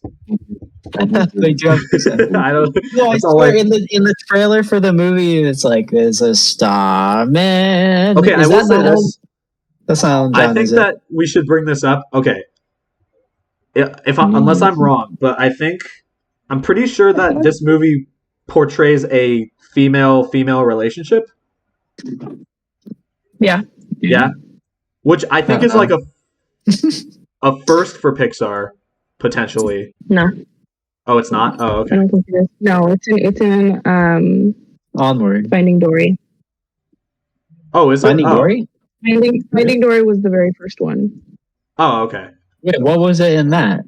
Yeah, I It don't was remember a that. passing. It wasn't like named characters. It was just two women pushing a stroller or something like that, okay. and they were like holding hands or. Okay. It was in the background. And then in Onward, there was Anyways. like a cop character who was a lesbian. Well, regardless, I haven't even seen the movie, but I think it's cool that they're pushing that sort of Above representation. Wall-E. Rachel and I are That's the most that I could say about above it. Wall-E. You're both what? We're both saying that it's above Wall-E. That's a pretty like I know. substantial I rating. know. I can't accept that. I mean, Where you would you haven't put seen it, it? Donovan. I know I haven't seen it, but I just know it's not going to be that high. See, but now you're gonna go in with like a jaded perspective because you're gonna try to look for flaws in it because you don't want to accept. Actually, maybe it will. Maybe it will be because they're both about space. I mean, that's Maybe below Wally. but above Toy Story 3. That is like, whew, okay. I So know. then you're basically I you're would- saying it's the best in the Toy Story franchise is what Yeah. that means. Yeah. I mean, I would Yeah. agree with. I Yeah. would agree with that. Yeah. How? So above Toy Story 3. how? Okay. I would agree with. I mean, okay. It's just a good story. I'll put it there. Essentially Lightyear is what Andy watched in 80 or something. not even. Yeah. But it's the story that Andy watched and fell in love with Buzz. And Yeah. that's the movie that we're watching. I've heard. I remember hearing about that, which I think is pretty cool. Yeah. Okay. I will. Yeah, we'll keep it there. I definitely will have to watch. I'll have to watch that one and Luca. And then also. Okay, the thing that I'll say about Luca, Luca's in the right spot in my opinion. But I mean, if you think that, what movie did you think was boring? Brave was boring. What did you think was boring, Antonio? I didn't say any of them were boring. Yeah, I said Or was Brave it- was boring. Yeah. You said Brave was boring. Antonio, I think you said Monsters University was boring. No, I liked Monsters University. You don't- The only Okay. movie that I said might be like boring from what I've heard is Wall-E. But again, like that's a very that's right. False. like Well- that's all hearsay. Like I don't Okay. I don't know. Well, I'll just say that Luca isn't like necessarily exciting. I would just say that it's like easy to watch and entertaining. It's a good time. I mean, yeah. I will admit for myself, I have a pretty low attention span. That's why some of my favorite movies are like the high energy ones. But that doesn't necessarily mean that Yeah. I wouldn't like Luca. So I don't know. Okay. There's some stakes. But that's just what I would say. I wouldn't go in thinking that it's like the best movie. Or Yeah, whatever, no, but- for sure. But apparently, I should think that Lightyear's the best movie because it's pretty freaking high up there. No. It's No. really good. Okay, yeah. Dog. No way. Emma, what does Mine just Emma think thinks so. about? What is her hot take about the movie Lightyear? Emma, what is What is Emma your hot, think? what is your hot take about Lightyear? She's like woof, and we're like true. Okay. Anyway, guys, that is our definitive Pixar tier list. This was a long effort, guys, but we finally made it to the finish line. And I think I'm pretty generally happy with this list. I mean, like, there's not much that I don't agree with, but definitely things that I need to, I guess, relook at or like, I don't know, think more about. But yeah, thank you for all being here, helping me out with this or helping us out with this. It was a fun group effort. We now have the definitive Pixar tier list. Once again, just to reiterate, this is the official one. There's no other listing that is correct. This is the correct one. But yeah, thank you guys for being here. Donovan, Brennan, Cody, Rachel, thank you all so much. It's been a pleasure. Hey, and Emma, and the dog. Sorry, and Emma. and Emma. She's so adorable. I think Emma should have participated a little bit more, but that's just my opinion. Look at the camera. Hey, Emma's gonna make me cry harder than us. Than the ending of Coco. hey. Yeah.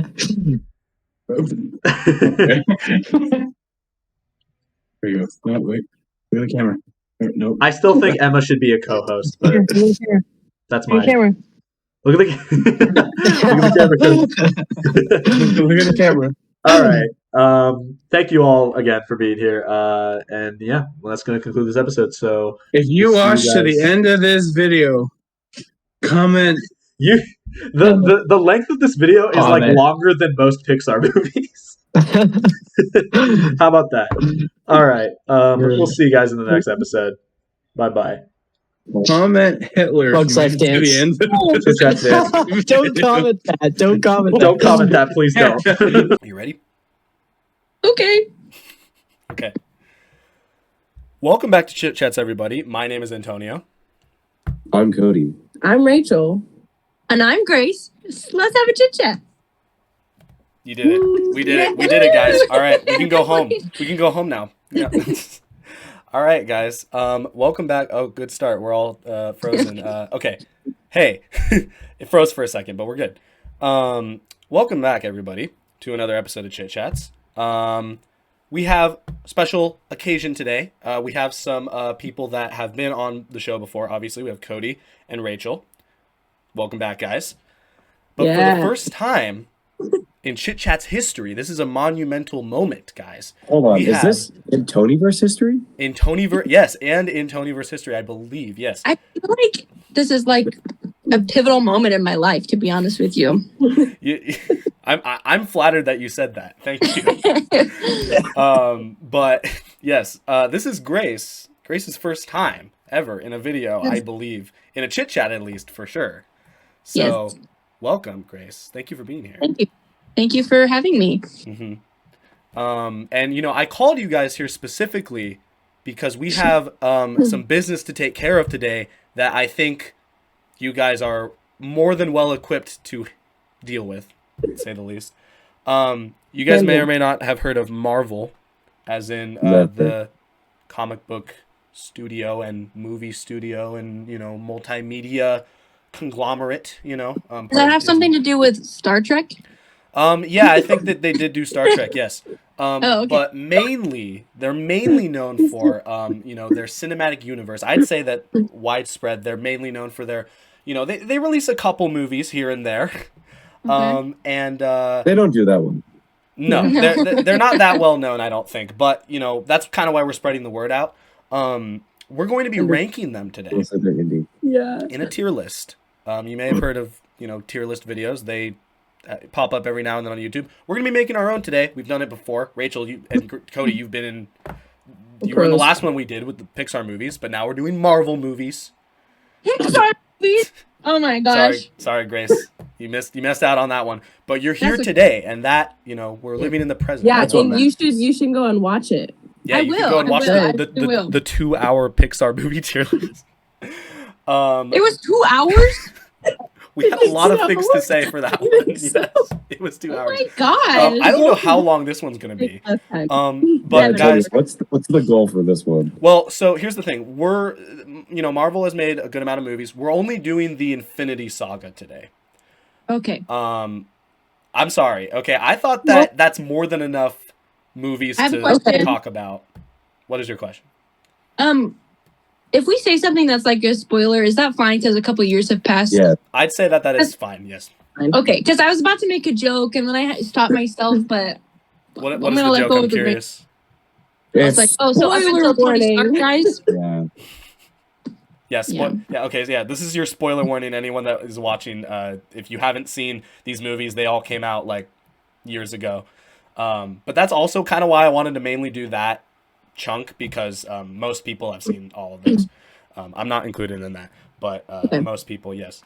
And then that way we have a good definitive beginning and end to our little journey here. But yeah, so let's get started because I mean, you guys, I don't think I need to say you guys know, like you guys are big Marvel fans, you know what I mean? I know that. I have to have a visual. I gotta pull up like a list of them. Even though Oh, well, It's okay. It's okay. It's No, okay. they're right I know. Well, lucky for you, I have a nice little visual right here. Perfect. Whoa. I believe this is the chronological order that all these movies came out. Wait, am I supposed to click on something? Yes. There should Yes. be like a prompt to view the whatever I'm sharing on my.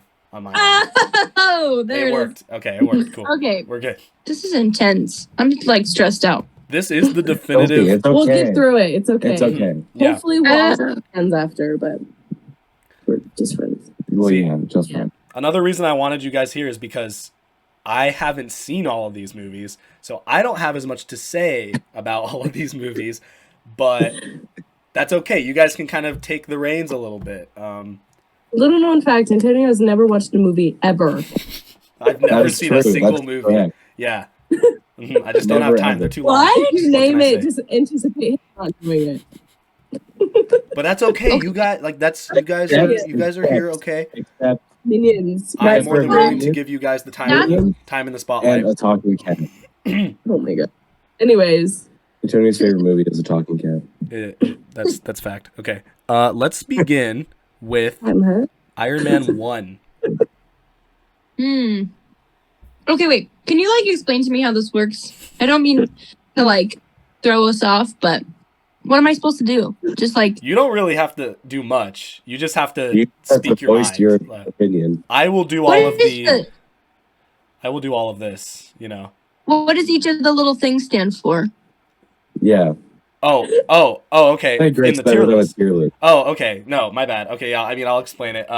Basically, yeah. So every tier, as in every letter, is like a ranking bracket kind of. So like S is the top. S is like the best you could ever want to see, best movie ever.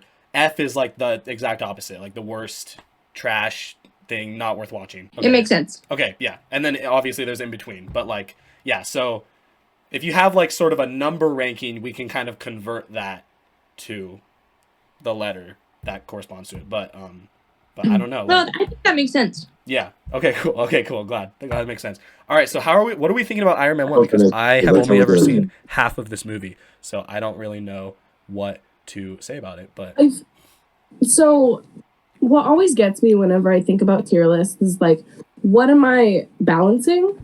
Like, what am I trying to figure out? Like, how much I liked the movie, like, you know what I mean? it can kind of be whatever just like whatever you think is fitting for it, whatever ranking. See, but I feel like with the first Iron Man, it's such a classic that like has to be S. Well, Okay. yes and no. But it's like to start out, like I really like that movie. I remember watching the movie all the time, and I still do. I can't remember, how does that one end? He ends it by saying, "I am Iron Man." Yeah. No, that And then no. the credits roll. No, that's how it ends. Is that actually?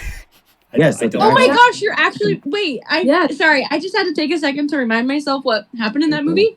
Because the only thing I can think of when I think of that movie is the beginning when he's like in the cave and trying to break out and whatnot, and he comes back and eats a couple cheeseburgers.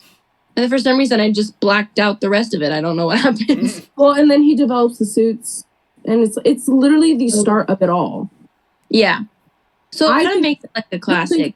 Top S, but I feel like it's in that category. If you guys want to put it in A, that's okay. But I feel good about putting it in A, just because you can't really go wrong with it. But I'm also like better ones. Okay. Okay. All right. Yeah, no, I feel that. All right. I mean, it did start this whole, universe. So like I feel like that's worth something, right? Yeah, it has to get some sort of credit for that. Mm-hmm. Okay, so now we're talking about, this is probably like one of the more weird movies from my understanding. The Incredible Hulk. This is like weirdly, it's like part of the cinematic universe technically, but like they immediately recast the dude. Yeah, and it's kind of like Spider-Man, how like Spider-Man, let's for example say Tobey Maguire, and that's all through Sony and everything like that.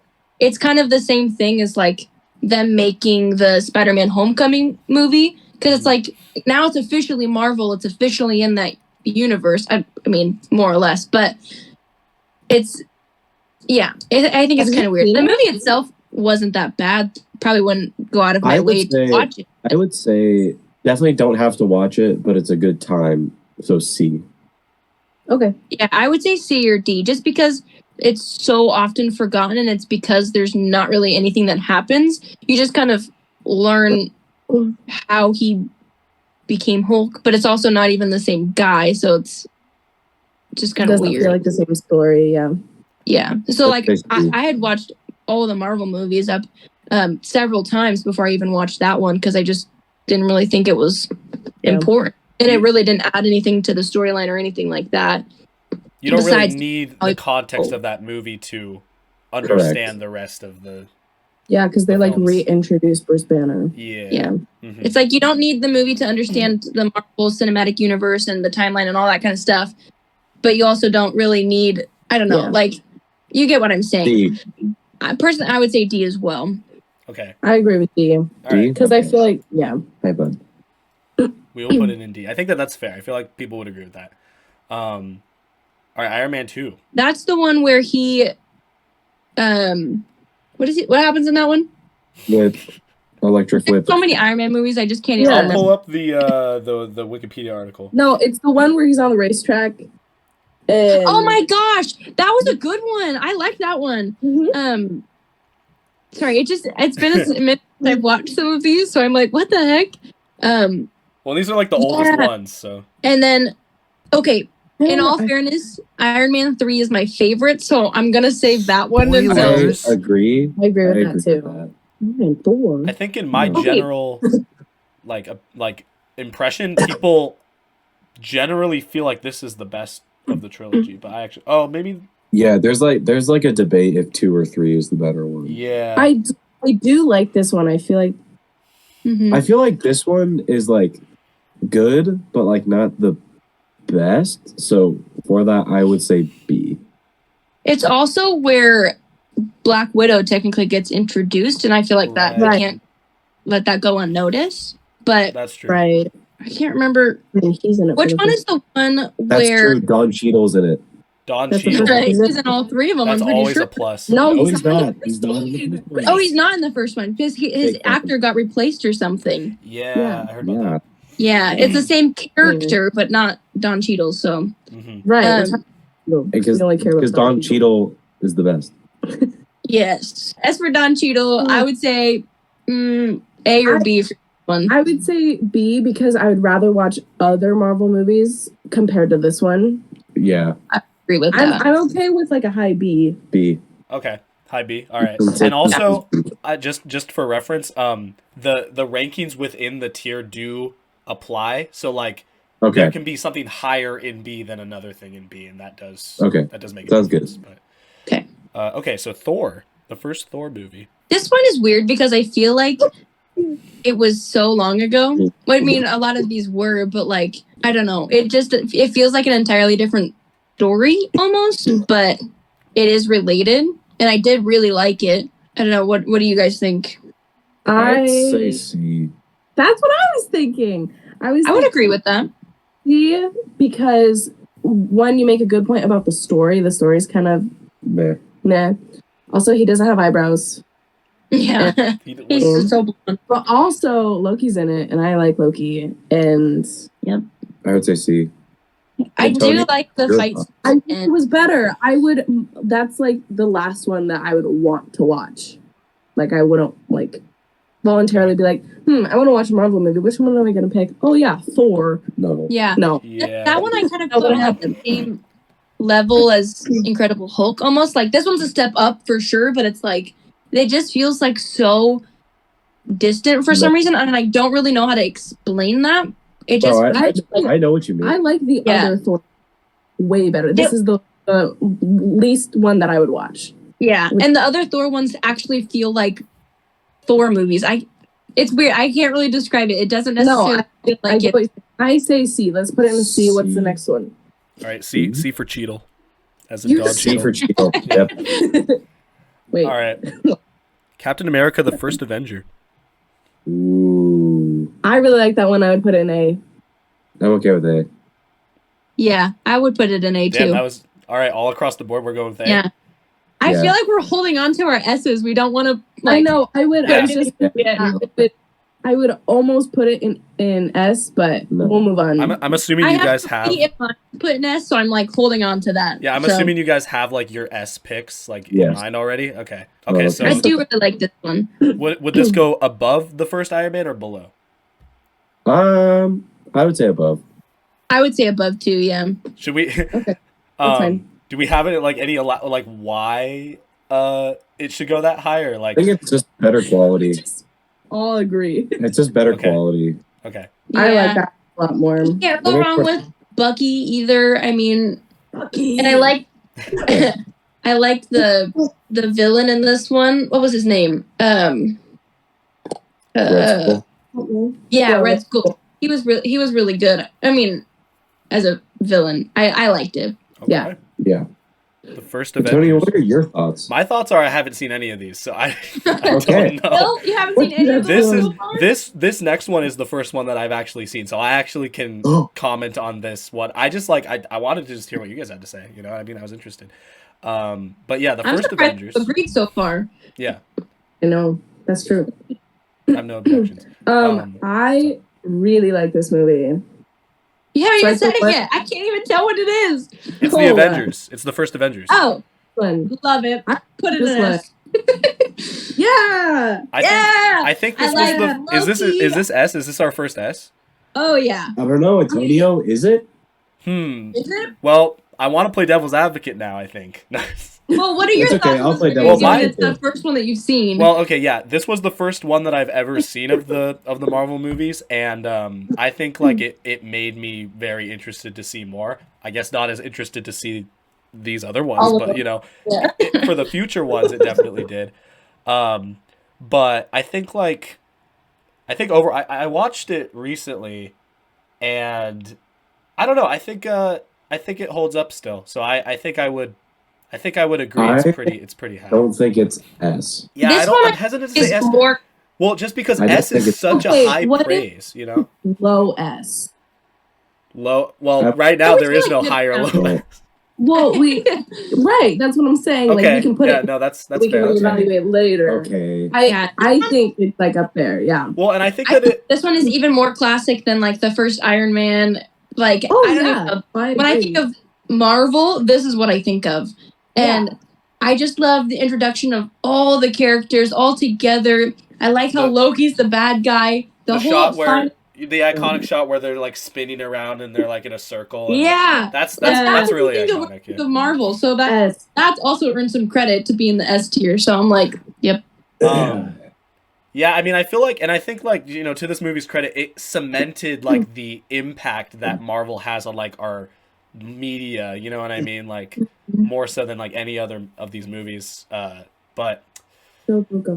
and I can't off the top of my head, I can't think of like any glaring flaws in it. So like, I'll put it in S. I'm okay. Yeah, with it. I just think it's, I mean, any flaws I can think of, I feel like it's just kind of cheesy. DC, I feel like they've done things here and there, but not really to this sort of scale, I feel like. And I mean, there's Star Wars, but that's also not really Well, the same. This movie this is made tricky, everyone want to start a cinematic universe. So I feel like that definitely Yeah. like that shows a lot. And we can't forget about the shawarma scene. I just want to bring that up. That's True. like, Yeah. you gotta remember about that. All right, so we'll Whenever put it in I S. think of this movie, I think of the hole in the sky, you know, Yeah. and all of the little things coming out of it, and that big like centipede-looking robot thing, and it's just like, and it's coming out. And then Hulk goes Jeff's gifts. straight into All right, it. well, Cody, if you have anything to object, No. I think it needs to be an S. Actually, you don't I get think to it needs say to go anything all the else. way to the bottom. No. It needs to go to F because of the shawarma. What's the next one? Because it's right. The next one is Iron Man 3, which you guys Okay, have already well- mentioned. I would put it in between Captain America and Iron Man 1. I would put it. I would agree with that. Mm-hmm. Oh, okay. I think that this one, I just really like the introduction of like that little kid, and I love that relationship that they had. But it's also the start of a much bigger piece of all these other movies, which is the super soldier serum stuff, which like you kind of see in First Avenger a little bit, but you don't really get to see much of that. Yeah, you also get to see like this huge superhero that's having like panic attacks. Yeah, that's like yeah. Yeah. Yeah, you can tell that he's been through stuff. And I like looking back at all of these movies and stuff. And I've noticed that in all of like the third ones that have come out for a lot of these bigger superheroes, they always lose something. And that's pretty interesting to see, I feel like. So this one, like, he loses his suit. And you kind of see him struggling with that on top of this trauma that he's been through with all these other things. And yeah. Yeah, he loses it because he loses his suit. Just like Captain America loses his shield, Thor loses his hammer. It still does. That says Ultron. Okay. Is it Ultron next? No, it's not Ultron next. Ah. It's like Sorry. the polar opposite. It's Thor: The Dark World. Oh. Everyone's favorite.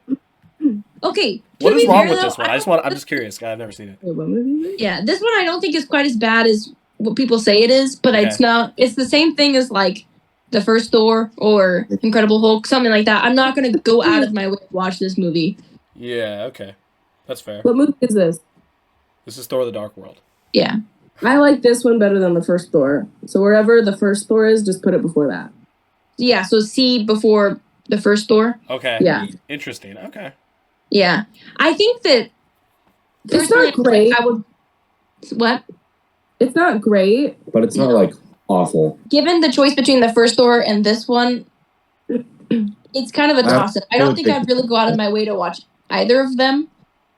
So Yeah, it's been different, I feel like. But it's very important. I just think it's funny how it's very important to like the whole universe because they go back to like this movie in Endgame, right? It's like, I mean, it's just Kind because of. of the stone. Yeah. Yeah. I think Yeah. that one's a. It's not like a big part. I think they just talk about Jane and how she's safe or something. Yeah. Okay. So next we have Captain S. America: The Winter Soldier. S. Put it at the top. S. But behind the first Avenger. That's my vote. Okay. No. Okay, all of the Captain America movies, though, I mean, the first one's not quite as good, but this one and the next one, oh my gosh, some of my favorites. Yeah. That's true. So good. I still think it's better than Avengers.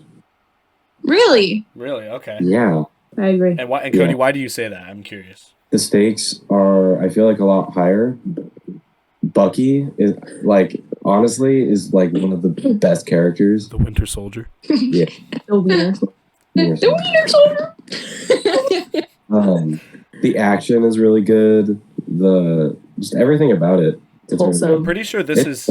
I don't know what this is worth saying, but this is Andrew's favorite Marvel movie, and this is It he's is. also It is a big fan. He's a We big got to fan. go for him.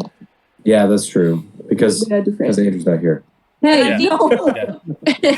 When I was thinking back to, like, which one I would rather watch, if I were to sit down and say, I want to watch a Marvel movie, given the choice between these two, which one would I rather watch? And I think I'd rather watch this one, to be honest. Yeah. So I would do Winter Soldier and then Avenger. So Yeah. Winter Soldier is going above Avengers then. yes. Yeah. Damn. Okay. I don't think it's We going to be all, the top we all one. agreed that Avengers would be low S tier. That's true. Okay. Yeah. Yeah, that's fair. Yeah. Next we have Guardians of the Galaxy, the first one, Can Ooh. we put it above Iron Man? the first Iron Man. Above this, the other Iron Man. So in between in the Captain America and the Iron Man. Oh, okay. This is such a good movie, though. This was a super enjoyable movie to watch. I like the characters. I like the story. Like, it's just a classic, I feel like. And I like the Fun humor. fact, this was one of the first Marvel movies I went and saw with my mom. Aww. That's wholesome. Yeah. What did your mom think? No. No! Oh my I gosh. loved it. What did? My, Yeah. my mom loved it, especially because she grew up like in the 70s, so she really liked the music. Right. Yeah. The Yeah. soundtrack is really good. I was going to say, I'd like to know that the soundtrack is, they're fantastic in the Does it Guardians. have a record of it? I do. Yeah. Honestly, just for that, I think it should go above Captain America. No. Okay, that's fine. I don't know. That got shut down quickly. Hey, I just threw it out there. You know what, Cody? We respect that opinion here. Okay, but we can always change it later on if we really feel like Nope, it. No. you Right. can't. Nope. I There's don't. once they're cemented, there's no going back. I'm kidding. No, What? Honestly, I think we have to in order to make this video not 2 hours. yeah.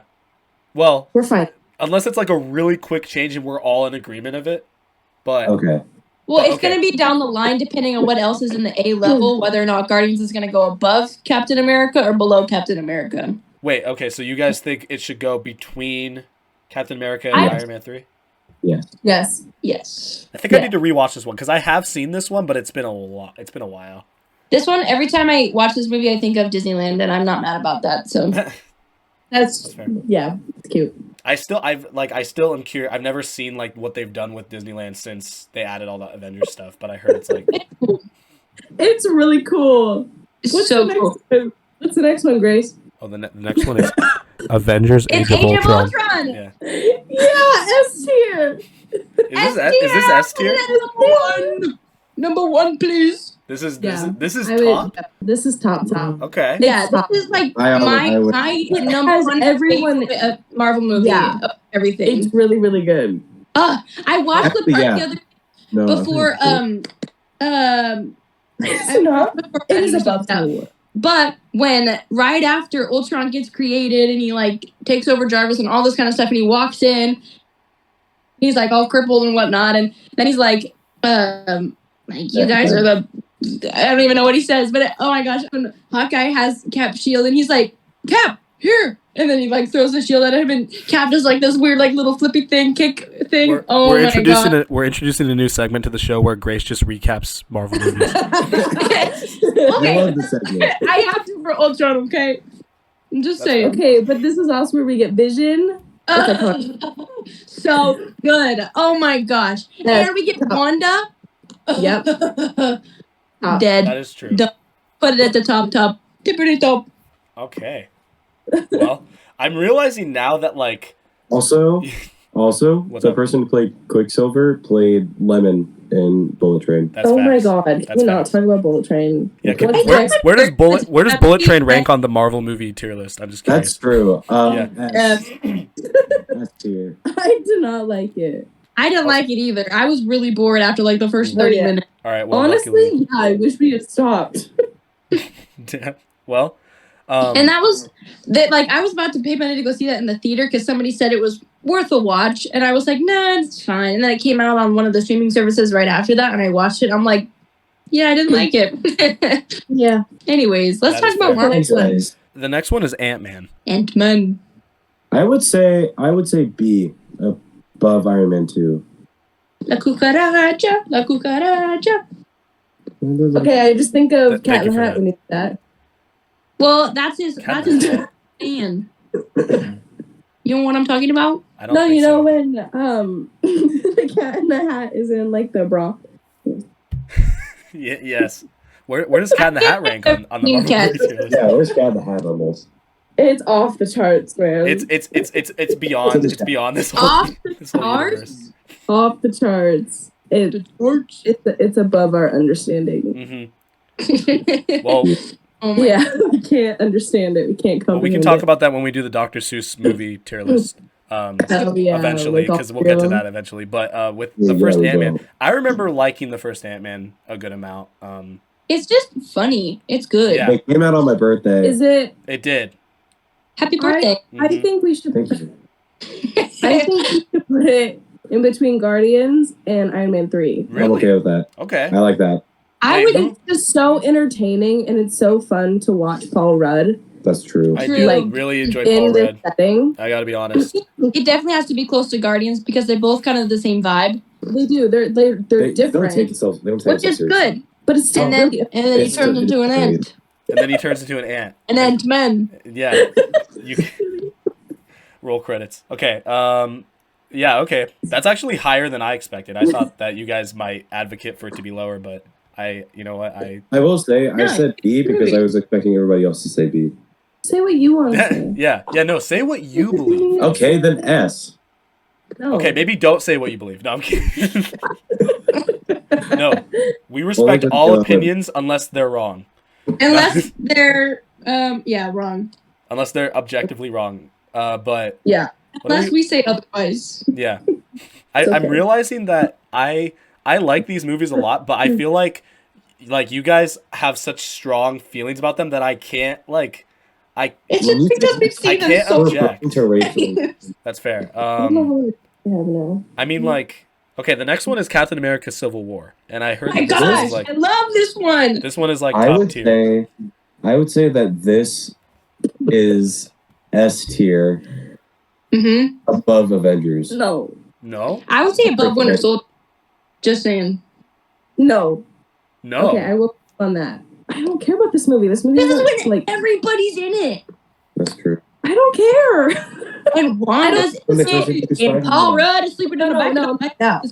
And Spider-Man. Spider-Man makes his I don't have entrance. his own movies, and those ones are way better. Okay, hold on. I feel like I'm just going to be defeated anyway. There's no point. No, Rachel, Hey, please. We say want what to hear you from want. you. Oh, really? Yeah. Okay. I just don't care about this movie. I don't like that they're fighting with each other. I mean, like, But it's for no. Zemo. No. They're supposed to be the heroes Mhm. and, work together and work things out without violence, I feel like.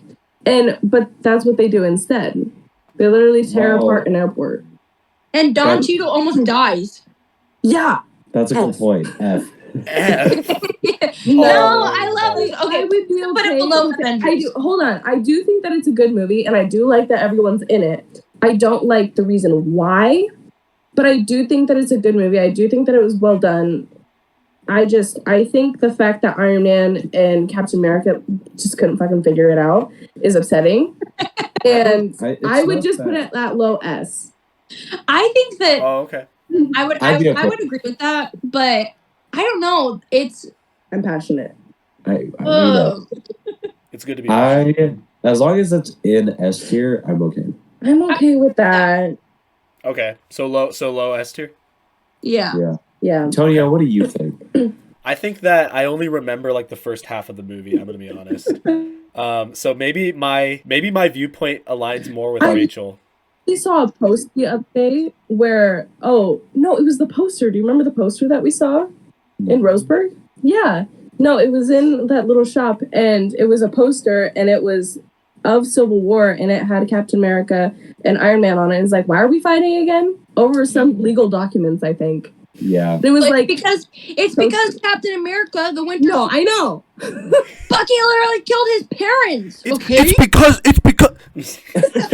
literally killed his parents, and he found out about it, and he wanted to get his revenge. He's like, I'm gonna kill you all. Okay, but and then better than that, huh? Well, this is when Cap loses his shield and he rises above. He's so much better. And than then we don't see Cap for like how many movies?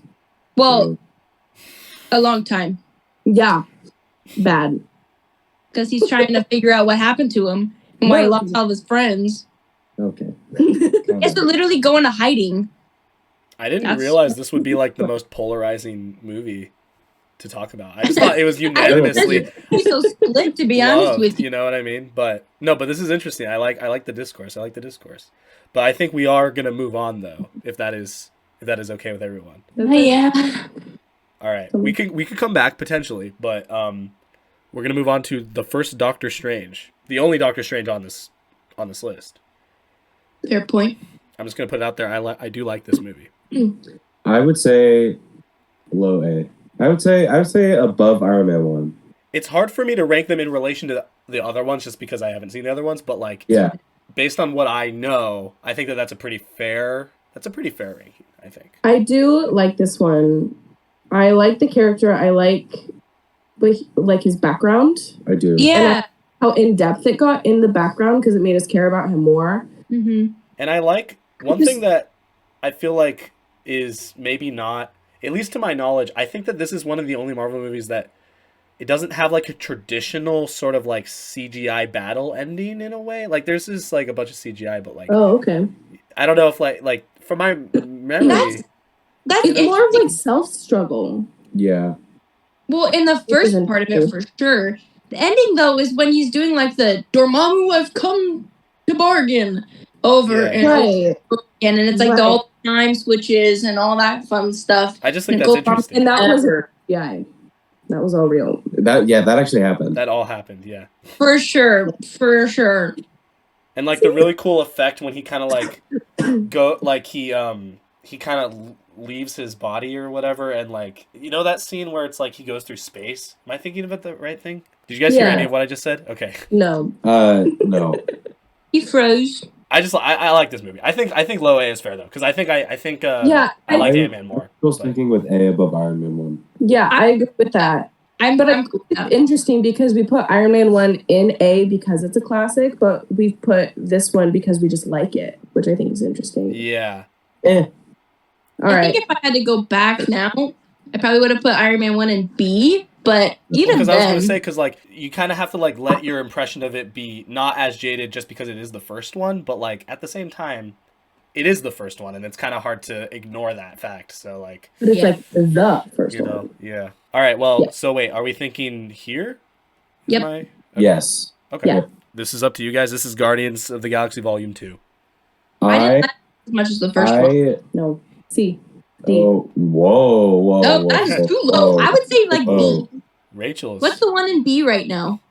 Iron Man 2. I put it go below that. I don't like this one. I know the stuff with his dad. It just wasn't... I don't know. It was a lot, but it was also like... I wanted to see more of the Guardians, not just Peter. And and their love story and yada yada. Yeah. Okay, but Yondu. Okay, but Yondu's in the first one too. I know, but Only for a little bit. I feel like I don't know. Yondu- My favorite part of this movie is like the Character 5-minute development. intro, and that's it. That's true. The intro. What? The intro.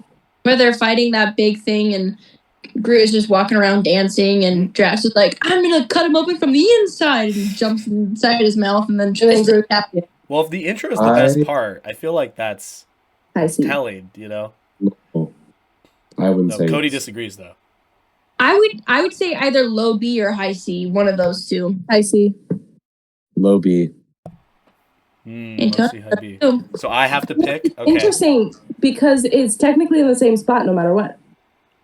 that's true. I think we need. Yeah. Wait. I think We need low B. more. We need Low more. B. More I see. things to be in B. So I'm going to put it in B, just Okay. to even things out a little bit. But I will say, normally I would put this just like slightly below the first one, but well, and if you just like the characters and the, their interactions, I feel like that you're gonna enjoy it regardless of the actual story I will say I'm necessarily. excited for the new one. Excited for the story in that one. I feel like given the choice between the two of them, everybody's like, "Oh my gosh, the second one is so much better," and I'm like, It's the dad that it's the dad that ruins it for me. "Yeah, Like, I want to like it. There's nothing else wrong with it. It's just all about him. Like, I like the fight scene at the end. That's cool.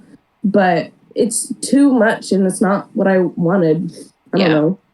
I would agree with that though." Yeah. Well, the next one is Spider-Man: Homecoming.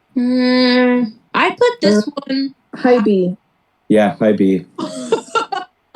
That was That was good. hard. Well, that was hard. That was all high B. Okay, Yeah. Yeah. What's the first one in B right now? that's Iron Man 2. Yeah, I'm good with that. Okay. Yeah, because I wouldn't put it above any of the other ones in A. Yeah, I agree. I might put it above Iron Man 1, but like we said, it's Maybe, kind of but I mean, honestly, Iron Man 1 and Spider-Man Homecoming are about the same for me.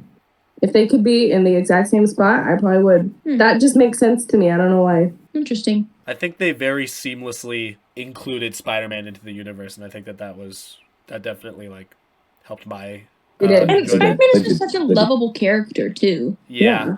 I will say that I think some of the other Spider-Man movies are better than this one. Oh, definitely. Yeah. So that's why I'm okay with putting this one in B. Yeah. Yeah. And I like his interactions with Iron Man in this one because you don't get that in the other ones, obviously. Yeah. But S. Thor Ragnarok. S. S. Can we put above Civil War? Are we just going? Are we Can we going put straight it to S? above? I would Not put even it a above question. Avengers. I would put it above Avengers. Oh my gosh, you guys. Thor Ragnarok. Yeah. Okay. It's so good. Oh, Huh? My name is I remember we Meryl. hello, my name is Coke. I'm made of ropes. collectively we watched this together, and that was my We first did. time watching it. We watched the first half, and then we didn't watch the rest. I never went back and watched the rest. I'm gonna be Is it honest. because you weren't interested, or is it because you just didn't? I just didn't never thought to do it. I don't know why. Like, We did something else. got home. I think it needs to be an S tier. Yeah. I would agree with that. My hard thing is I love Civil War so much that I'm like, I'm like, ugh, I don't want to put it above that. But if all you guys agree, then I would put it above the first Avengers. Yeah. pain in my I would watch Thor Ragnarok like 3 times in a row. Okay, when you think about it that way, I've watched this one probably more times than majority of the other ones. Yeah. It's a good, easy watch. Yeah. And it's fun. It was very Okay, fun. I'll Yeah, put it above what I did Avengers. see Love you. was pretty good. Okay, so here, right? Yeah. Yep. Okay. All right. Next, we got Black Panther. Silence. It's a good movie, okay? I just Okay, watched it. it's a good movie. I like the story. I like the characters. I think they're really fun. I just, as a movie, it wasn't as captivating as I had hoped it would be.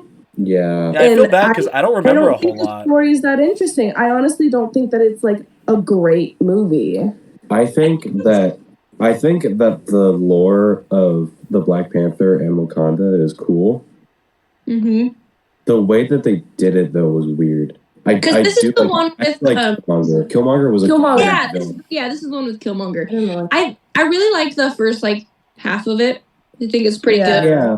And then it And just then, like, get really very well. exciting after that. Yeah. I would say low B. I would. Okay, yeah, because I would definitely put it above Thor. Yeah. What's the one at the end of B? Guardians 2. Yeah. And what's the second one? Thor? That's the Thor 2. No. Wait. No, In in B. B. It'd be. It's Iron Man 2.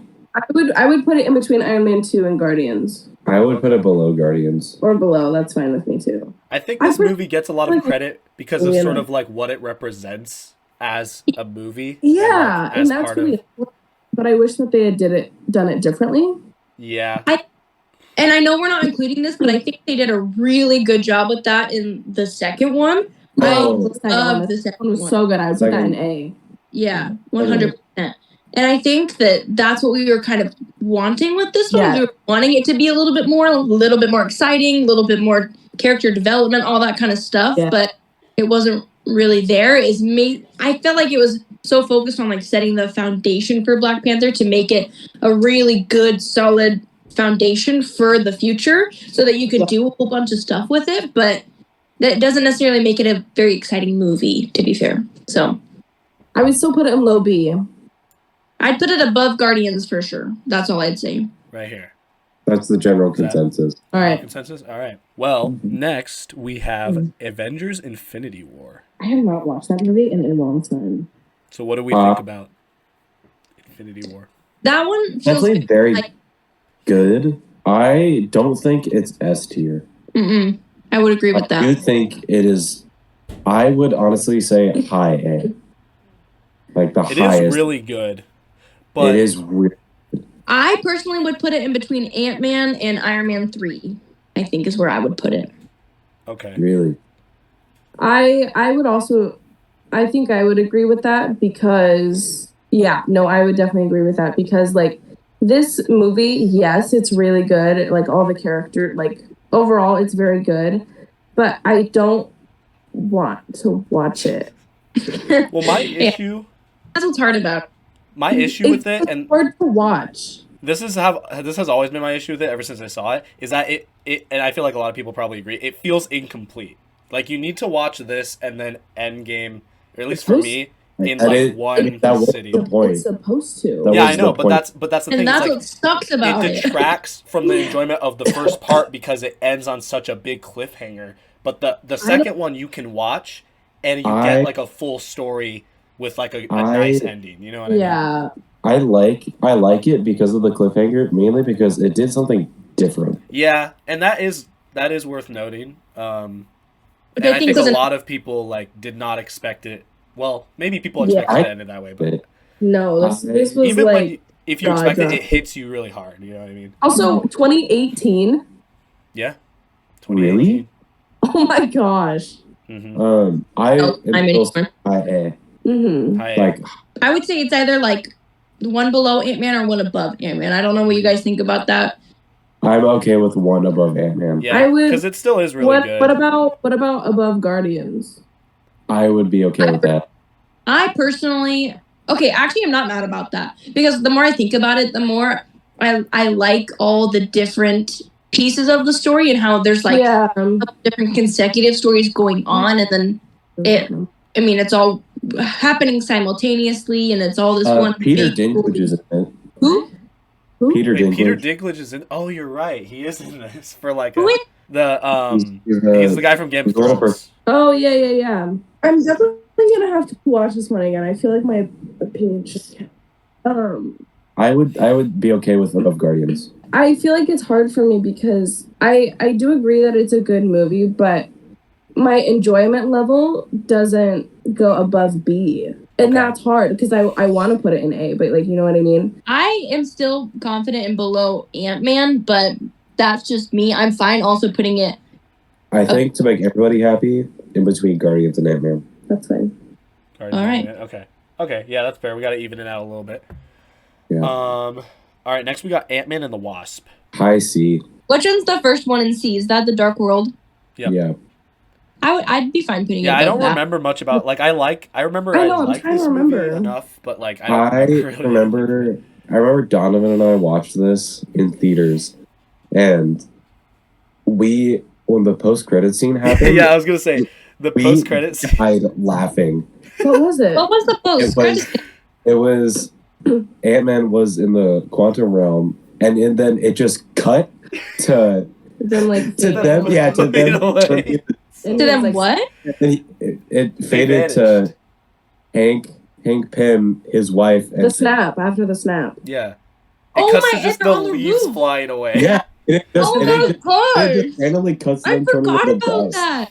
And it's so funny. It's really funny. The way but that's the way that they cut it was so funny. yeah, and he's just like guys, hello. And then it ends. Oh my gosh, I forgot about that.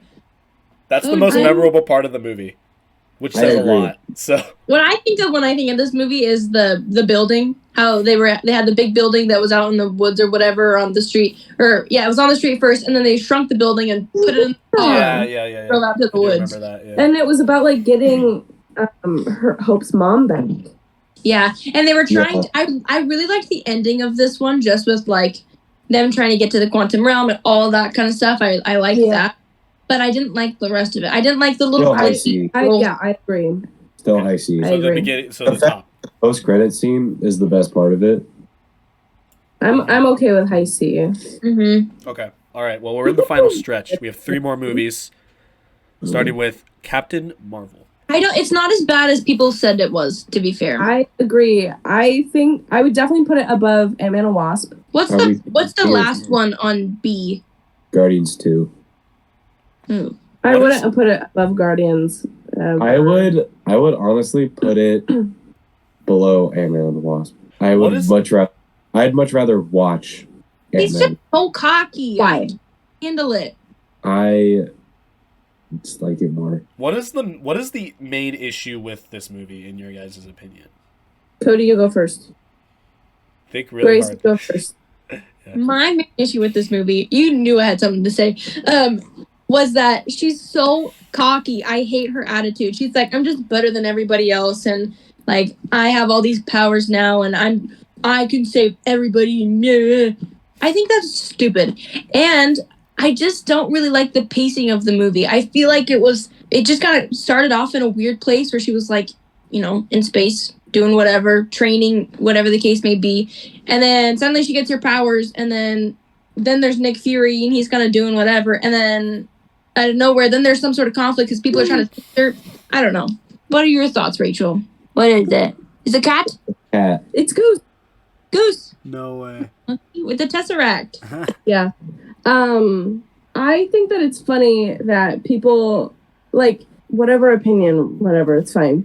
But I think it's funny when people say like I didn't like her attitude, but then you think about something like Civil War where they're fighting over like fighting. Like I feel like that's so contradictive. Yeah. I don't know, because the whole movie was about them like just fighting over something that they cannot just get over. It's Like, different though. Figured it out. Yeah, I feel like I do agree with that. It is different. I feel like it's different because we've seen all these movies with them, and they've had these relationships, they've had these different experiences with each other, and then it kind of boils down to one of them feels betrayed. Like his parents were literally killed because of something trying to defend. Yeah, but I'm thinking like nitty gritty, like down to the bone, like that's what it was. That's what happened, and they just couldn't figure it out. Yeah, and I think literally picking teams and fighting about it. I think what bugs me about that is that like, sorry, they like they're fighting over. Well, no. Let her talk. Yeah, are we just going back to Civil War? And they're really just trying to stand up for what they believe in. But I also feel like they never once were like, well, I'm right, and this I already know it. Like they just were trying to do what was right and what. See, but I never got that from Carol though. It was different. It was more like I guess I kind of noticed it more in Endgame. I'm pretty sure, but also I hate names Carol. Yeah. My name is Carol. You hate the name Carol? Yeah. Does that detract from the viewing experience? Funny. Yeah. I also just hate that the sudden just time shift. Like it goes from, we're saying pretty current and, it's accurate Well, to and it was her memory.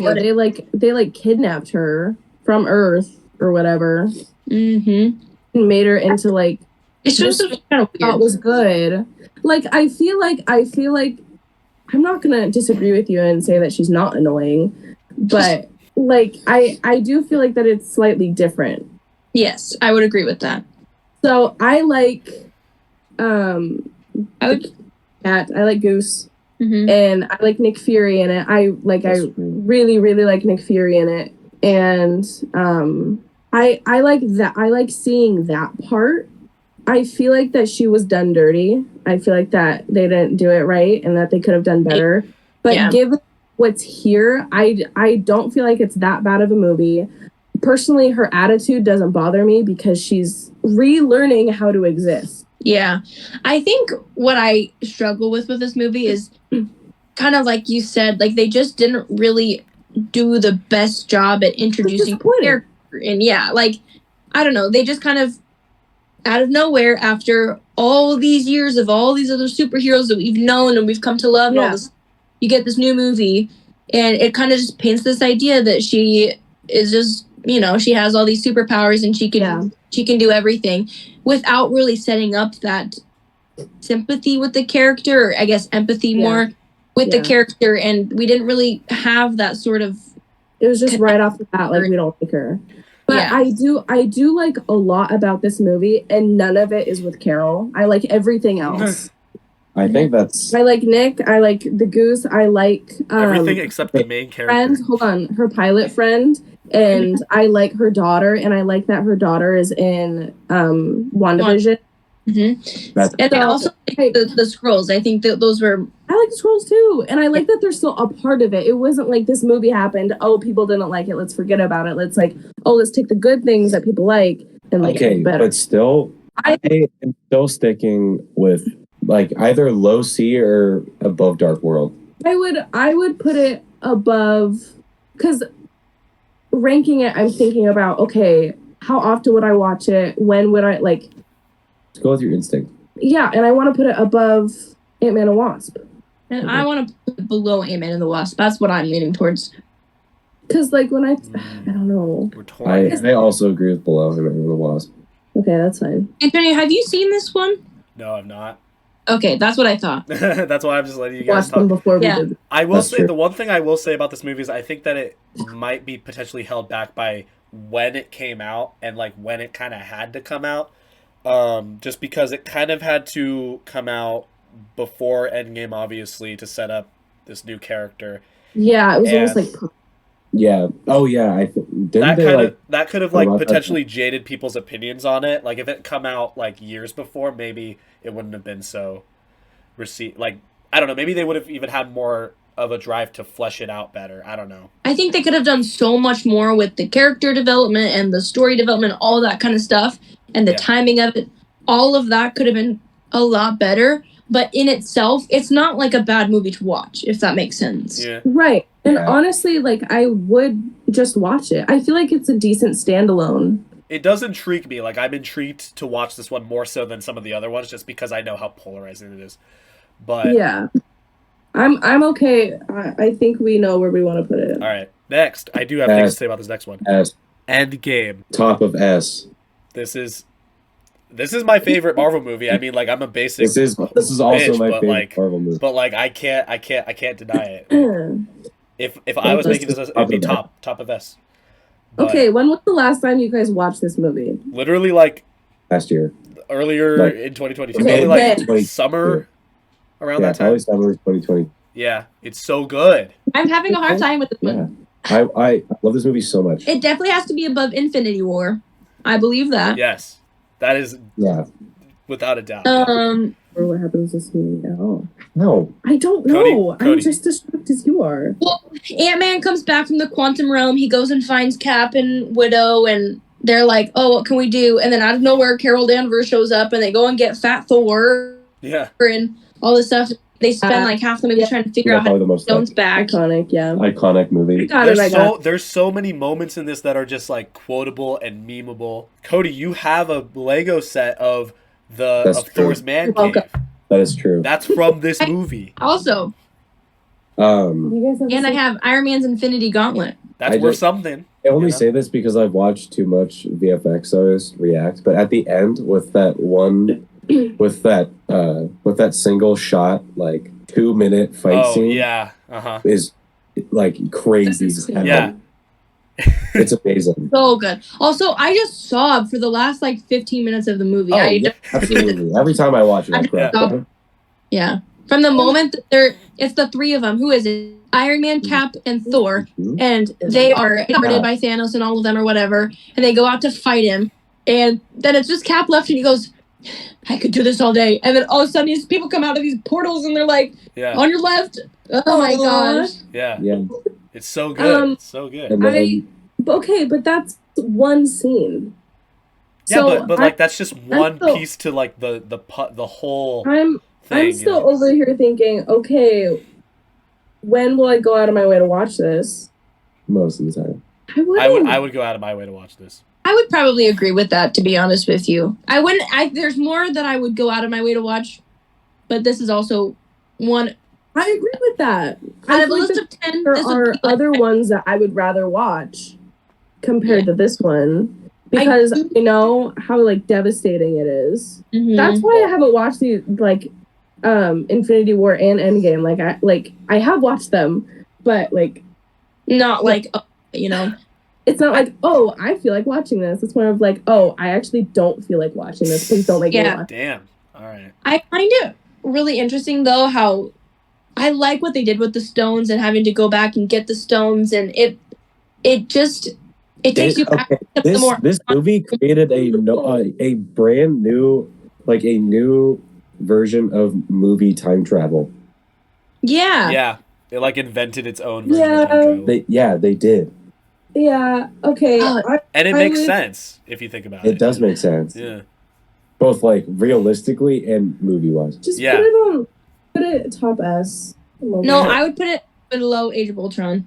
That's what I was thinking. Okay. I'm okay with that. I'm fine with that. Really? Yeah. I mean, take my opinion with a grain of salt, but that's a good point. But I do feel very strongly that it deserves to be an S somewhere. All right. Well, we have one more movie left, and this is probably a kind of a subpar one to end with, just because Endgame is like the big one. But like, yeah, Spider-Man: Far From Home. I mean, like this is a good movie. I like this movie. It's kind of a weird way to cap things off, I guess. Yeah, it feels like it needs to end with Endgame. Yeah, but literally speaking, I would put it. I personally do not like this one compared to Homecoming. Mm-hmm. I think I liked it. Homecoming was more enjoyable to watch than this one, mainly because Spider-Man gets betrayed, and it's kind of just like, well, damn. Yeah, like, that's disappointing, and it's like turns into a shit show, kind of. Yeah, I would like off the bat. I'm thinking below Homecoming. What's the one below Homecoming right now? Iron Man 2. Iron Man 2. I'm okay with that. I would agree with that. You put it below Homecoming, above Iron Man 2. That's interesting. I think I don't know. I feel like I'd rather watch this one than Homecoming. I could see that too, because it's interesting to watch.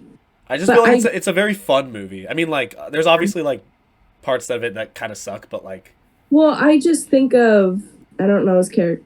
What's his name? Mysterio. Yeah. I was just gonna say Jake Gyllenhaal, but I feel like his character is just so like devastating and so ruthless that it's like it feels gross. I feel like they did, from what I understand about Mysterio, that makes sense. No, and I'm not saying that that's wrong. I'm not saying that they did it.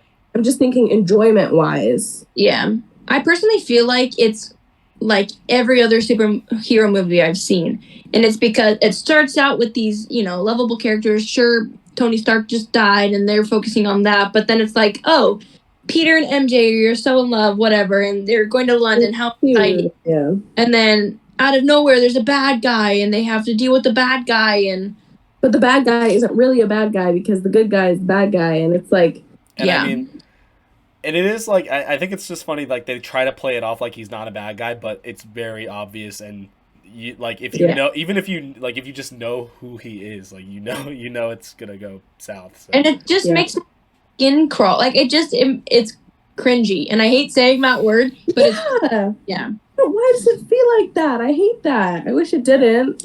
Yeah. It does cringy. I'm okay with Below Homecoming. Maybe I'm looking at this with rose-colored glasses, just because.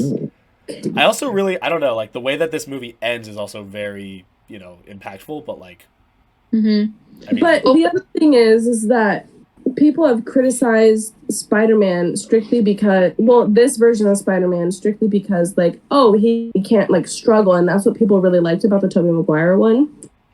And I feel like this redeems that criticism, which yep, he got what was coming to him. Like, I don't know, and I like that aspect, but I can't get over the fact that it's not as enjoyable.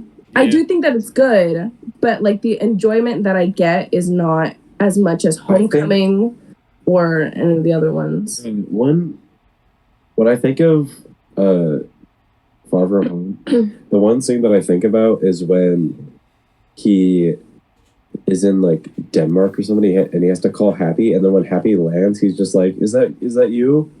Yeah, he's like, "Tell me something. I know what's really." And like the tulips. Yeah, that honestly, still to this day, probably breaks my heart. Oh my gosh! It also breaks my heart the scene when they're on the little sky bridge thing, and he's like, like it's the time, and Mysterio's laying there and all this stuff, and then Peter has his little Peter tingle, and he like grabs the gun that Mysterio just. That scene is amazing. That is cool. Yeah. Scene is really like good. That scene. Okay, well, I would still put it below. I think, I think personally I'd put it above Homecoming, but if you guys all say below, then I'll agree. I'm okay. Wherever. Yep. Whatever you guys think. But I'm saying it's whatever you guys think. I put it above. Honestly, if I had a way to put it in the same spot, I would. It's hard because for Homecoming, I really liked the Vulture. That's what's really getting me. I didn't. Oh yeah. Mysterio was okay. Like he had he was a good guy, but actually a bad guy, and it's all sorts of connections. But more conflict. Below. Vulture. We'll put it below. That's fine. Okay. Well, we've completed our mission, guys. We've ranked the whole Infinity Saga. In 20 minutes. Good job. In has it been an hour and 20 minutes? Yeah, something like that, right? Yeah. Okay. So what's the one on the bottom? That's the Incredible Hulk. Oh, that makes sense. So we had I was curious if we were gonna have any F tier picks, but I guess like that just shows the quality. But if we did all of them, maybe. If we F tier, Endgame. Yeah, Endgame is like pretty trash. I think overrated. Garbage. Nobody wants to watch it. It's an awful. It doesn't even mean anything. True. Not even worth watching. Trash. All right. Well, what I hope, I hope you guys didn't think that doing this was trash, because I enjoyed this. Thank you guys for being here and joining me today to make this tier list. Oh yeah. Cody, Rachel, Grace, you guys have been fantastic guests to have on this show. I'm excited to do all the MCU movies. We will eventually potentially do all of them. Hey, let's do it for fun. Right now? Right now. That's what we're gonna do. But we're gonna. I don't even. Ones have come out recently. We are gonna cut the video though. So, thank you guys for watching. We'll see you guys in the next episode of Chit Chats. Peace out. Bye. Bye. Go watch Endgame. It's a good movie. Who wants to say let's have a chit chat? Me. All right. It's like yesterday. Yep. All right. Okay. Here we go. Oh, wait. Mom! Mom! I'm recording Chit Chats! He's like, fuck you. All right, are we good now? Yes, we're good now. Okay. Welcome back to Chit Chats, everybody. My name is Antonio. What's up, YouTube? I'm Gay Bowser. And I'm Gay Donovan. And welcome. Let's have a chit chat. Let's have a chit chat. Cool. I'm Tokyo Ghoul. I'm not gay anything. I didn't realize we were doing that. I'm sorry.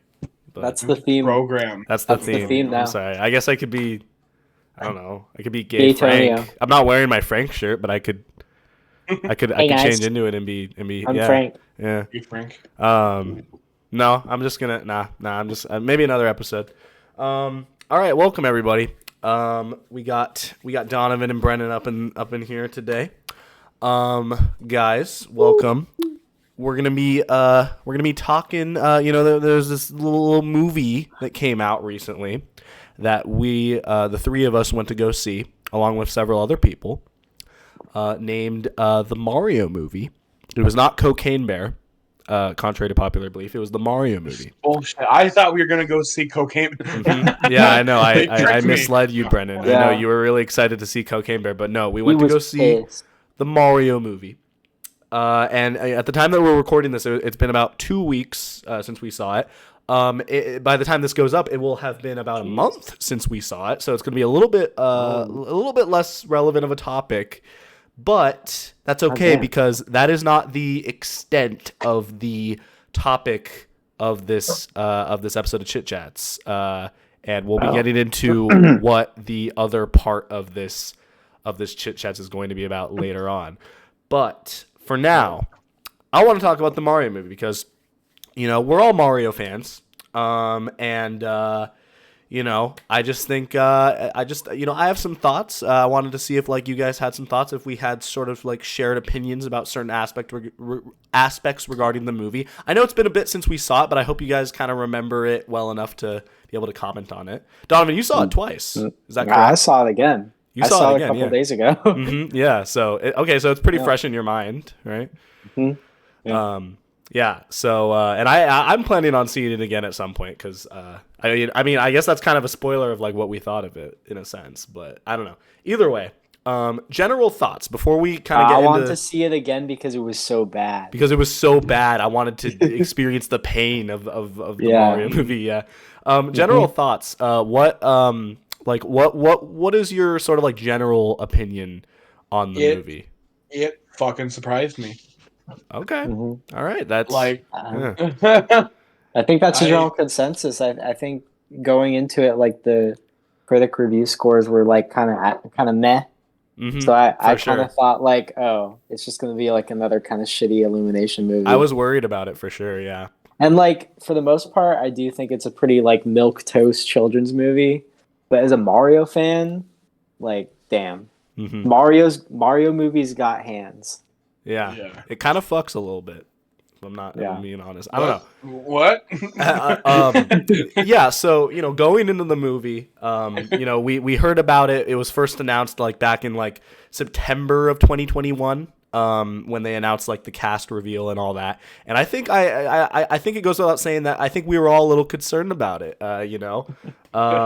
Insert the video of our reaction to that cast reveal. Yeah, me, you, and Quentin. That is one Keaton. aspect of that time that I really remember enjoying was just watching everyone's reaction to the cast reveal because it was it was so fun. It was so funny, seeing everyone respond to just Chris Pratt as Mario.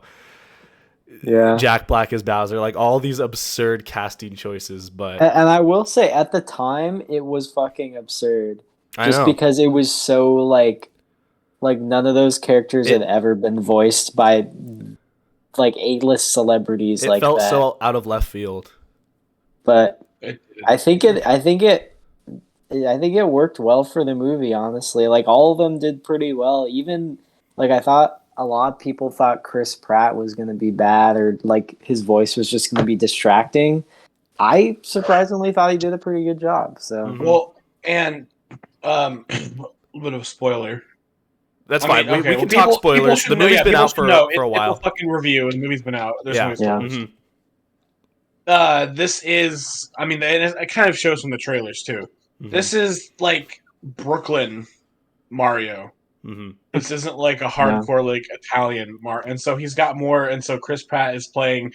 There's only a couple scenes where he does kind of a strong or tries to do a strong Italian accent for Mario, but then most of the movie he's actually speaking in more of a Brooklyn accent, which actually really shocked me. It was way better than I thought it was going to be when you think of the idea of Chris Pratt's Mario. Yeah, But if you look at it, the fact that it's Brooklyn Mario, it's better than you think. Mm-hmm. Yeah, I think the way that they like kind of like explained why he doesn't do his in-game accent like was pretty clever because they were like because he did it for like the commercial and yeah, then they he make was like, "Is that too much, Luigi?" And yeah, they make a joke. I out enjoyed of it. that, and then they actually use Mario's voice, but for like a different character. He played Charles Martinet. Jumpman. He played Jumpman, and he played Mario's dad. Yeah, as far as I know, he played Mario's dad too. Yeah, as far as I know, yeah, that's I think those are the characters that he played, and I quite enjoyed that because I remember like at the time when they announced the cast reveal, everyone was like, "Dude, this is such a disgrace to Charles Martinet. Like he deserves to play the role." And I definitely think like they did a good job with it. But... they wait. What'd you say?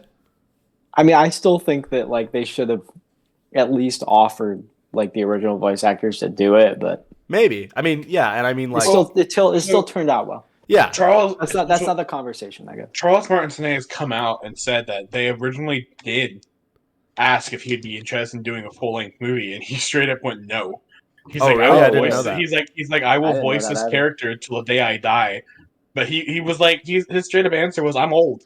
He's like, I don't have it in me to voice like a whole movie. You know, he's like, I'm fine doing some cameos, and he's like, I'll keep doing Mario's little quips and sounds until the day I die, but I do not have it in me to voice an entire movie.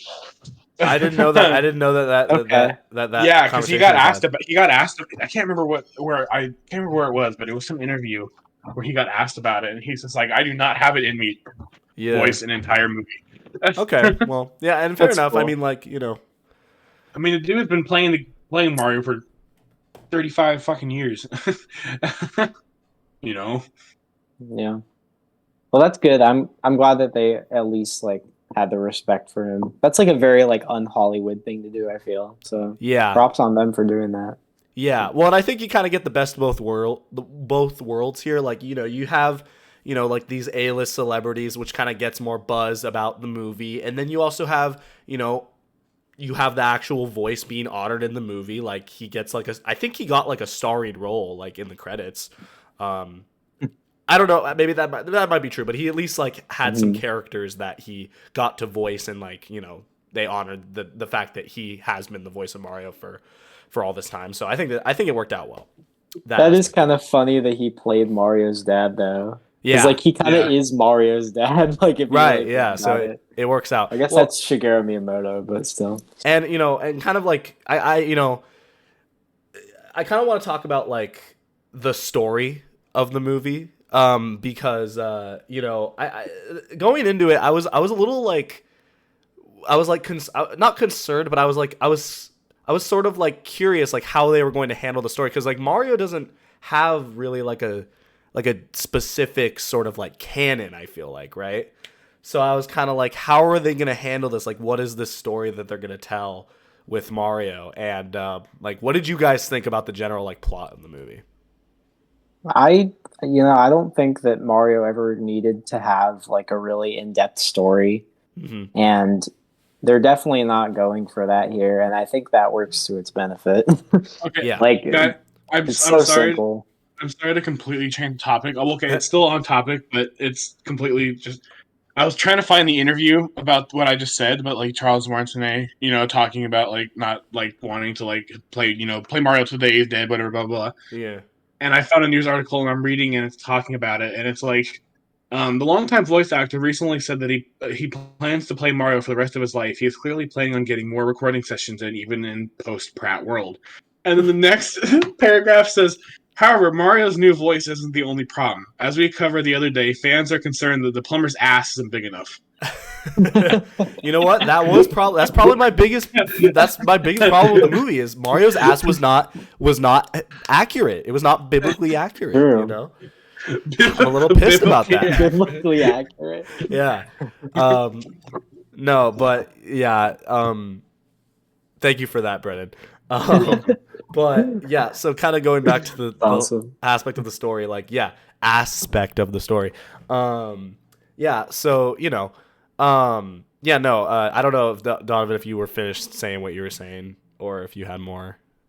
Pretty much. I mean, like, just basically, like, I feel like it's exactly what it needed to be, right? Like, it didn't need to be super in depth, but like the story kind of acts as like a way to just drive home like the characters and like show the world more. And I think that works to its benefit. Yeah, I agree. Because that's what you go there to see. You go to see the characters, and you go to see like the world that they put together. Yeah. So well, and honestly, it's successful. I've been thinking about it, and honestly, my thought is like kind of if they had a more like real, like developed story, I think it would have been a little less fun of a movie. Like I feel like it would have, you know, like I feel like it kind of would have worked against it in a sense. Like I feel like it would have kind of just, I don't know, it would have just been less fun. I don't know how else to put it. Like I think that because like Mario is such like a silly concept, and you know there's like a lot of like whimsy in the world, and I just feel like really having like a serious plot would have kind of like taken away from that. But yeah, no, I agree though. I think it like accomplished what it needed to, and it really just like the plot was just kind of like a thinly veiled way of like getting from set piece to set piece, and I think that for that purpose it worked. Well, and like I think the plot that they went with, like the main story, worked pretty well, because like it was a story that was pretty easy to understand for even people who maybe weren't like hardcore Mario fans. Mm-hmm. Like, of course, for like us, it's like a pretty basic, like pretty like, okay, yeah, let's do this Mario story. But I feel like they also did a good job of making a story that wasn't like straight out of a movie. I mean, a game or something like that. So it was a story that people who maybe aren't like young kids who maybe only know like the newer Marios or something like that, you know, like it wasn't based on. It was just based on common like Mario lore, kind of, you know. Bowser's the bad guy, wants to kidnap the princess, blah blah blah. You know. Well, and they did take some like creative liberties with it too. It wasn't like, you know, right. Like, there was some things that I was like, oh, that's kind of a neat sort of way to tie that in, like the whole like platforming aspect, like that being like a training sort of like course for Mario. Like I thought that was cool. That was a cool idea. I was gonna ask you guys if you guys ever caught this. If you watch the movie again, Antonio, you need to watch for this. Remember when they get their first call for plumbing job and they like their car breaks down and so they have to like run on foot? Yes. And that little side scene where they're like running through like the construction work and all that. Yeah. If you actually watch that scene closely, most of that side scene is sections of Mario World 1-1 from the original game. Yeah. No, I heard about that. Okay, you did hear about that? Yeah, I watched a video comparing it and I was like, dude, this is sick. Yeah. That was a neat touch. I could tell that they were like going for something like that with like the design of that scene, and I thought that was cool. There's a lot of like touches like that in the movie that are just like really like true to what Mario is. A lot of Mario references and Nintendo references. Another thing that I like is that like they pull from, like, I think we talked about this after we saw the movie, but like they don't just pull from like the first 3 Mario games. Like, because I feel like when Nintendo does like these reference things to Mario, like they always pull from like the first 3 Mario games on the NES, or mainly just the first like 1 and 3. Yeah. But I really like that they had stuff from like Galaxy, and they had stuff from like Odyssey and like 64. I also really enjoyed that. Like there were so many Mario games that were referenced, and like we were just constantly pointing at the screen like, oh, I know. Oh my god, we were soy facing at this. Me and Brendan specifically were like, oh, dude, that's that thing.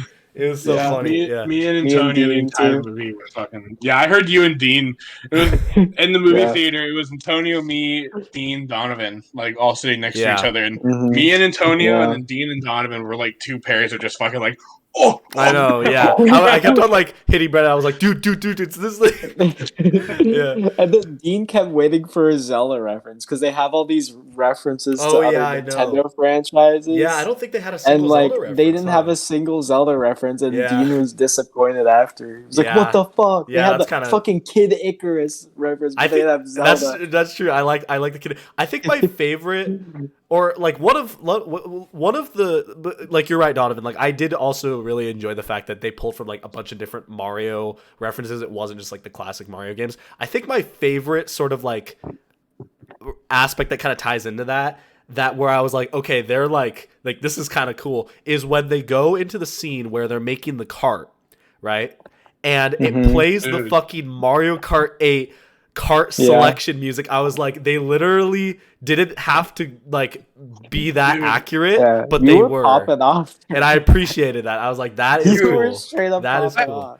That was personally my favorite. I've been playing a lot of Mario Kart lately because I finally got it for my Switch. Yeah. Oh yeah, and me too. And I play it, and I played it at my coworker's house whenever we all go over there, and so I've been playing a lot of it lately.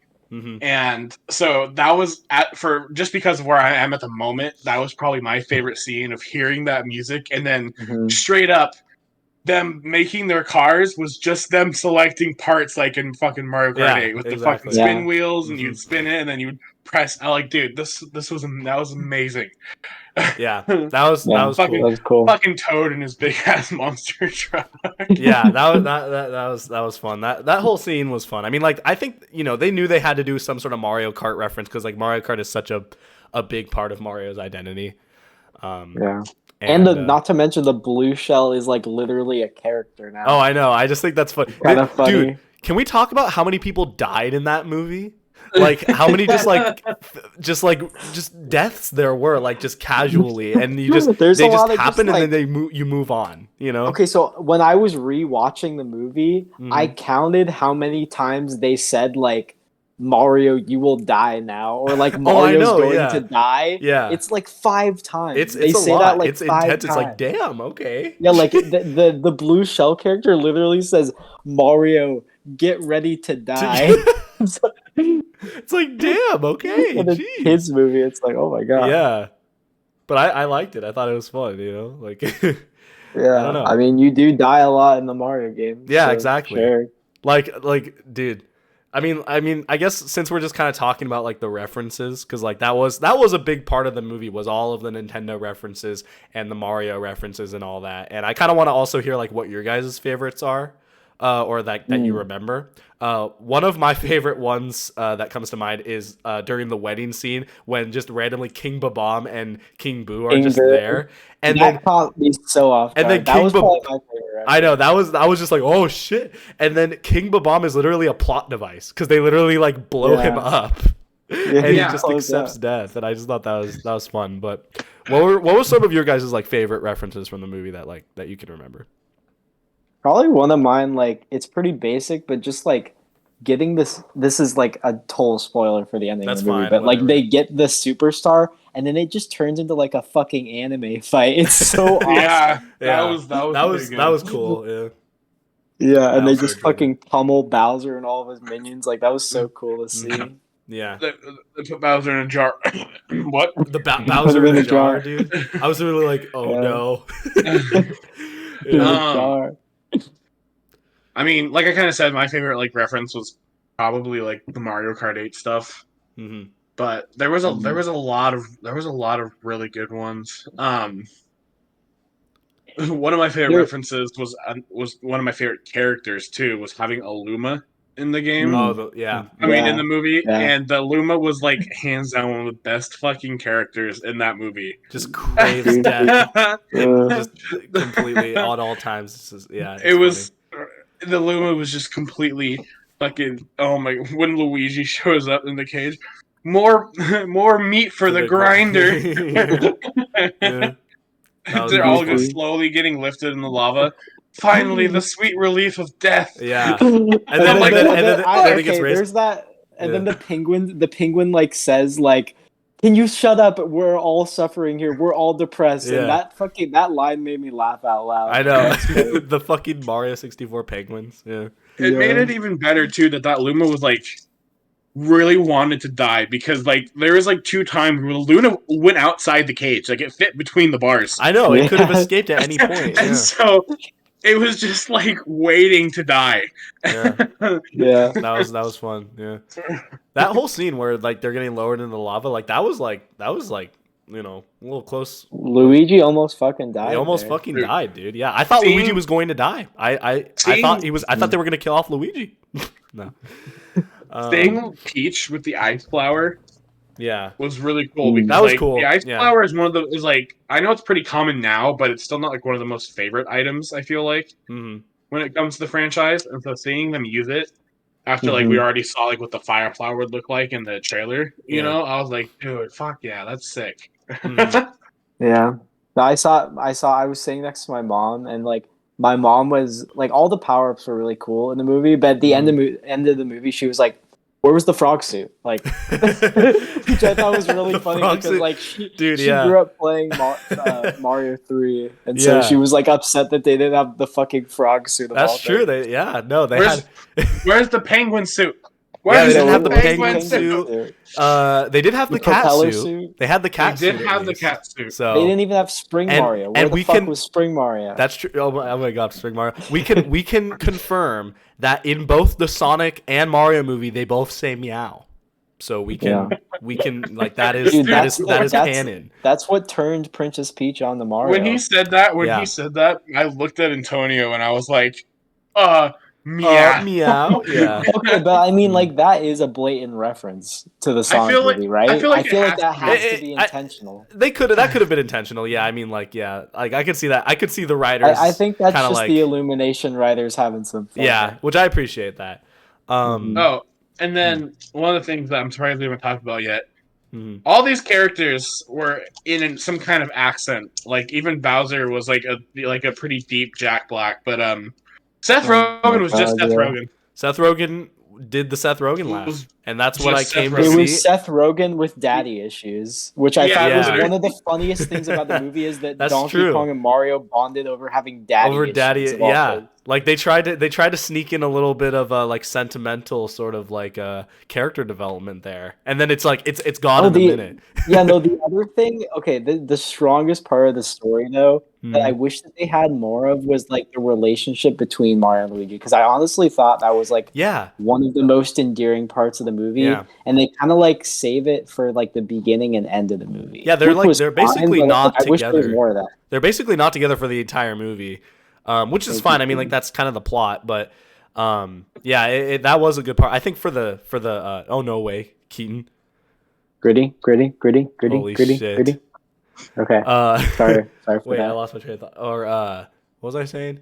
Oh, yeah. No, I feel like for like the second movie, they're probably gonna have more like Mario and Luigi sort of like duo dynamics. You know what I mean? Because they're gonna make a sequel. You know that they're gonna. They have that scene where he's in like the pizzeria and like he sees like the video of them on the screen and it's all emotional. I was like, damn. Oh, I know. This is actually kind of gonna be here. Dude, and then like I don't know if you guys have ever played. Either of you guys ever played the Mario and Luigi games? Oh yeah. Mm-hmm. Dude, that end scene when they were kicking Bowser's ass with the star, did that not just give you like total like flashbacks to some of the team moves from Mario and Luigi games?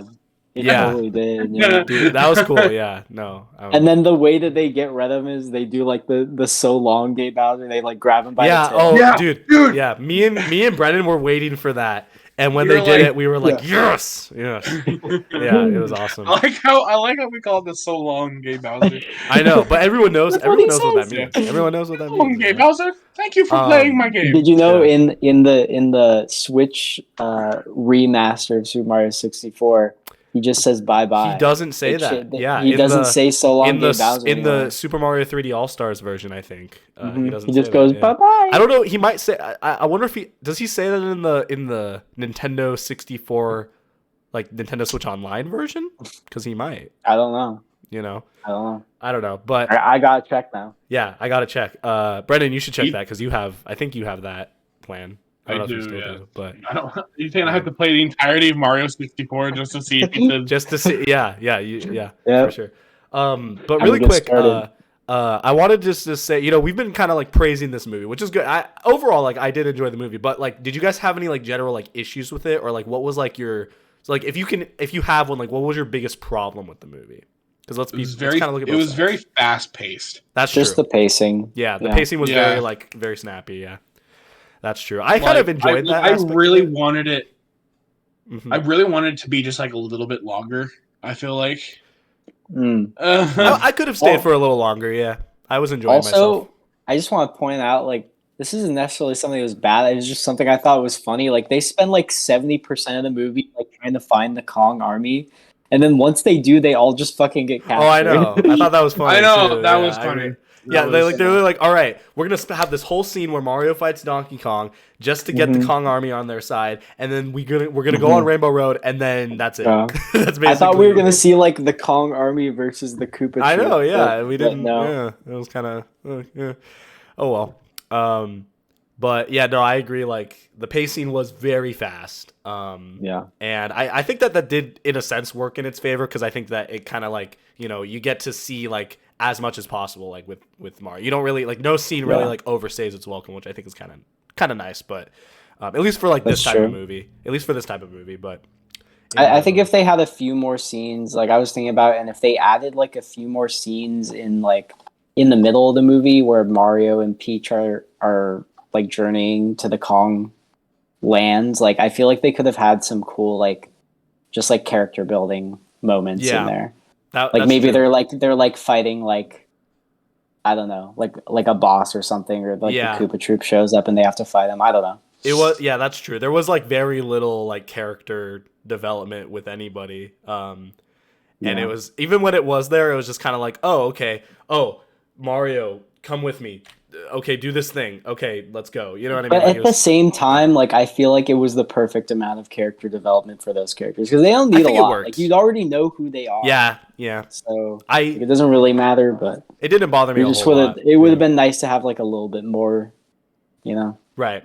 Yeah, and for sure, and I, that was an aspect of it. But overall though, like I did really enjoy the movie. I'm excited to see more. And speaking on that topic, I wanted to, not just make this Chit Chats about the Mario movie, but I've prepared a little treat for us. Because, it's obvious that Nintendo is going to continue making movies, whether that be a sequel to the Mario movie or other movies. So what I have prepared here is a little tier list. Oh, shit. We're going to rank Nintendo franchises based on how deserving we think they are to get movies in the going forward. Dude, where the fuck is Wario? You don't have Wario in here? I did not put Wario. Sorry, just to go back for a second. My biggest disappointment with the movie is they didn't have Wario. There was no Wario? Yeah. There's no Wario. Okay, yeah. You know what? That's fair. I do think that they're going to save that for the sequel, personally. But, yeah. I don't have Wario. I picked... by the Rock. No. Yeah, I picked... Yeah. Well, did you see that thing that was like Jack Black was like, I want Pedro Pascal to play Wario in the sequel. Like, I think he said that. Yes. Yes. He did. And I was just like, you know what? I can get down with that. To play Wario. Yeah, so so just to kind of like cap this video off, unless you guys have like anything else you want to talk about regarding the Mario movie, I do want to cap this off and I want to go through, these are like the most popular Nintendo franchises, or at least in my eyes, like the ones that like most people know, we're going to go through and we're going to talk about like what, like if we think they should get a movie franchise. And this is actually like topical because I'm pretty sure like either this morning or yesterday morning there's an interview with Miyamoto that they put out where he said like, oh yes, there will definitely be more Nintendo movies. Yeah, I saw that. And so I want to talk about that. So some of these emblems are kind of weird, but I do like just because they were compressed to be in a square format. But like we can make sense in them. I do have some kind of funny picks here. You might notice. Like first here we have Animal Crossing. So like, what do you guys think about an Animal Crossing movie? Okay.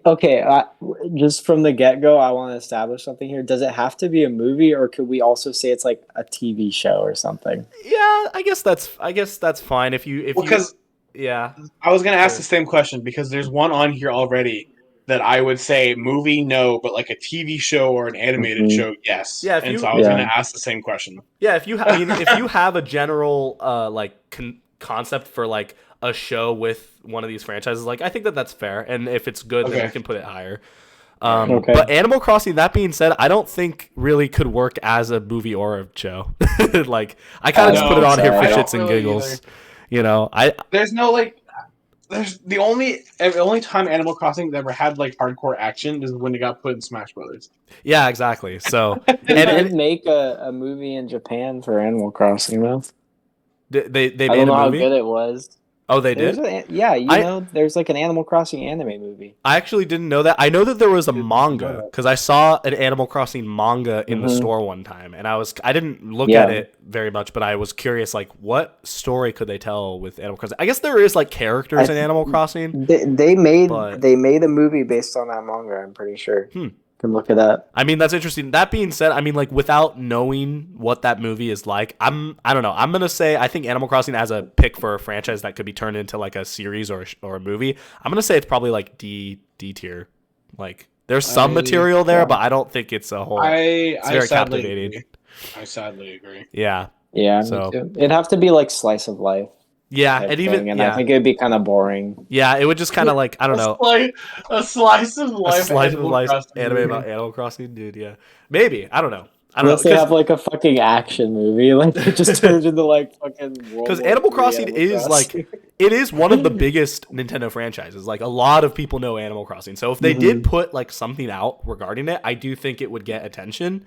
That being said, I don't know if it would be that great, but it wouldn't work. No. And next we have a Chibi Robo, which I only put on here because I asked before we started for one more franchise because I just wanted to I wanted to round it out. And so and Donovan, you said Chibi. I didn't tell you what it was for. I was just like, oh, I want another Nintendo franchise, and you gave me Chibi Robo. I should have said Wave Racer. Yeah, you should have said. You should have said. I mean, you also said the legendary Starfy, which I think would have been interesting to talk about. But that's enough. Yeah, but no, we have Chibi Robo. I don't know a whole lot about Chibi Robo. That being said, I mean, there could be some material there with a small robot, like. I don't think Nintendo is ever going to do anything else with Chibi Robo. No, so that makes probably not. But we're not talking about if they are. We're talking about like how if they did, how well do we think it would work? And honestly, I think it would work better than Animal Crossing, but not by much, I'd still put it C tier in that case. Yeah, I'd say like a solid middle. Like they could find something. They could find something, but it would be a little tough, It would also be boring as fuck, I bet. It would probably be. I mean, honestly, I'm almost kind of considering putting Animal Crossing in F. Because I feel like compared to like some of these other ones, like throw them F. I kind of want to move both of them down one. You know what I mean? I don't know. Like, what do you guys think about that? Go ahead. Yeah. All right, we're gonna do that. We're gonna be a little harsh here, but that's fine. Next we have EY. So what do you guys think about EY? No, this is Donkey Kong. So I don't know if you guys heard, but I think there was talks about a Donkey Kong Country spin-off movie with Seth Rogen. So that might already be in the works. I think that'd be really fun.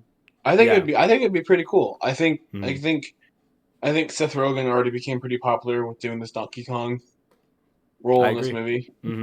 This is his biggest role by far. This is his biggest role. No. Yeah, it's like Pineapple Express. This is the end. The Mario movie. The Mario movie. Yeah. And then the interview. Yeah. Yeah. That's on his. It's literally fucking. Never mind. God damn it. But like Donkey Kong Country would have like a good story. Like I feel like it would be a pretty interesting thing. And dude, King K. Rool on the big screen. Hello, dude. Oh my god. They'd have to do that. I mean that's such a iconic character. Yeah. And people will go bonkers for that. One thing that we didn't mention, but I do want to talk about, is that you guys know the scene in the Mario movie where they're like racing to like the arena to fight Donkey Kong, and it's plays "Take on Me," right? Yeah. I don't know if you guys heard about this, but there was a cut like song that was supposed to play in that scene instead of "Take on Me," and it was like a remix of like Donkey Kong Country music.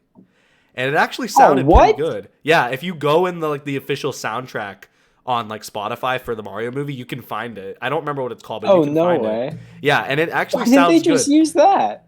I don't know, because they had to have that, obligatory like Take on Me like 80s music, whatever.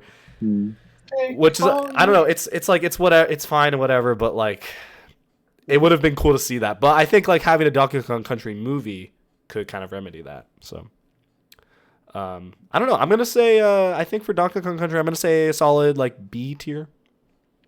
You know. Also, we all agree that monkey that was like ferrying them around that city was Funky Kong, right? Like they didn't say it, but like we all agree I that it feel was like Funky it kind of Kong, has right? to be. I'm willing to believe that. I'm willing to believe Okay. that. Yeah. Okay. I just want to make sure. I don't know. Like, what are you guys thinking? Like, I'm thinking like B tier for Donkey Kong. Like, Oh, I think it's like maybe I think it's already in the works. I mean, honestly. that's true, I but think it's we're talking about how well we think it would work, and I think also just like an A. I think if they did it, yeah, I could see A. I think like I don't think it would be like low better A. than the Mario movie, but it would be pretty good. I'd say like low A. All right, yeah, we'll go low A. Not to spoil like my thoughts here for another thing on this list, but I feel like they're already like working on workshopping like some movies for these other characters that were in the Mario movie, you know? I could see that. Oh, for sure. And I know we already there. Like, I think I might know which one you're referring to because, yeah, I did put that on here for a reason. But next we have Fire Emblem. And so Fire Emblem, you know, has got a lot of attention recently. I still haven't played a single Fire Emblem game. This is the one I was talking about. This like is the one that I think it would not work as a movie, but like an anime. Yeah, I feel like that would be sick. I could see that. I could see this that is for sure. Prime real estate for an anime for sure. I agree, and I think it has a high chance of actually happening after the Mario. Potentially, yeah. I mean, like, because I know it's really popular in Japan. I would love to watch a Fire Emblem anime. Yeah, no, I could see that for sure. I almost like, yeah, I feel like out of all of these, like, this is probably this makes the most sense for an anime. Yeah, I could not lie. I would not give a shit about it, but I'm glad that you would. Hey. I'm glad it would make you happy, Brennan. Maybe it would be good though. You know what I mean? Like if you heard. Am I the only one who's played a Fire Emblem game? Yes, you are. Wait, what Fire Emblem game have you played? I didn't even know that. Oh, it was whichever one was on DS. There was on the D, like not the 3DS, the DS. Yeah, I think so. I don't know which ones were on the DS, but I don't remember. It was one of the ones on the DS. No, I mean like, I still want to play. I own a Fire Emblem game, and I will play it eventually, but not yet. But yeah, for an anime series, I think you know, probably A or B tier. I'm gonna say B tier just to kind of like round things out, but I could see it working. Where the fuck did it go? Shadow Dragon. Oh, That's what I played. Okay, it's gonna be kind of hard to see. It's invisible. Yeah, but we're gonna say it's in B tier. Yeah. Honestly, yeah. I like it. Yeah, I like it in B tier. Yeah. But like for me, it's like if they were to make it in a movie, I feel like that'd be pretty shitty. I feel like it would be like a lower. But I feel like if they turn it into like a show or like an anime, then it could be actually pretty good. I don't think there's enough buzz around Fire Emblem to get a whole movie. No. But an anime for sure. I could totally see some little animation studio like teaming up with Nintendo and picking it up. For sure, yeah. I mean, they already kind of do that for the cutscenes, I think. Yeah, right. Like, that's why I think so. It'd Like, be I feel like cool as an anime. I feel like you're onto something with that. Yeah, definitely. Speaking of anime, we have Kirby, which did get an anime series already. But like for a movie, or I guess like just for another series or a movie, like I don't know. I think that there's some material potentially. I think there could easily be some material. I think there's a lot of. I would honestly love to see like a Kirby Dreamland like movie. Kirby's like Adventure in Dreamland. Mm-hmm. I mean, like I feel like that would be pretty sick.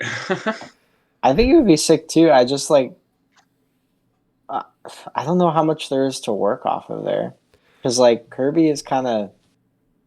I don't know. Okay, well, I don't see it like a lot of people being like, "Oh hell yeah, I have to see the Kirby movie," except for like hardcore Nintendo fans. Well, I mean, okay, maybe not a movie, but like I feel like for a series, because I think the great thing about Kirby is that, you know, it's such a cute character. He's such a cute character. Like I feel like anyone could like find enjoyment in it in some regard. You know what I mean? Like you don't even have to have played the games necessarily. You know what I mean? Okay, in that case, here's what I would want them to do then. Just continue the anime series, but like include like the new stuff from the modern Kirby stuff, like reference. Yeah, no, I I can see that. Well, and that's the thing about the Kirby franchise is that the lore is fucking intense. Like some of the storylines that they go for in Kirby games. I mean, like Donovan, like like it's like we were literally talking about it. It's literally night. Like the Mr. Incredible meme where it's like the happy and then like the dreadful face. It's like Kirby gameplay, Kirby story. You know what I mean? Like that's literally how it is. So I don't know. I feel like I don't necessarily know if they would like tap into any of that for like a bit. Oh like my god! Movie, but like if they did, that'd be crazy. Kirby lore is so like, depth and insane. Mm-hmm. They totally could, but I would just want them to continue the anime. So I would say like another B tier. Yeah, I'd say B tier. I'd say I'd probably put it personally above Fire Emblem just because I'd want to see it more. But like, I think that they both have merit in a sense. We'll leave I think those two franchises are like, what was that? The fucking Kirby, the Kirby meme. Yeah. That is iconic. They just need to make like a if they make a movie for whatever reason of Kirby, they need to include that in some way. That's all I'm gonna say. That's my pitch. Yes, I agree. All right, Luigi's Mansion is next, and Donovan, I think this might be what you were referring to. Yeah, I feel like they're probably already thinking about this, because it's like it's already set up. They had King Boo in the movie already. They had like Luigi's Mansion music in it. They had like Luigi walking through a creepy setting. Like it's all there. You just take what you have there and expand on it, add the ghosts, and like you have a sequel, or you have like a spinoff. Unlike King Boo or unlike King Babam, King Boo did not die. So he is still prime candidate to be in one of these movies or projects. They should have shown more of him though, because he was literally just like in the background. That's true. Which he was like insane very to me, because like very inconsequential. You just don't drop the King Boo bomb and then not expand. I know on it. it was. That's why I feel like something's coming. It was so funny. It was just like, oh, King Boo! Whoa! Holy shit. Oh my god! Yeah. No, I could see. I know Charlie Day mentioned like he would be interested in doing a Luigi's Mansion movie, and so I feel like with that in mind, I feel like they could like come up with a cool premise for it. They this is what I want out of it. I want it to be like kind of like a detective show with him and Egad. I want it to be a show actually. Okay. And I want it to just be like a couple episodes, and it's just like them like solving the mystery of the mansion, and then at the end King Boo is behind all of it. Like that would be so like charming. I think. Would be charming. I mean, I feel like it'd be predictable at that rate just because it's like, well, yeah, it would, King but Boo, but it'd be so great. It would be fun. So cute. I would get enjoyment out of it. I do enjoy Luigi's Mansion. Yeah, I think I'd probably put that maybe at another A. I feel like I don't know. I feel like they already kind of have it set up in a sense, but I feel like that's S tier. I feel like that. Really, I mean, like. I guess we gotta put something in S tier. I have another S tier personally. We'll put it. Brennan, what do you think for Luigi's Mansion? I'll say like high A, like almost S tier. We'll put it. Donkey Kong. We'll put it above Donkey Kong. We'll put it right there. It's still a very good idea, and I think it could work. I put Super Mario on here. Just because, I figured... Like sequel? Yeah. I think this is, if anything, this has got to be an S tier. Because we already know that, like, it works as a movie. So I feel like, and they're already going to make a second one, probably. So I feel like, why not? They teased Yoshi. They teased, like, Galaxy. Like, probably Rosalina going to be in the second movie. Dude, they could go, like, hog wild with the sequel, They could. Yeah. As long as I get Bowser in a cat suit. Good. Yeah, I feel like for the sequel they could have like a different main villain and have Bowser team up with them. You know what I mean? Like I feel like they could do that just because like they'd want to have Jack Black back in some way. They had Bowser. Like Bowser, he's still there. He's just tiny. I feel like it would just be Bowser again, but like with the Koopalings. That's true. I didn't think about it like that. That's true. And maybe I do want Wario to be in it in any way, in some way. Yeah. So too. As long as he's there, like, yeah, I could see that working. You know what they do though? They would have Wario, but not Waluigi, because they just true. fucking hate Waluigi. Just to spite everybody. Yeah. Nintendo fucking hates Waluigi. Yeah, I don't. Yeah, he's just damned, dude. He's not even gonna be in the next Smash Brothers. Let's just accept that. Like, Not I don't even care. as an assist trophy. Yeah, he'll just always be an assist trophy. All right, so next we got Metroid. So I don't have a whole lot of experience with the Metroid franchise. I have a lot of respect for it, though. This is the one that I want the most. Mhm. Like, even more than Zelda, I would kill for... Like, Metroid would work as a series or a movie. I agree.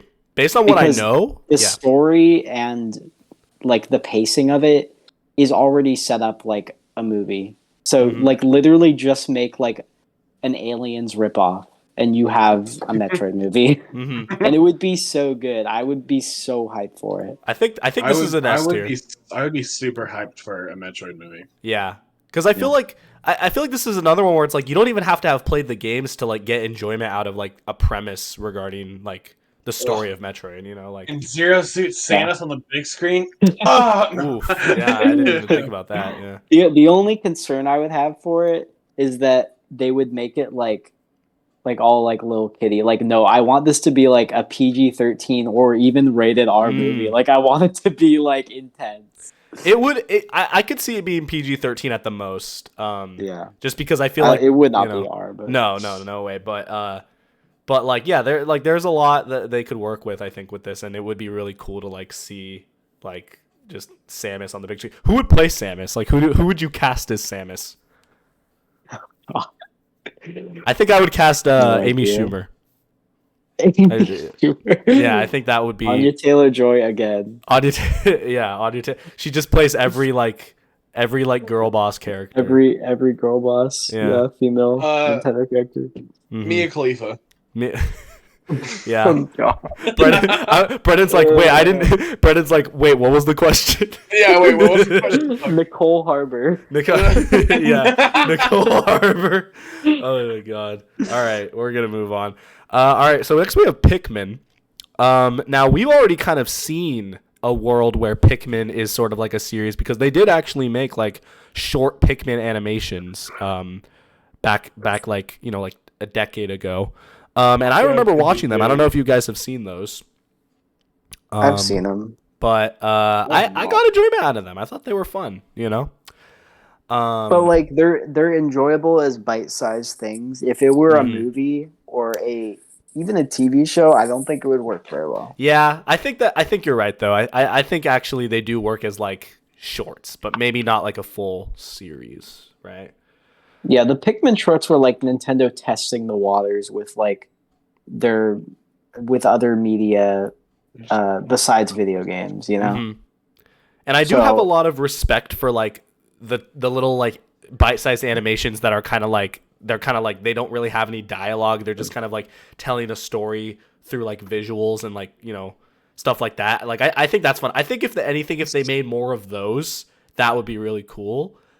But I don't think a whole movie or a series is. Could you imagine like fucking Captain Olimar, voiced by like fucking I don't even know, like Tom Holland. Oh, the guy. No. The guy who plays what's his name? Professor X. What's his name? Patrick Stewart. They have Patrick Stewart as Olimar. Wait, why do I think that would actually? Because his voice is kind of like low. You know what I mean? It's like low and in a deep, set. Like I don't know. That was just like the first person that came to mind. And then the young guy. What's his name? Oh, fuck, Charlie. Charlie Day. No. Wait, what? No, I know who you're talking. Charlie? What about him though? That will be played by Tom Holland. Tom Holland, he has to be in something. Okay, Tom Holland, he's got to be in something here. All right. True. I think that Pikmin is like a middle of the road, probably like a C tier pick, because like I think that there is material, but like I would say C because I could see it going somewhere, but we also don't know how or even when. Yeah, like they really have to think outside the box. Like it could not just be like regular ass Pikmin. They would have to like have stakes. Yeah, just let Checker Conroy write the script for the movie. As long as Steve is in the movie, we're fine. No, just have Emil voice Olimar. Honestly, dude, if me and Brennan would freak out. Donovan, you would freak out too a little bit. Don't lie. I would walk around the room. Yeah, dude, I would walk. Antonio, you and me. Internet, you and me freaked out when we saw a yellow and blue toad standing next to each other. Oh, I know, yeah. Dude, it's the new Yeah, Super but Mario they Brothers did that on movie. purpose, though. Like, Yeah, no, they not did. in reference to the Runaway guys, but in reference to like the new Super Mario Brothers games. Wii and U yeah, and stuff. You know, like that was pretty cool. All But right, like, next we got the. It was just what? It was funny. Nothing. Sorry. It was funny. No, you're good. You're good. Sorry. I'm just trying to move along because we've been going for a bit now. Yeah. Next, we got the Pokemon franchise. So obviously, we've already seen a Pokemon movie. But continuing forward, like, what do you think? I feel like this is another automatic S for me, just because not only have we seen Detective Pikachu, which is live action, which I did not mind actually. I didn't think Detective Pikachu was not a bad movie. But then also they've been making Pokemon movies for years. That's true. And regardless of the quality of those movies, they have been making them. Well, I actually haven't seen most of them. In terms of like high budget Hollywood action films, though, this one is weird to me because I feel like they put it on hiatus. Because I remember directly following Detective Pikachu 1, they're like, "Oh yeah, we're gonna make Detective Pikachu 2," and then I think the actor for the main actor came out and said like, "Oh no, it got put on hiatus, and I don't know if it's happening anymore." And we've heard nothing about it since. And then they said like a year later or so that they were going to be making like a full length Hollywood movie based on like Ash and his journey, or just not Ash, but like just like the Pokemon journey. You know, just like a regular trainer. Yeah, and I it's heard like that like they were working on like a red and blue setup or something like that. Basically, I did hear about basically that. just like retelling the story of Red and Blue in like a Hollywood movie, and we haven't heard anything about that either. So I feel like within the next year or so, we're gonna hear something about one of those.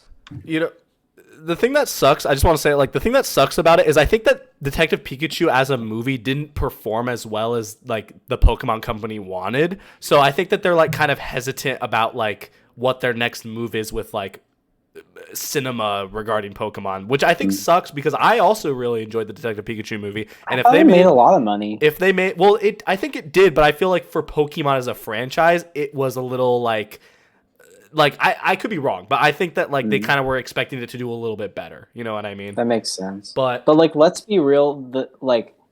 Making a Detective Pikachu movie like from the get-go, like that's not gonna go like super well. It's not gonna have like super wide appeal, but that's why I liked it because it was like it wasn't like standard. It wasn't like, you know, like vanilla. It was experimental, and I enjoyed that aspect of it, regardless of like how good. Did you notice of a how movie like after that movie came out, like I feel like they at some point had plans to port the original Detective Pikachu game over the Switch and then like make a sequel. But after that movie came out, they just dropped that franchise completely. Yeah, I heard it was so funny. Yeah, I heard talks about that. And then something that I think would sadly not work is that I don't think they could do. They might be able to do a Pokemon game, like a different Pokemon game, if they were to do it as like a movie. But I think stingy ass Nintendo fans like myself, I will honestly say it, like myself, would not like if they did a Pokemon movie with Red and Blue and Red spoke. Because like Red has never said anything. Because like even in all the other games, usually when you can like whatever character you choose, you know, the other character becomes your rival. You know, Red's the only one where you always play as Red. Like you never. And I so feel like like Red, it wouldn't even be Red Red never though. speaks to you. I feel like it'd be like an approximation of those games. Like it wouldn't be like following the story exactly or have like the same, that's what I think they would need to do is that they would need to either change a little bit or maybe just do like one of the later games, because if they want to do like one in the Kanto region, like another title that we'll get to here soon, the like canon of Red is that he does not talk. So I will raise you one counter example of that. There's Pokemon Origins. There was Pokemon Origins, yeah, and he did talk. Then you're right. That being said, I didn't watch that whole series, so I don't know like how good it was. But I love think Pokemon from what Origins. I thought it was have heard, it worked. Like it wasn't jarring that he spoke, right? No, they But actually did. It was actually pretty good. If you ask me personally, I think that they should make a movie following like a Pokemon journey, but I don't necessarily think they need to make it like hardcore based off of one of the games. They can just make it like kind of like what Donovan is saying, like having like an approximation of like just a Pokemon journey, like a sort of like a new character that is introduced into this world and goes through the world, like, you know, catching Pokemon and like follow his journey. You know what I mean? Like, I don't think we need it Red, feel, you know?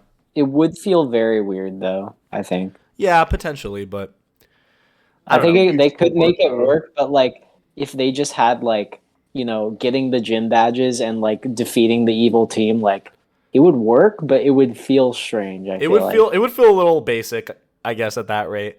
But that's what I like about Pokemon as a franchise, is that there's so many like different elements to it that you can like pull from for like a story. Like you don't have to just follow one narrative. You know what I mean? I feel like they would have to have a really compelling lead character. Like if anything, like just the world of Pokemon, I think is captivating enough to where like you can make a movie out of it and it's fun. And we've seen that. So I'm inclined to say this is an S tier. I think Brennan mentioned that too. Yeah. I think there's a lot of different ways they could go with this that would make it work. Mm-hmm. Yeah. Splatoon. Yeah, I put Splatoon on here because Splatoon is another really big franchise. But this is kind of another one that I'm just kind of like... I have not played. I don't know. Oh, have you never played a Splatoon game, Brian? I have never played a Splatoon game. Oh, wow. I mean, okay. I'm not that surprised just because, like... I'm kind of surprised about that. Well, the only way that he would have been able to is get, like, either Splatoon 2 or Splatoon 3. Yeah. Which, and, you know, I would recommend them. I think that they're fun, but I do think that they're a little more, like... I don't know. I don't know if I didn't play 3, but I did. I love Splatoon, and the second game and the first game are. Thank you, Brennan. So close to my heart. Was there a intention with showing that? No, I'm just happy I didn't know that came out today. Oh yeah. No, shout out to Choga Conroy's Black 2 and White 2 Let's Play, which the first episode dropped today. That being said, speaking of Chugga Conroy, he did a whole Let's Play on Splatoon, which is the next franchise. Donovan, I feel like you probably know Splatoon the best out of the three of us. What are your thoughts on this? Like, do you think there's anything here for that?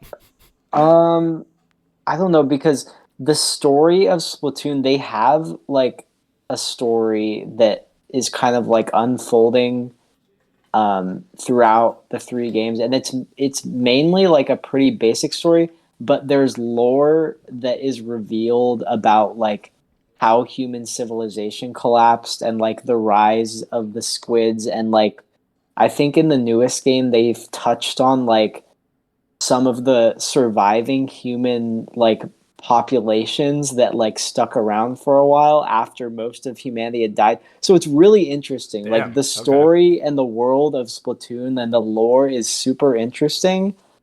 I was not aware of that. I don't think that you can make I don't think you can make a movie or even a TV series around that.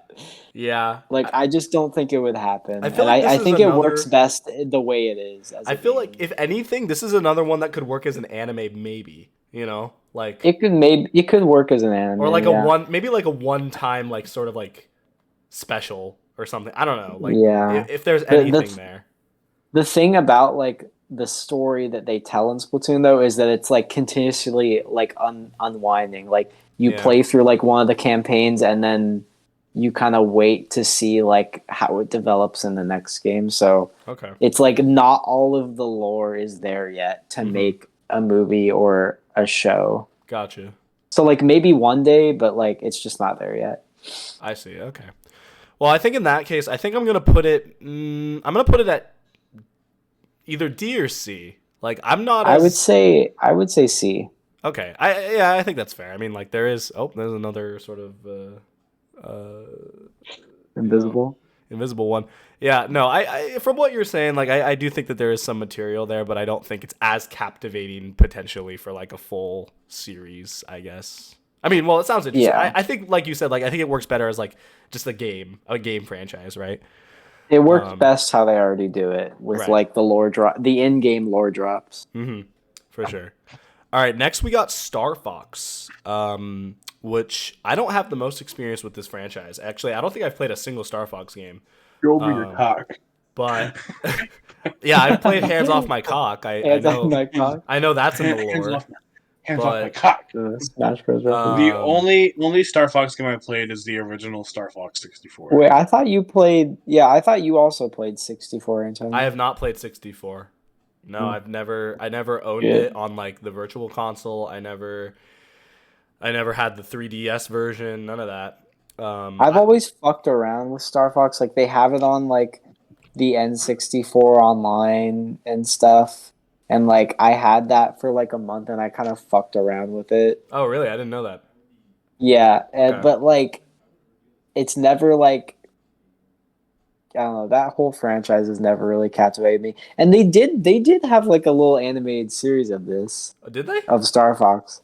Yeah, it was weird. It was like in 2016 or I think it was when Zero was coming out. And they just had like a couple episodes of this little mini series. Yeah, okay. And from what I remember watching it, but I don't remember shit about it. And I think it worked fine. It just was like kind of boring because I don't give a shit about Star Fox. I just think it's just such a very like I don't know. I don't find it very captivating. Like the premise of Star Fox. Like it's animals in space. That's cool. But like it's like Star Trek. Yeah. But it's the origin of the do a barrel roll. Yeah, I feel like yeah. I don't know, the whole Star Fox franchise. I just think it's just like, I mean, the fact that like almost every game kind of feel like, from what I've heard, well, not every game, but like, you know, like Star Fox Zero, like that one, everyone was like kind of like, it was like, ooh, new Star Fox game, and then it was kind of just like a retelling of like 64 from what I heard about it. Like I just feel like there wouldn't be much to do with it, you know, like it's like tell a very basic sort of like plot about these animals. What was the Star Fox game on the GameCube? Was that Star Fox Adventure? There was Adventures and then there was Assault. But Adventures is probably the one you're thinking of. I'm thinking of They could make like that one had like Crystal, and it was like supposed to be like Dinosaur Planet or something like that. Like, yeah. Who cares? Who yeah, cares? I don't know. Dude? I'm not as invested in this. I think it could work. Okay, imagine the size of the theater. Imagine like like how many people would go see that. How many people would go see it? Like opening night, there would be like 4 people in the theater. Yeah, and it would be me, you, Brennan, and D. Yeah, it would be. I'd be like, I don't give a shit, but I'm still here. It would be us 4 and then like 4 other random like super nerds, like those kids that were at the Mario movie with us. Yeah. Yeah. No, that theater was packed, dude. There was a lot of people. People give a shit about like, Mario. And I didn't realize that. Yeah. No, I underlined that people have nostalgia and they give a shit about Mario. Well, dude, Mario is just like it's like I would say it's like the biggest video game franchise. Like I know like Minecraft, there's more Minecraft players, but like Mario as a video game, like as a series, like I think like everyone knows Mario. You know what I mean? Yeah. Which is why I think it worked so well. But I think I'm inclined to say Star Fox is a C at best, you know? Like okay, well, but in terms of how well it would work, I would give it a B, though. Because I do think it would work well. I just think it would be boring as hell. Yeah, I guess you that's fair. I'm going to put it low B. I'll put it low B. All right, next we have Super Smash Brothers. So we should do that one at the end. So yeah, you want to rank this one at the end? Yeah, I think so. Okay. All right, okay, but we'll move on then. Should we end things off with the 2 big ones, cuz I feel like the next one is also there's a lot to say. Yeah. Let's do Xenoblade Chronicles next. So Xenoblade Chronicles, have you guys, I know Donovan, you've played Xenoblade Chronicles X, right? I've played on the Wii U. On the Wii U. The best console Nintendo's ever made. And I've played Xenoblade Chronicles 3D on the 3DS. Brennan, have you played any? Do you have any experience with Xenoblade? I played the original just because I got so intrigued by it. The Wii version? After Chugga. Yeah, okay. So I played. I never finished it, but I played part of it. Okay, I didn't even know how did you get access to it? Do you own it? No, a friend of mine did. Oh, okay, I see. He doesn't even have it anymore. I think he sold it. Gotcha. Yeah. No. But so I never got through all of it, but I Uh-huh. really enjoyed what I played. And then, of course, I watched Chugga play all of it and Xenoblade. Xenoblade Chronicles 2. Is that the one with Pyro and Myth? Yeah, that's the one Yeah. with Pyro and Myth. Mm-hmm. So then I've seen Mario of Xenoblade Chronicles 2. And you know he's I gonna love. do Xenoblade Chronicles 3 at some point. Oh yeah. Yeah. Oh yeah, easily. I love the story. I love the story of Xenoblade. I think the story is really cool. I think honestly, it's another one that I think like an anime or a show would be a better like adaptation for it than like a movie. Yeah. Especially if they're gonna do like the first one with Shulk and Dunban and the Monado. Like I think an anime would. I think that as an anime would be sick. I think Yeah, and they really could do cool. like different seasons. Like the first season is the first game, and then the second season is the second game. That would be really cool. I think that would work really well, actually. I'm not like the most knowledgeable about Xenoblade, but from what I do know, from what I've played and what I know about like the story, I think it's a really cool It's a really cool franchise. I don't really have any desire to play the games because they're really like you have to be invested. They're in them. really long. But if they came out with an anime, I would watch it. Yeah, no, I think that because I do think the story and the world and the characters are pretty cool. I think it's cool. I think this is probably almost an A for me, or probably just B. I think it is an A for me. I think it would work. If you're willing to put it in A, I'll put it in A. I think if they did the anime route, I think Xenoblade would be awesome. Yeah, dude, imagine if they did like a full Hollywood movie with like about Xenoblade like actors. Dude, if I was like in instead a theater, of being like British, they were just like American voices. They could have. Oh my god, no. Well, this is the perfect time for them to hire Tom Holland as the voice of Shulk. Imagine that, and he could do his British accent. I'm really feeling it. I'm really feeling it. Oh my god, I can picture it now. Oh my god, dude. No. Look, real quick, I looked it up. So, most popular video game of all time because of the most copies sold and over time is Minecraft, of course. Well, yeah, and they are doing that movie. So yeah, but the top four, like most grossing video game franchises, like the ones that have made the most money. Can I guess? Can I guess what they are before you say them? Okay, I'm gonna say Mario, Tetris, Wii Sports. Probably the Wii series, and then like some Xbox or PlayStation franchise. I don't know. Okay, you were close. You were close. It's the top four are Mario, Pokemon. Oh, duh. The Wii game, the Wii series, so Wii Sports, and Call of Duty. Yeah, I knew it. I was like, yeah, there's gotta be something. Yeah. I don't know why I didn't think of Pokemon. Like, obviously, but yeah. So yeah, we're Call of Duty movie. Call of Duty. They're gonna do that now. I don't want to. No, I don't even want to think about that. Just from how great they did with the Halo series. I don't even want. No, they'll start doing the Call of Duty movies every year, like corresponding to whatever game is coming out. Like the game wasn't the Halo show just like a shit show? I don't even want to get me started. I heard. So my aunt plays I Halo. know what you think of it, though. Or she played Halo, and she actually liked the series. So I don't know. Like, there's some good things, but I just don't like the route they took with some stuff. Mm-hmm. Yeah, I don't know. Anyways, next one. All right, next one. Before we move on to the big two, we have Yoshi's Island. So I picked this one specifically for you, Donovan, because I know that Yoshi's Island is near and dear to your heart. And I think it's a good franchise. But only the original. Only Yoshi's the original. Island. What, all the other Yoshi you don't like games you don't like Yoshi Touch and Go on the DS? Are you kidding me? Oh, I love that one. That one's really good. Or you don't like Yoshi's New Island? You don't like the Fire Yoshi's New Island soundtrack? Ooh. It's so good. Like, what, you wouldn't want to hear that on the big screen? No. But like an orchestral version. You want to hear Yoshi's Wally World on? Yeah. What if they did a Yoshi's Woolly World movie, like specifically Yoshi's Woolly World? It would be so mid. It would be so mid, just like the game.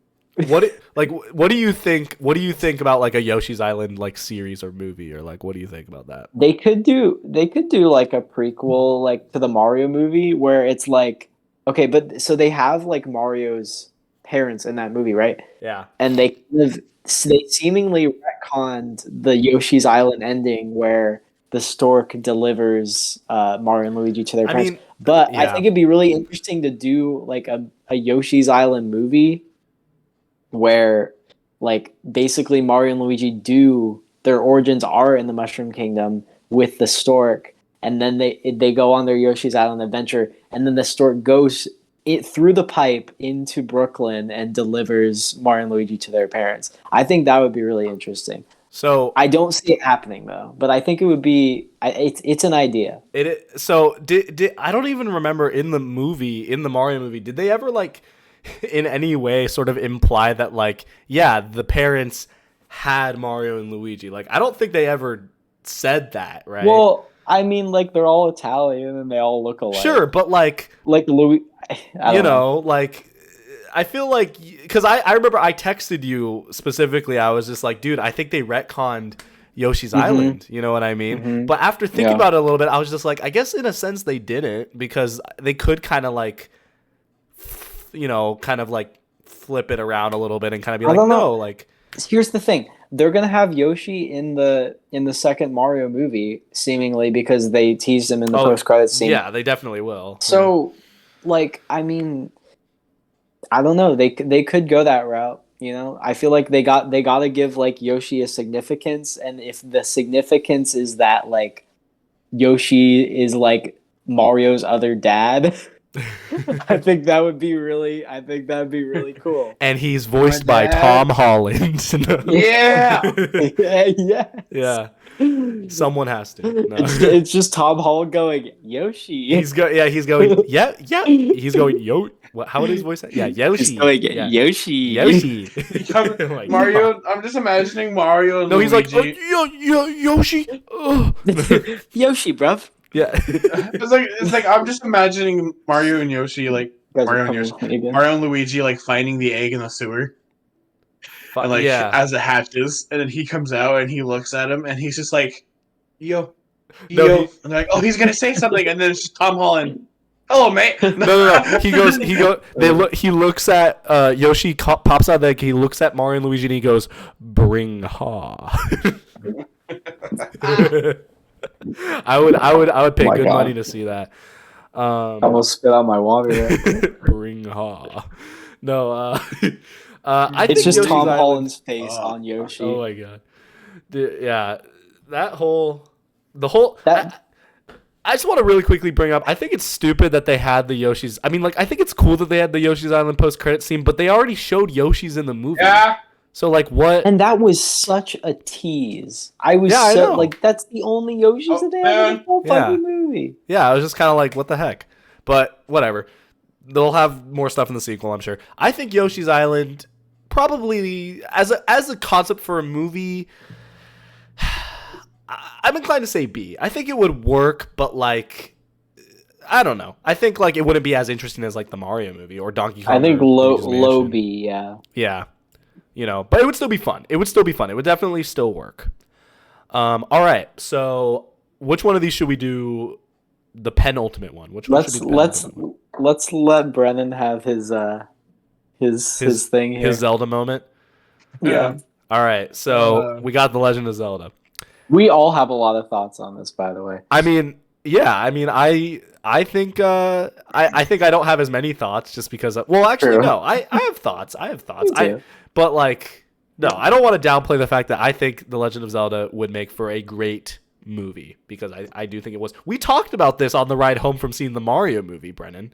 Yeah, we did. And we kind of had Why don't you give your thoughts? Why don't you like give your thoughts about a Zelda movie or show? Or show. I think I'm really, really torn on it. Because I would love to see a Zelda movie. I would love to see a dark kind of Zelda movie, like if they were to do a story like Breath of the Wild, Majora, Twilight Princess. I think it would be super fascinating. I think it would be really cool. And I would love to see my boy on the big screen. You have to make him talk. No, that's the problem. That's the point of contention here. You No, know. Okay. Here's the thing. You don't even need to. Breath of the Wild already solved this problem, because in Breath of the Wild they say Link took a stand of silence because he's a knight. Okay. Yes, and like I told Antonio the same thing. Age of Calamity, the Hyrule Warriors game, I love what they did, because like with every character that they introduce, there's like a catchphrase. There's like a little like description title for him, and so like for Zelda, it's like Zelda, Princess of Hyrule, you know, and then it's like King. Can't remember his. I can't remember how to pronounce his King Rome Phosphoramos Hyrule or some shit like that. Hyrule, yeah. It says that, and then it says ruler of Hyrule and stuff like that. But for Link, it says Link, and then underneath it, it says the Silent Knight. Mm-hmm. And so I would love to see it, but we'd have to see if they could successfully. And I don't care what anyone's. I'm not the only one who would complain if Link talked. There's literally a whole game where like every main character has a voice actor, and Link still doesn't talk at all. And so I don't know how. But imagine how hype it would be if, like, if you say Tom Holland, I'm going to smack you. Imagine how hype it would be if he was silent the whole movie, and then like right before the credits play, he just says like one word. Or he just says like one sentence. We talked about that, Brendan. We were like so hyped at the very end. Or like we thought of like a scenario where like he goes the whole movie without talking, and then at the very end he goes, oh, and then it just cuts. You know, or right at the climax of the movie, he's like, Zelda, I love you, and then the theater would go insane. It would go fucking. Oh no, we insane. were like, this is my pitch. You know, we have the Zelda movie. I don't know necessarily what the plot would be, but at the very end, like, someone is talking to Link and they're like, so, Link, like, that was a crazy adventure. Like, the people are probably going to be talking about this for years. Like, what do you think they're going to call this? And then he goes, oh, and then it cuts to the title, The Legend of Zelda. I would love that, but it'd be a little corny. But you think that here's the question though. Here's a question I have for you, Brendan, and I think you could go either way on this. Do you think it'd be animated or do you think it'd be live action? And what would you want it to be? I would personally want it to probably be animated.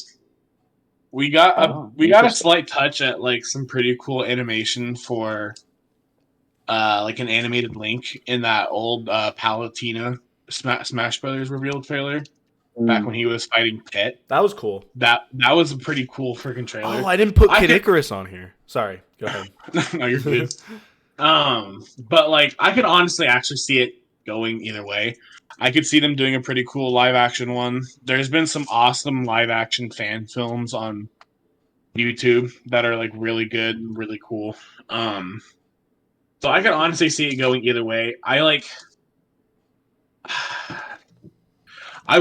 would honestly like to see it live action, but I'm also scared on what they would do if they did it live action. So yeah, it would be they would have to be extremely careful. I think I'm on the same boat as you. I think I would prefer if it was animated, but part of me also would rather see it live action just for like the shock of seeing it in live action. So, you know. Can I kind of give my thoughts like overall about it real quick? No. Yeah. No, you shut up. Yeah. You can give your thoughts when you finish Breath of the Wild. No. God damn it. Okay, so here's the thing. Okay, wait, hold on. I just want to hear really quick. I want to hear confirmation from you. You are playing Tears of the Kingdom with us, right, Antonio? I will play Tears of the Kingdom. It might even. I think the day that this video comes out, the game will be out. I think that's the way that I planned it, or it might be like a week old or something. But anyway, so here's my thing. I think that first of all, I think it would work better as animated because I just think it just makes more sense to do animated just because you're less restricted with how you can tell the story and present everything. And I just think I kind of think that about a lot of these ideas, but like with Zelda specifically, I think that there's a lot of whimsy that I don't think you can really capture with a live action. I mean, if you wanted to go for a more like serious, like sort of like more like dark route with like how you're presenting it, live action could work. But I just think like animated, you could still do that in animation, and it would look better.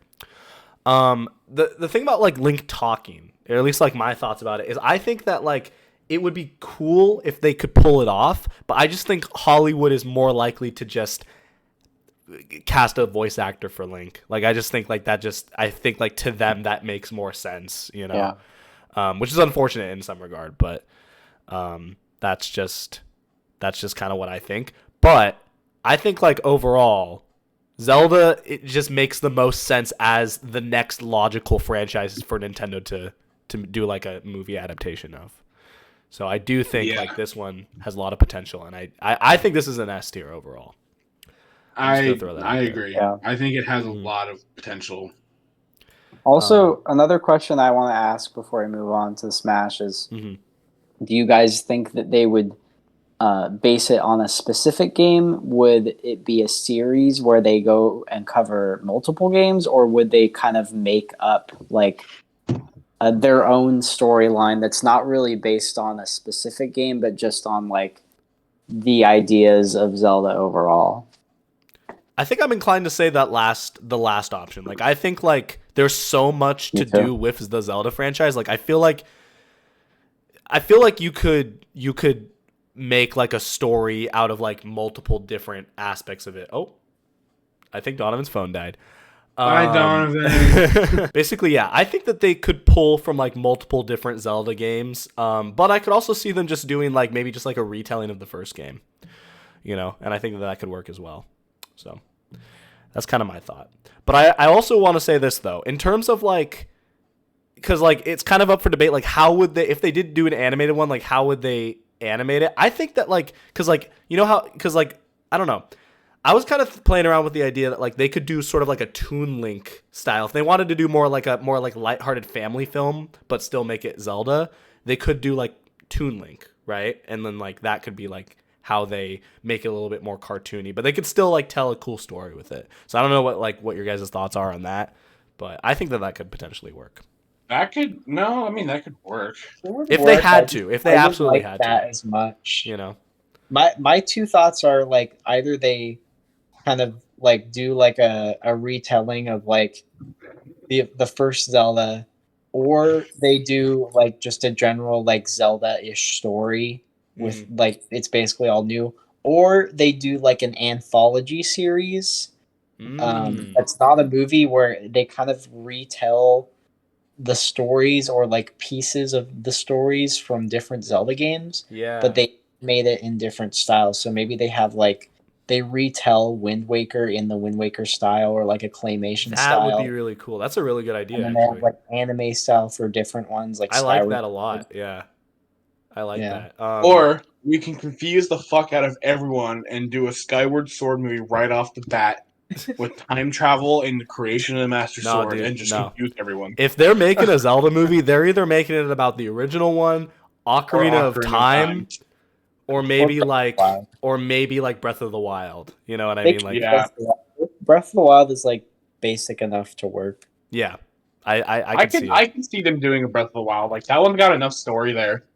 But I also feel like Ocarina of Time as a game is a really good like premise. Like I feel like as a movie it could work too. You know what I mean? But yeah, I don't know. Either way, Zelda's an S tier. I think we've proven that enough with our discussion. All right, lastly, to end things off, we have Super Smash Brothers. So admittedly, I kind of put this on here because this is kind of like, this is one that I am a little like torn about, because in my heart, deep down in my heart, I would love to see this happen. Like this is probably like, this is kind of like a, like Antonio's sort of like his sort of fantasy is like seeing a Smash Brothers movie. You know what I mean? Like little baby Antonio, like playing Smash Brothers Brawl on his Wii is like, oh, this is so cool. But when I think about it a little bit more critically, I don't necessarily know how well this would go over if they did. Are you saying you don't want a fucking Avengers style crossover with all the Nintendo movies? I do. Fighting. Definitely do. Master Hand or Taboo. Well, that's the thing is like Smash Brothers is a great franchise like from a gameplay perspective, but like there's not really a story to it. You know what I mean? It's just kind of like, oh, all these I mean like they've told stories with it before, but I just don't know like I don't know. I think like the concept of it is good enough for a movie, but like that's kind of the extent of it. They would have to do something. They have to do something like a subspace emissary. Yeah, Kind and I of. could see that, I guess. But Donovan, what do you I think? It would just be like heroes versus villains. Personally, like I think this movie, I think this movie will happen someday. I think it will be a very long time from now, like possibly when we're like 40 or 50. Damn. Okay.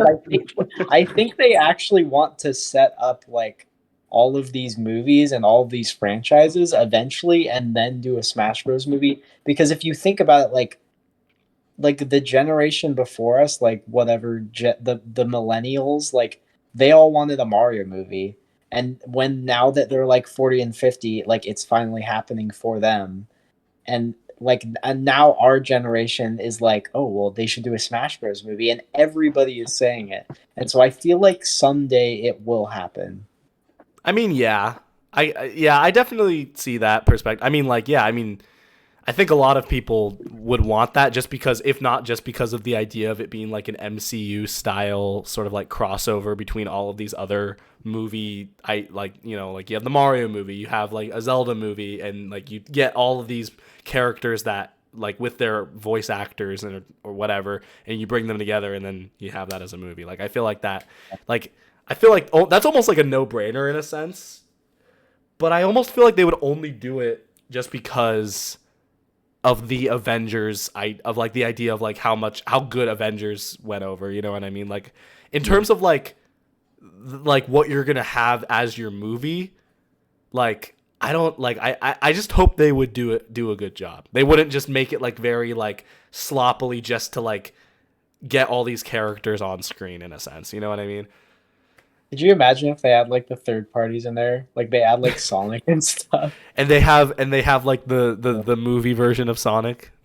Like they have Ben Schwartz. The marketing for that movie, or like there would just have to be so many like the legal issues surrounding that movie would be legendary. Oh my god, yeah.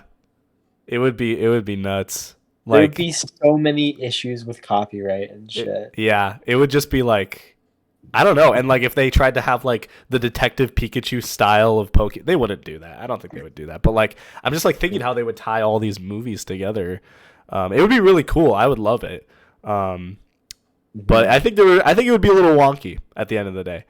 But I would really like to see it. So I think I'm inclined to say this is probably A tier, maybe S tier. I'd say A tier. I don't know. You'd say A tier? All right, we're putting it in A tier. I think they could make it work if they make it simple and just have like a few franchises in it. Just have like Mario, Zelda, Kirby, and like I don't know, Metroid, and like that's it. Yeah. Do like OG. Yeah, Smash Brothers. I guess that's all they would really have to do. Like they wouldn't have to do every single franchise. No, I want a Super Smash Brothers Ultimate movie right fucking now. I want a Smash Brothers movie with Lucina, Duck Hunt Dog, Ice Climbers, and Min Min, and those are the only characters. Overall, I think that I think the general consensus here is that Nintendo has a lot of potential with the future of their cinema history. Animal Crossing. I'm excited to see where it goes, and I'm really excited to see an Animal Crossing movie, and that is my final verdict. But I also just want to say, like, I know Punch Out wasn't on there. Yeah, we did miss a couple. In the style of Rocky would be very interesting. But then it would just be Rocky. It would just be Rocky with Little Mac, I feel like, right? Fine, I don't care. you just want to see it. All right, fair enough. We didn't mention Kid Icarus either, but I think Kid Icarus could also work as a movie, potentially. Oh, Kid Icarus could totally work. Yeah, and that would be fun. But with that being said, that is where we're going to cap off this episode of Chit Chats.